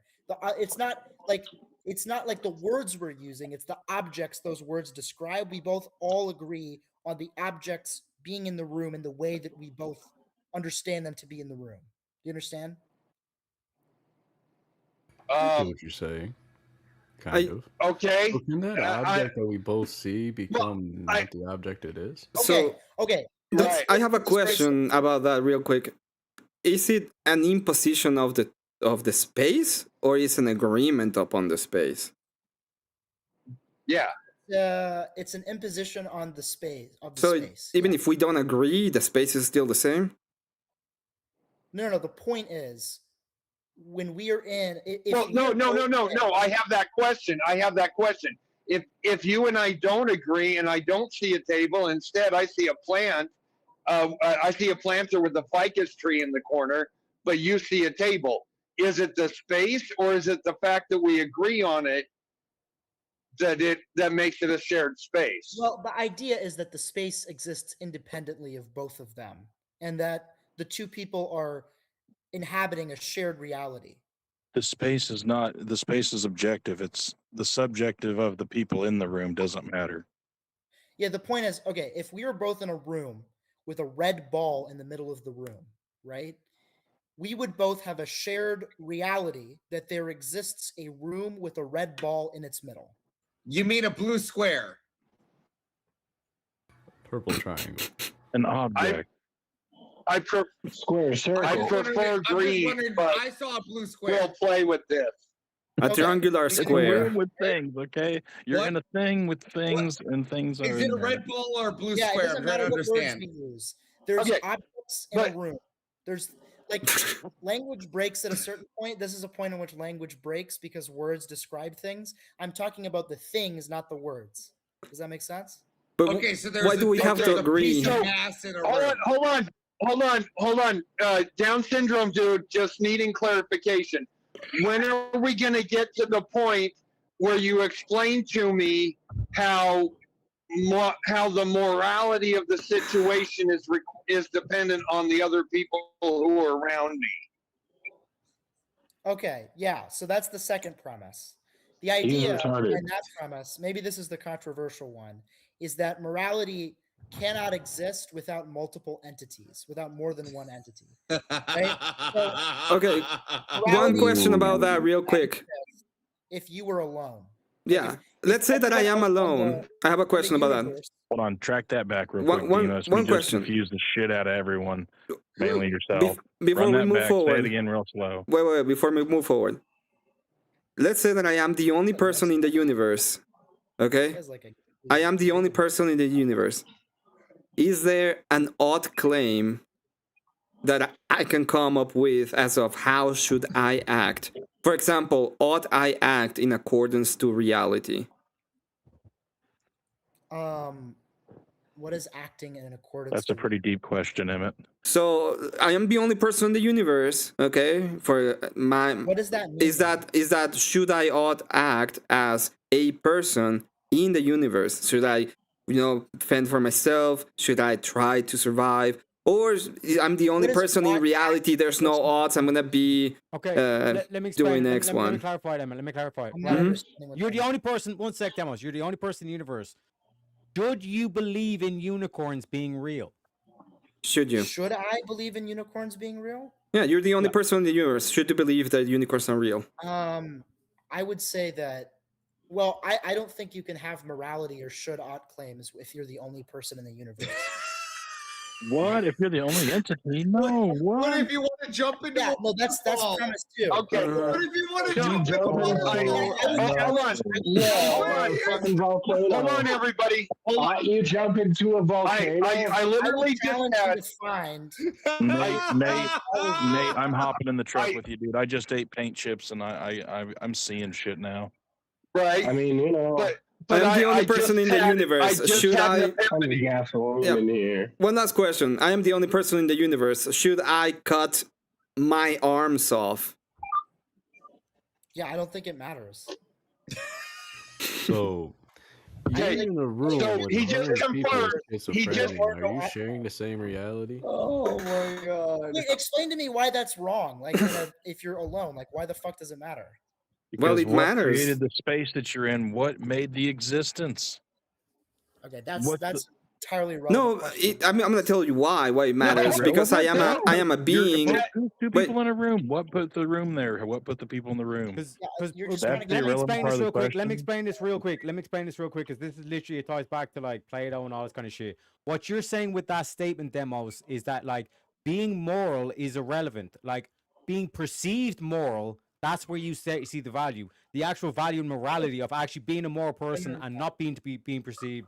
Like that's where you get your perception of others. You don't actually get your perception of morality as an objective source. No. What I would say is that I'm not saying that it's about perception. Pressure.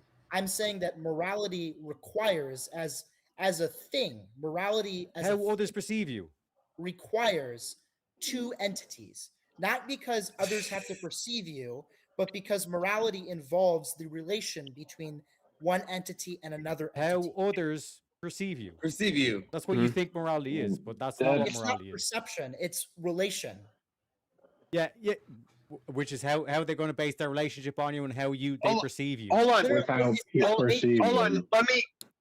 Let me ask. Yeah, but no, just let me. Okay, One it's sec, like- Nate. I'll give it back. I'll give it back. Let me I explain sat through all this bullshit. One sec.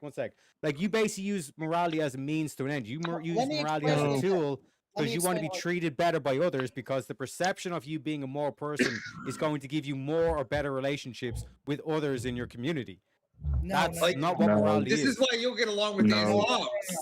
That's not exactly what I'm saying. Okay, Muslims, let me- Islamists, they love you. Okay, let me make this clear. Let me make this clear, okay? Mm-hmm. If you Crystal. see, okay, if all you could see, right, was light, right? If all you could see was brightness, Mm-hmm. there would be nothing. Like there would be nothing because that's the only thing you have. There's only one thing, right? But when you see a flash of darkness, then you have something to compare that light to.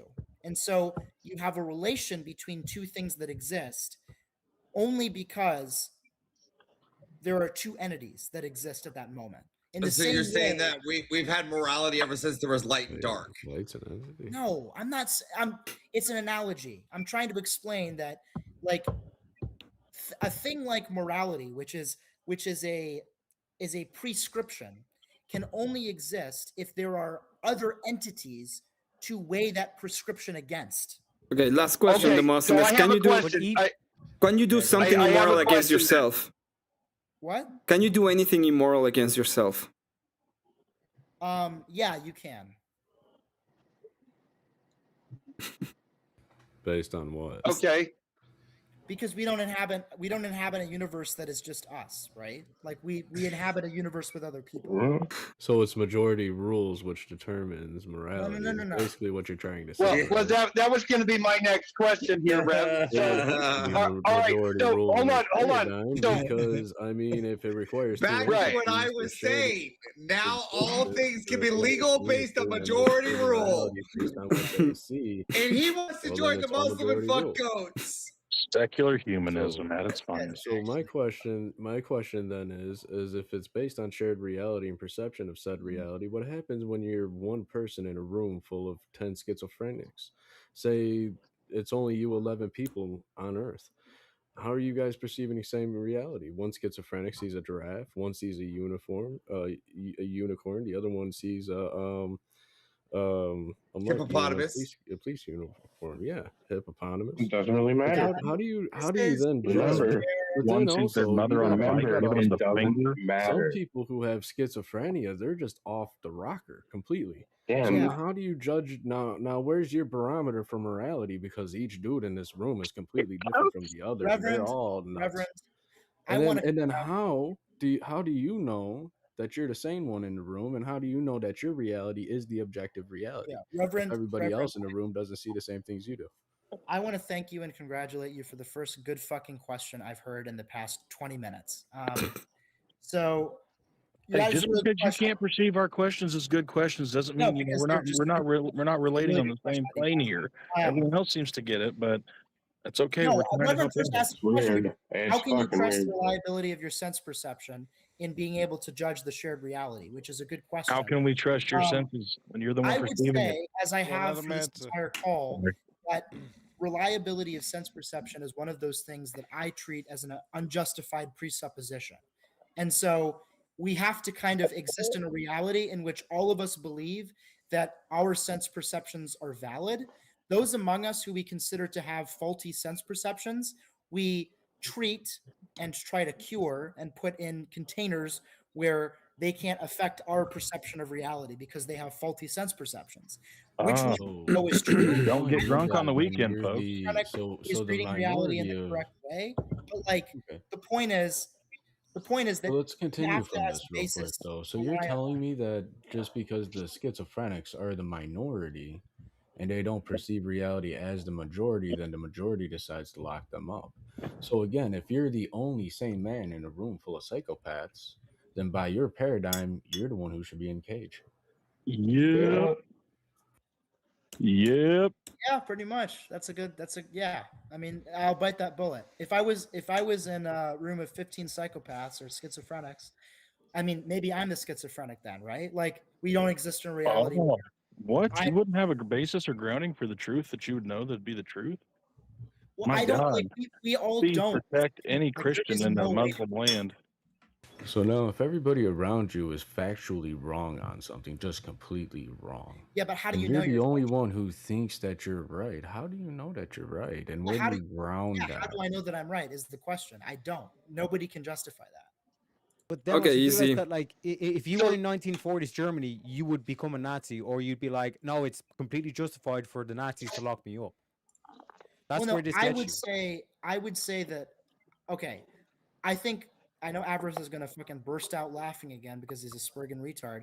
But I would say that that ideological difference of opinion is like on a higher level than what we're talking about here, which is a shared basis of reality. I would say that like a 1940s German or whatever probably has the same shared descriptive reality here, which is like, you know, Can I just the room with the red ball in it.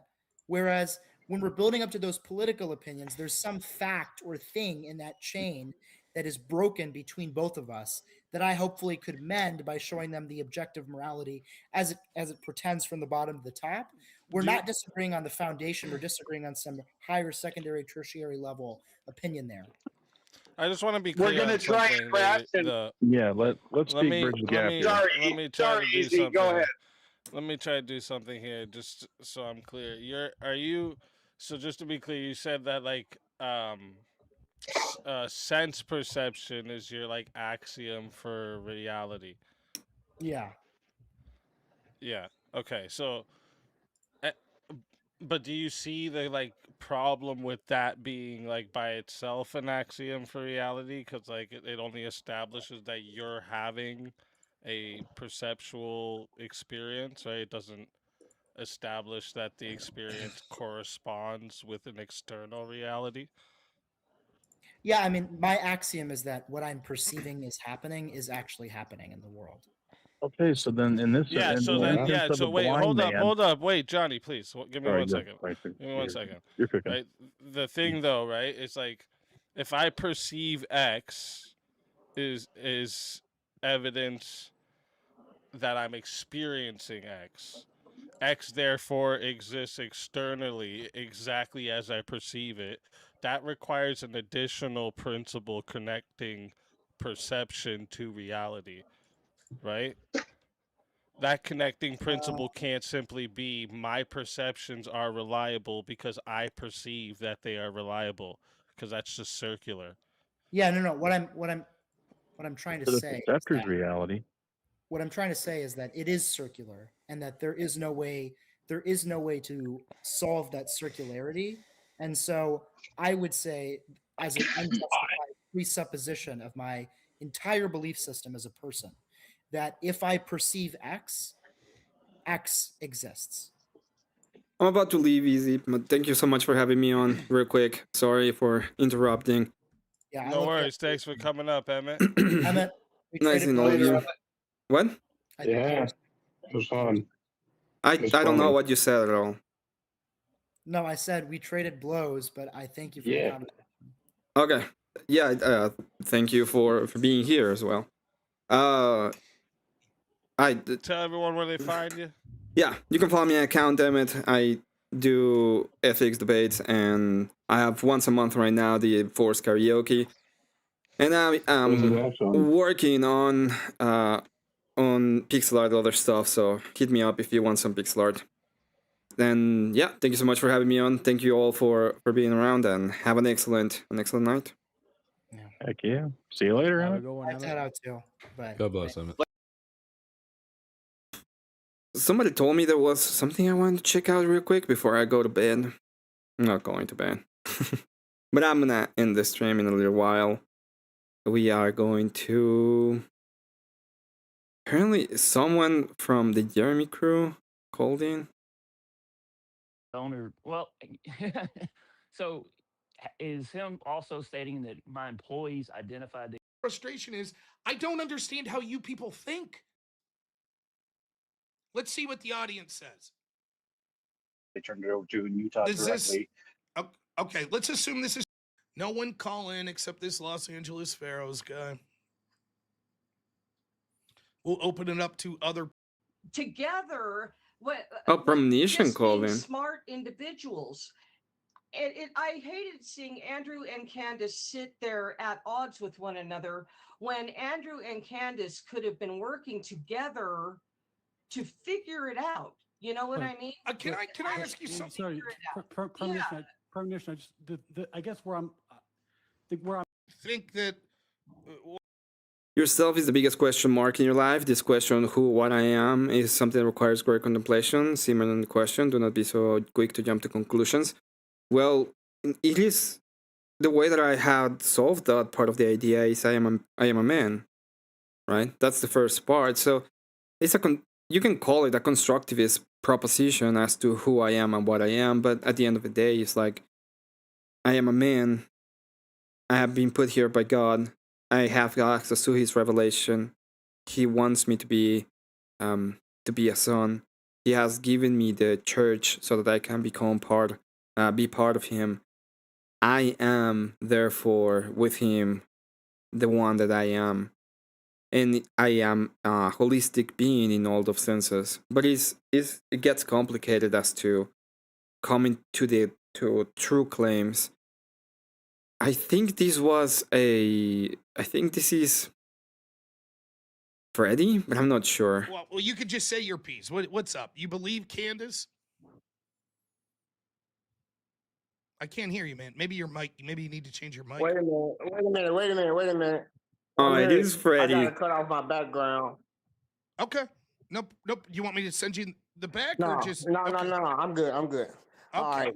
My piece is the fact that you just said the lie you just said about degraded DNA doesn't determine how long it's been there. That's true. That is correct. That is not true. That's a lie. Okay, show me your source. How do I pull it up? You see where it's anybody can Google the and look that up and come up with the definition of degraded. Just wait. You see where it says share screen? Yeah, I'm on no, I'm not on my computer. Oh, okay. But if you might be able to on your phone as well, where it says share screen, right? And if not, that's fine. You could go ahead and say your piece. I didn't want to cut you off. I just thought you wanted to share something. Yeah, that was one thing. But earlier, I wanted to share the fact that Andrew said that it was never his position that Robert, the dude, didn't have help. And if he did have help, it came from the left. Now, the whole United States knows, like, the pansy part, that means a feminine man, period. But it also means slang term for the person that did get caught. So if he even had help, that he think that he had help doing something, but he's the only one fucking in jail. I mean, sorry, I'm so sorry. I don't care if I'm so sorry. F word's fine. That's okay, fine. But if he's the only one in jail, that's what makes him a pansy. If you want to go into pansy, can I jump in just real?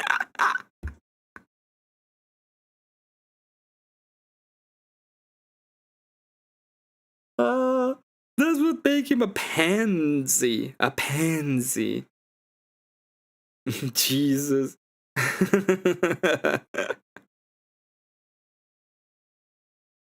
Quick, it's Patsy, not Pansy. Oh.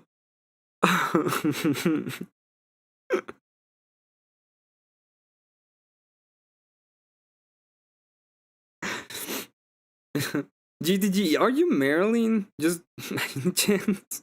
Dude, Patsy, and Candace Owens has directly said he is a Patsy, quote, set up by the FBI. Overwhelming evidence. If you'd like, I could find the clip. That's her claim. Her claim is not he's a Patsy. Is the person that got caught, but if they had help, that's the definition of a Patsy, right? Well, no. Patsy means intentionally being set up, I would say. I prefer the term pansed. A pansy. You're a pansy. You're a oh my god, I love this guy already. Not no, like, for it example, could be meaning left for dead. I mean, if you set up as part of the plan, but you're the only one to go to jail, you got set up as a patsy. I don't. We could look up the It's a pansy. Clearly, that's not what Candace is saying. But if, for example, if me and you rob a bank and I get caught and you don't, and they're like, "Are you going to turn in your partner?" and I say no, I don't think that makes me a patsy. That just means I got caught and you didn't. What would make me a patsy is if you intentionally trip me and frame me, and now I go to jail and you walk away scot-free. And that's what it looks like. He haven't even made a plea of guilty or not guilty, right? Wait. What do you mean that's what it looked like? If he's the only one in jail and if he had help from the left or the FBI. No. Because would you agree if me and you rob a bank together and I get caught and you don't, that doesn't mean I'm a patsy. No. All right, let me do something real quick. I'm gonna go and play. I'm gonna play Cross Yourself. I need to open the windows. It's very hot right now. and I had a debate, so I have a shirt on. A pansy. YouTube thumbnails full of smut. So I'm gonna give you with him for just a second. I'll be right back. Just stay away from. Jesus Christ. What a night. This was Hit the insane. lust button, make you do something dumb. How are you supposed to live chaste? Advertise execs hit you every which way. Turn you to a Kuma for the state. Better you should go blind and masturbate. Let me just speak it from the top.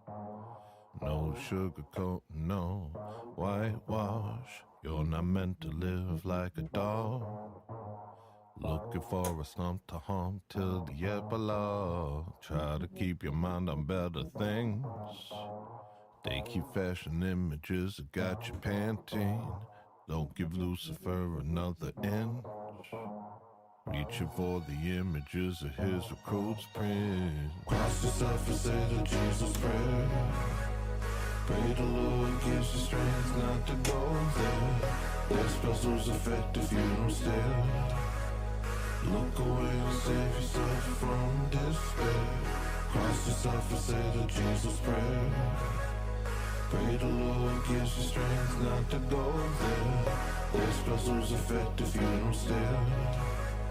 Look away and save yourself from despair. The world gets uglier every day. Uninspired buildings littering the landscape. There's no beauty in the modern age.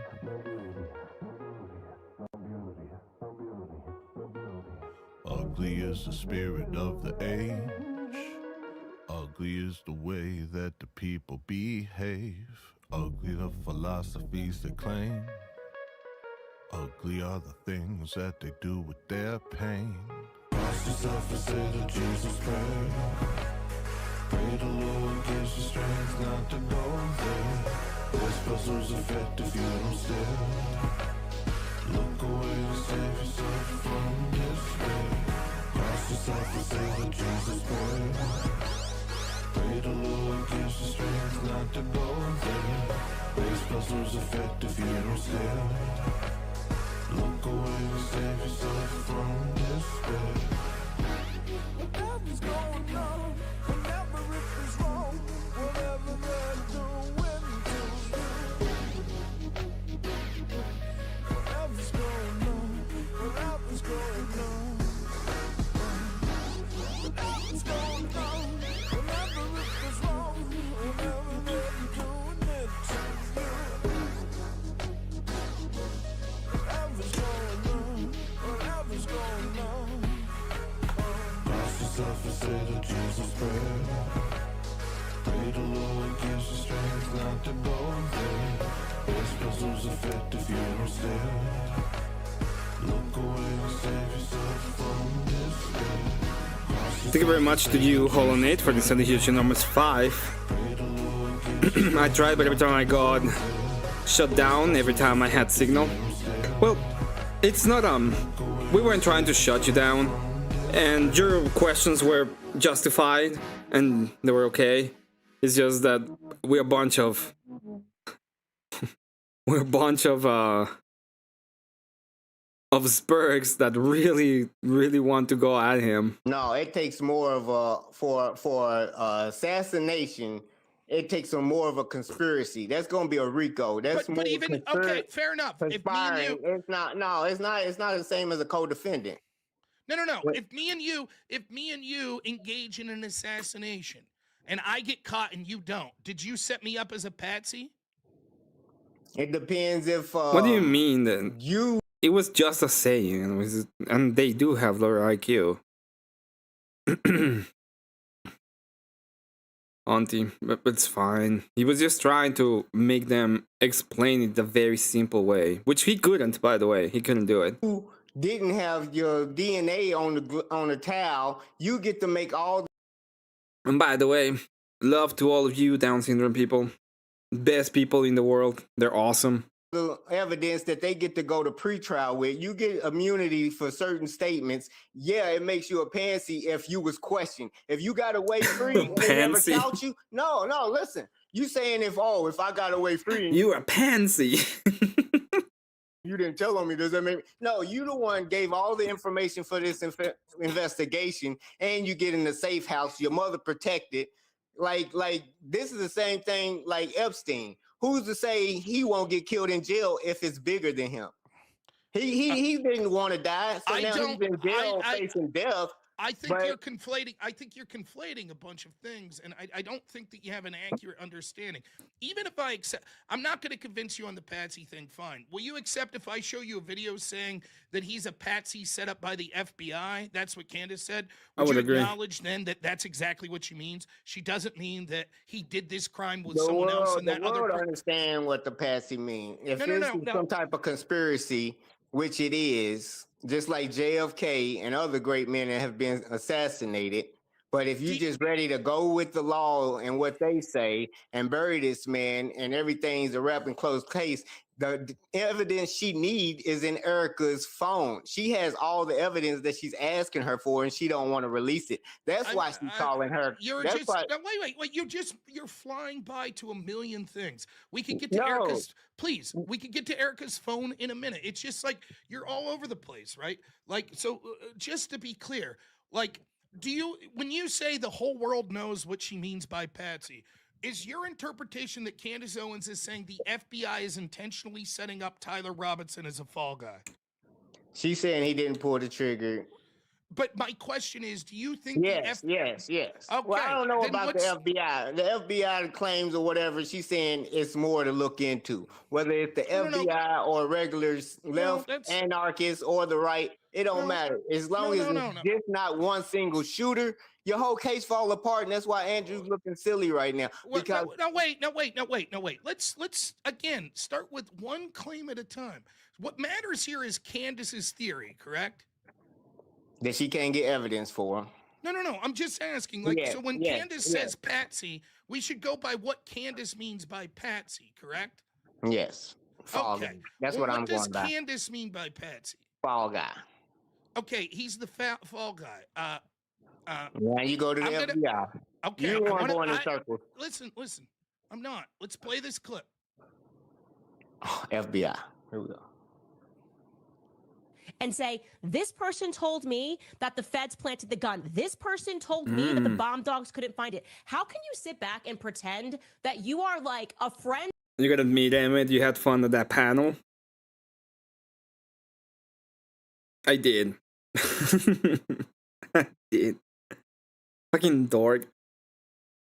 I'm realizing that people really don't understand how transcendental arguments work. The idea of the way that they got to the transcendental is through a very simple logical format, which is X therefore Y. So the point of it is, for example, water is a product of oxygen and hydrogen. So what exists is made out of oxygen and hydrogen, thus oxygen and hydrogen exist. This is a therefore, right?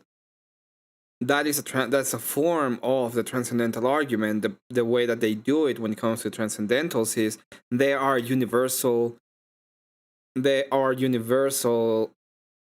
concepts that exist. Okay, and we know they're mind dependent. Thus, mind dependent transcendental concepts exist. Therefore, a mind that holds those kind of attributes has to exist because they're mind dependent. So it has to be a transcendental, universal mind in order for these concepts to be true. Otherwise, they're unjustified and non-true. And then you can go and move to different aspects, but they really don't understand the argument. They don't know where it comes from, how they get there, how the argument is constructed, whether or not it's valid. And I was trying to make him do a very simple transcendental argument, at least with the same characteristics, so that we could understand where he was coming from, but he never did. Of Charlie Kirk, because you're trying to get a patsy put into prison. Like, you guys are completely monstrous and pretending that you're on the side of morality. You guys are completely monstrous. There was an overwhelming amount of evidence that the feds set this kid up as a path. Tag is actually 4 sequential premises. You can do it in 3. I've done it in... I have a video on tag. If anybody wants to see the video, understand the argument, you can see it there. It's not a hard idea how you got to the proposition, but truly a lot of people think that it's just a presupposition. But that's not how you get there. That's not our position. Oh, but what if God's not real though? It has nothing to do with the argument. If you're telling me that my argument is wrong, you can tell me why, but no, that God not real though, it's not an argument. Okay, well, you acknowledge now that what she's saying is the feds intentionally set up Tyler Robinson as a patsy. And it's possible. overwhelming. It's possible.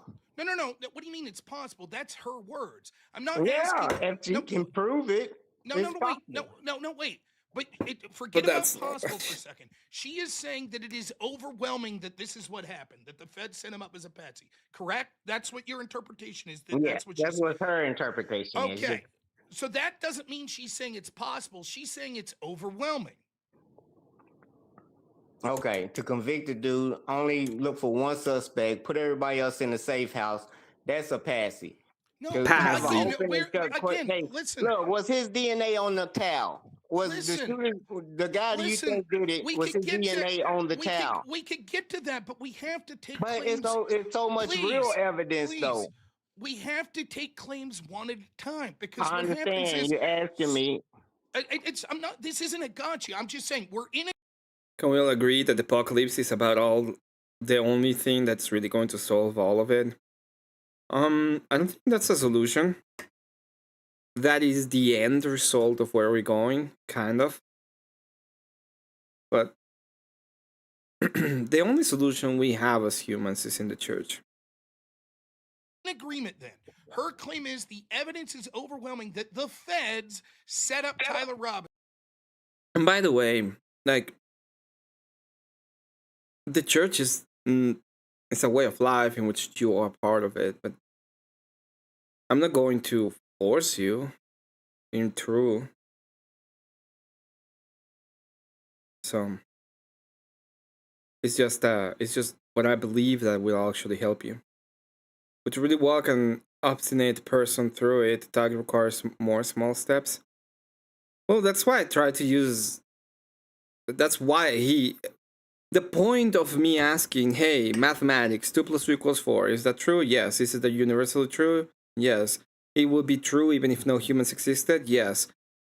That thing that you're claiming is not an objective reality. And they're like, no. It's like, yes, because you're literally stating something that that thing has to be not mind dependent anymore. And it is a very good way to moving away from their subjectivity, because it is also completely non-real. It's a subjective, not subjective. It's a conceptual thing, 100%. So it is what it is. To me, yeah, and to others it could be, because the greater don't mean what you said it means. But listen, just so we're in agreement, that's not what you think or whatever. That's Candace's claim, that it's overwhelming that the feds set him up as a patsy. You agree that's her claim? Yes. If overwhelming means there's proof that other people was involved, yes. Okay. So then when you say the definition of patsy, that's all irrelevant, because we're just talking about what Candace means by patsy. And what she means is it's overwhelming that the feds intentionally are setting up Tyler Robinson. Yes. Okay, we're good. Next. Should the feds be prosecuted? Should the feds be prosecuted? No, the Fed shouldn't be prosecuted. Next, I didn't Why Google, not? but If they because if they didn't do any, they complicit. didn't do anything wrong. The Feds didn't do. You haven't proven that they've done Yeah, anything because wrong. no one wants to investigate, and the people as the evidence They don't want to are. bring it out. They are investigating. Next, you said to Google, I use Grok to ask about degraded DNA. No, degraded DNA does not mean the person didn't touch it last. What DNA degradation actually means.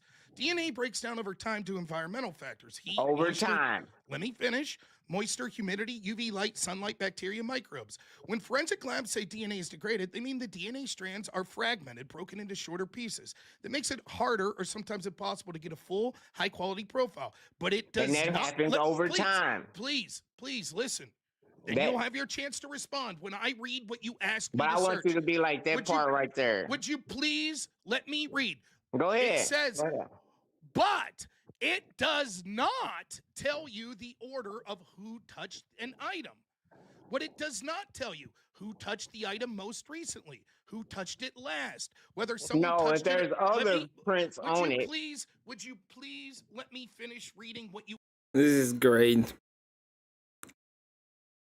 Damn. The fact that he is still going is kind of a little bit Get insane. away from. Why am I trying to get away as I'm actively looking for? Because it'll directly get away from your narrative, dude. So what to you be need clear, to find you is think- the evidence. I can find it. Okay. I have a game that I want to play. Probably next week I'll play a little bit of it. I also want to have that debate about what is Christianity. Which is it's gonna be me against him. We're gonna have a talk about what is Christianity in the philosophical sense. Which I think is it's gonna be very, very interesting. Ooh, I have some work to do. I wanna thank all of you, especially Nate, because he was the highest donor of the night. But I want to thank you all for the donos. Greatly appreciate it. Made it very worth it for me to be here. If you want to keep on supporting me, please do so. It's greatly, truly greatly appreciated. Helps a lot. Does a lot. You give me here that telling some degens they're absolutely insane.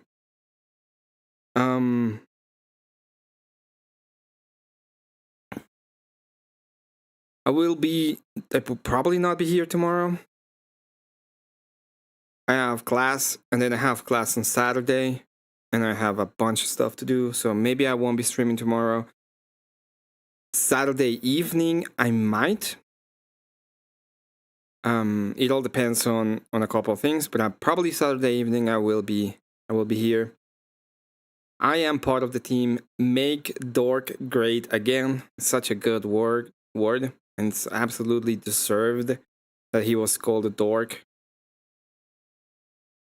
I don't understand why people pretend to know things when they obviously don't. Make an argument. No, look, let me tell you about it. It's the stupidest thing you can do. But yeah. I know where I'm going to send you. I hope you all have an excellent night. I want to say to all of you, God bless you. I just really have I have a video to make. I have a school work to do. So I'm going to have to leave today, which I apologize for. But it's been really nice. It's been really cool. Yesterday I had a great debate. It wasn't that debate. It was more of a big conversation with Elder Lion about death penalty. If you want to know about death penalty, I recommend you to look at it. It's really good.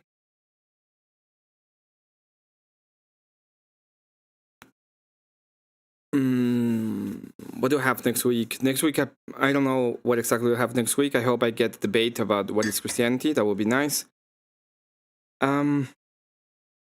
I want to play this demo of a game. The demo is really, really cool. And I think that is all I'm going to be doing next week as of the things that I have to do on this channel. I added a bunch of emojis. I think the emojis are really, really cool. Tell me if you like them. If you don't like them, I can change them or make something different. My favorite ones are the lamps. I think the lamps are really cool. The only one that, Little Landlord is it's a little bit black, so you can't see much of him, but I really like him. And this one is also really cool. And the Paladin. And if you want to be a pirate.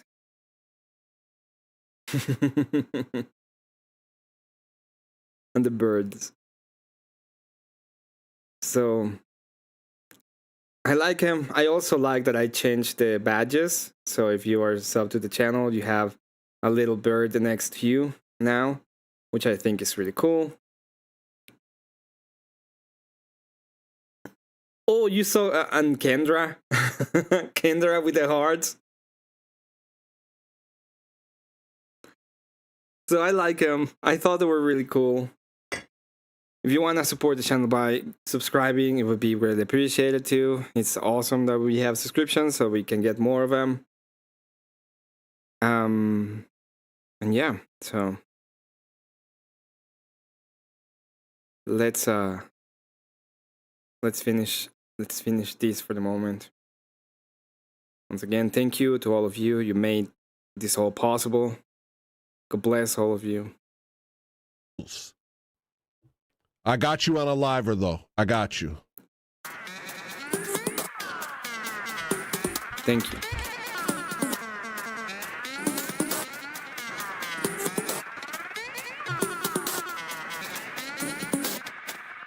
And then everybody's mad at me. Oh, gosh. Give me a break.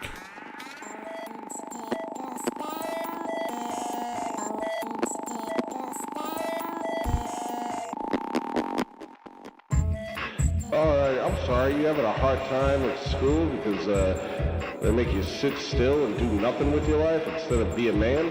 Did you like the farm cat? Here, take this pill.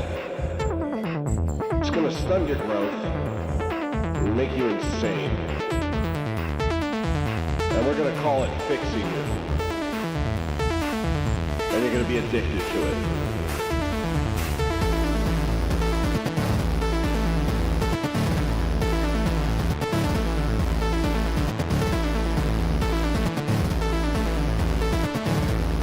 I forgot about this song.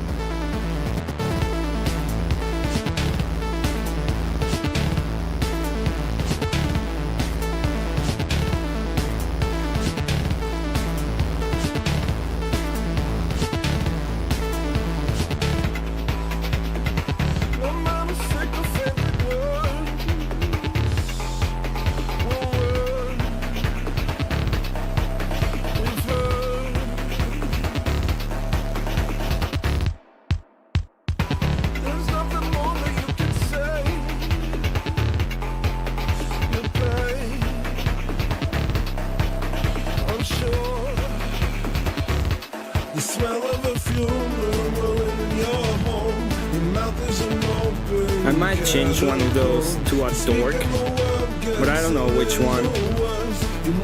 Maybe the Bugatti one. I'm just gonna take away the Bugatti and I'm just gonna put dork.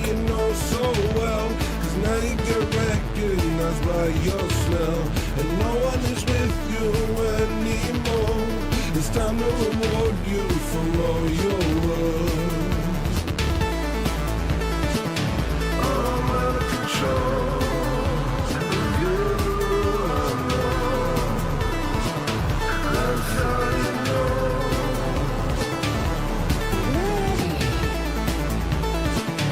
I'm out of control. You know. This time you love.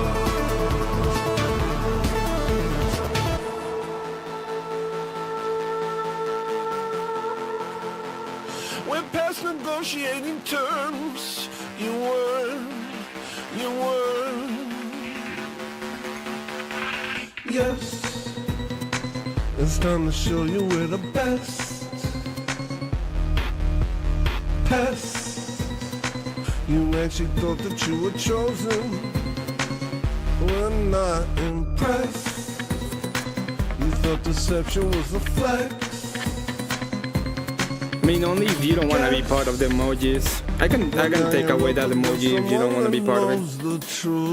The smell of a funeral in your home. The mouth is an open catacomb.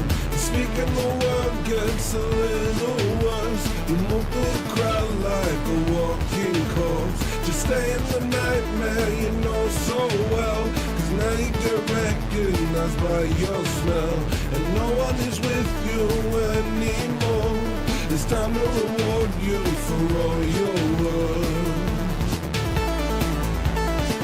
I'm out of control.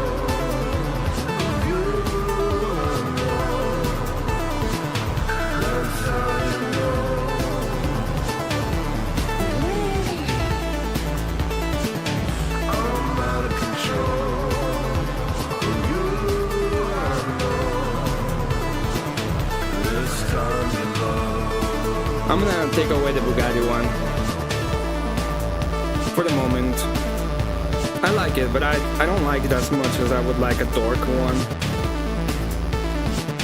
So we can just tell them dork.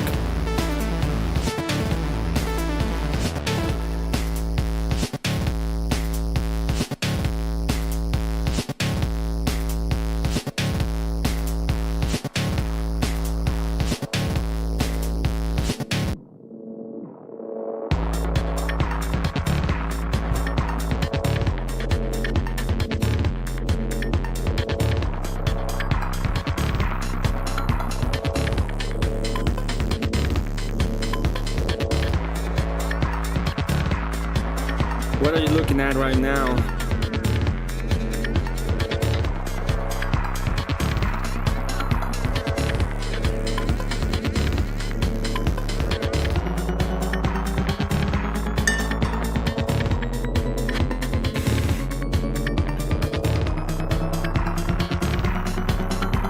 His reflection.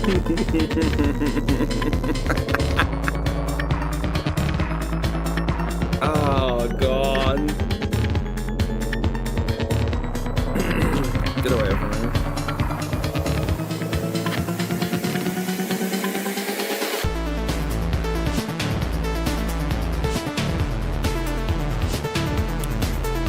Dude, this song is so cool.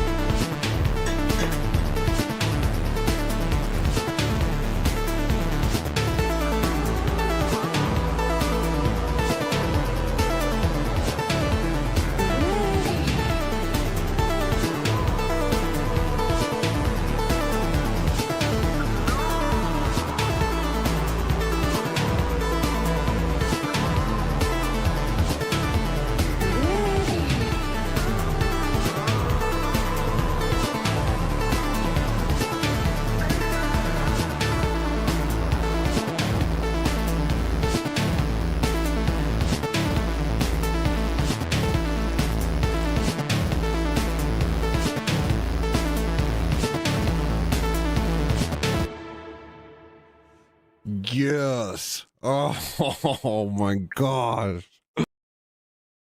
Lord Jesus Christ, Son of God, have mercy on me, a sinner. Amen.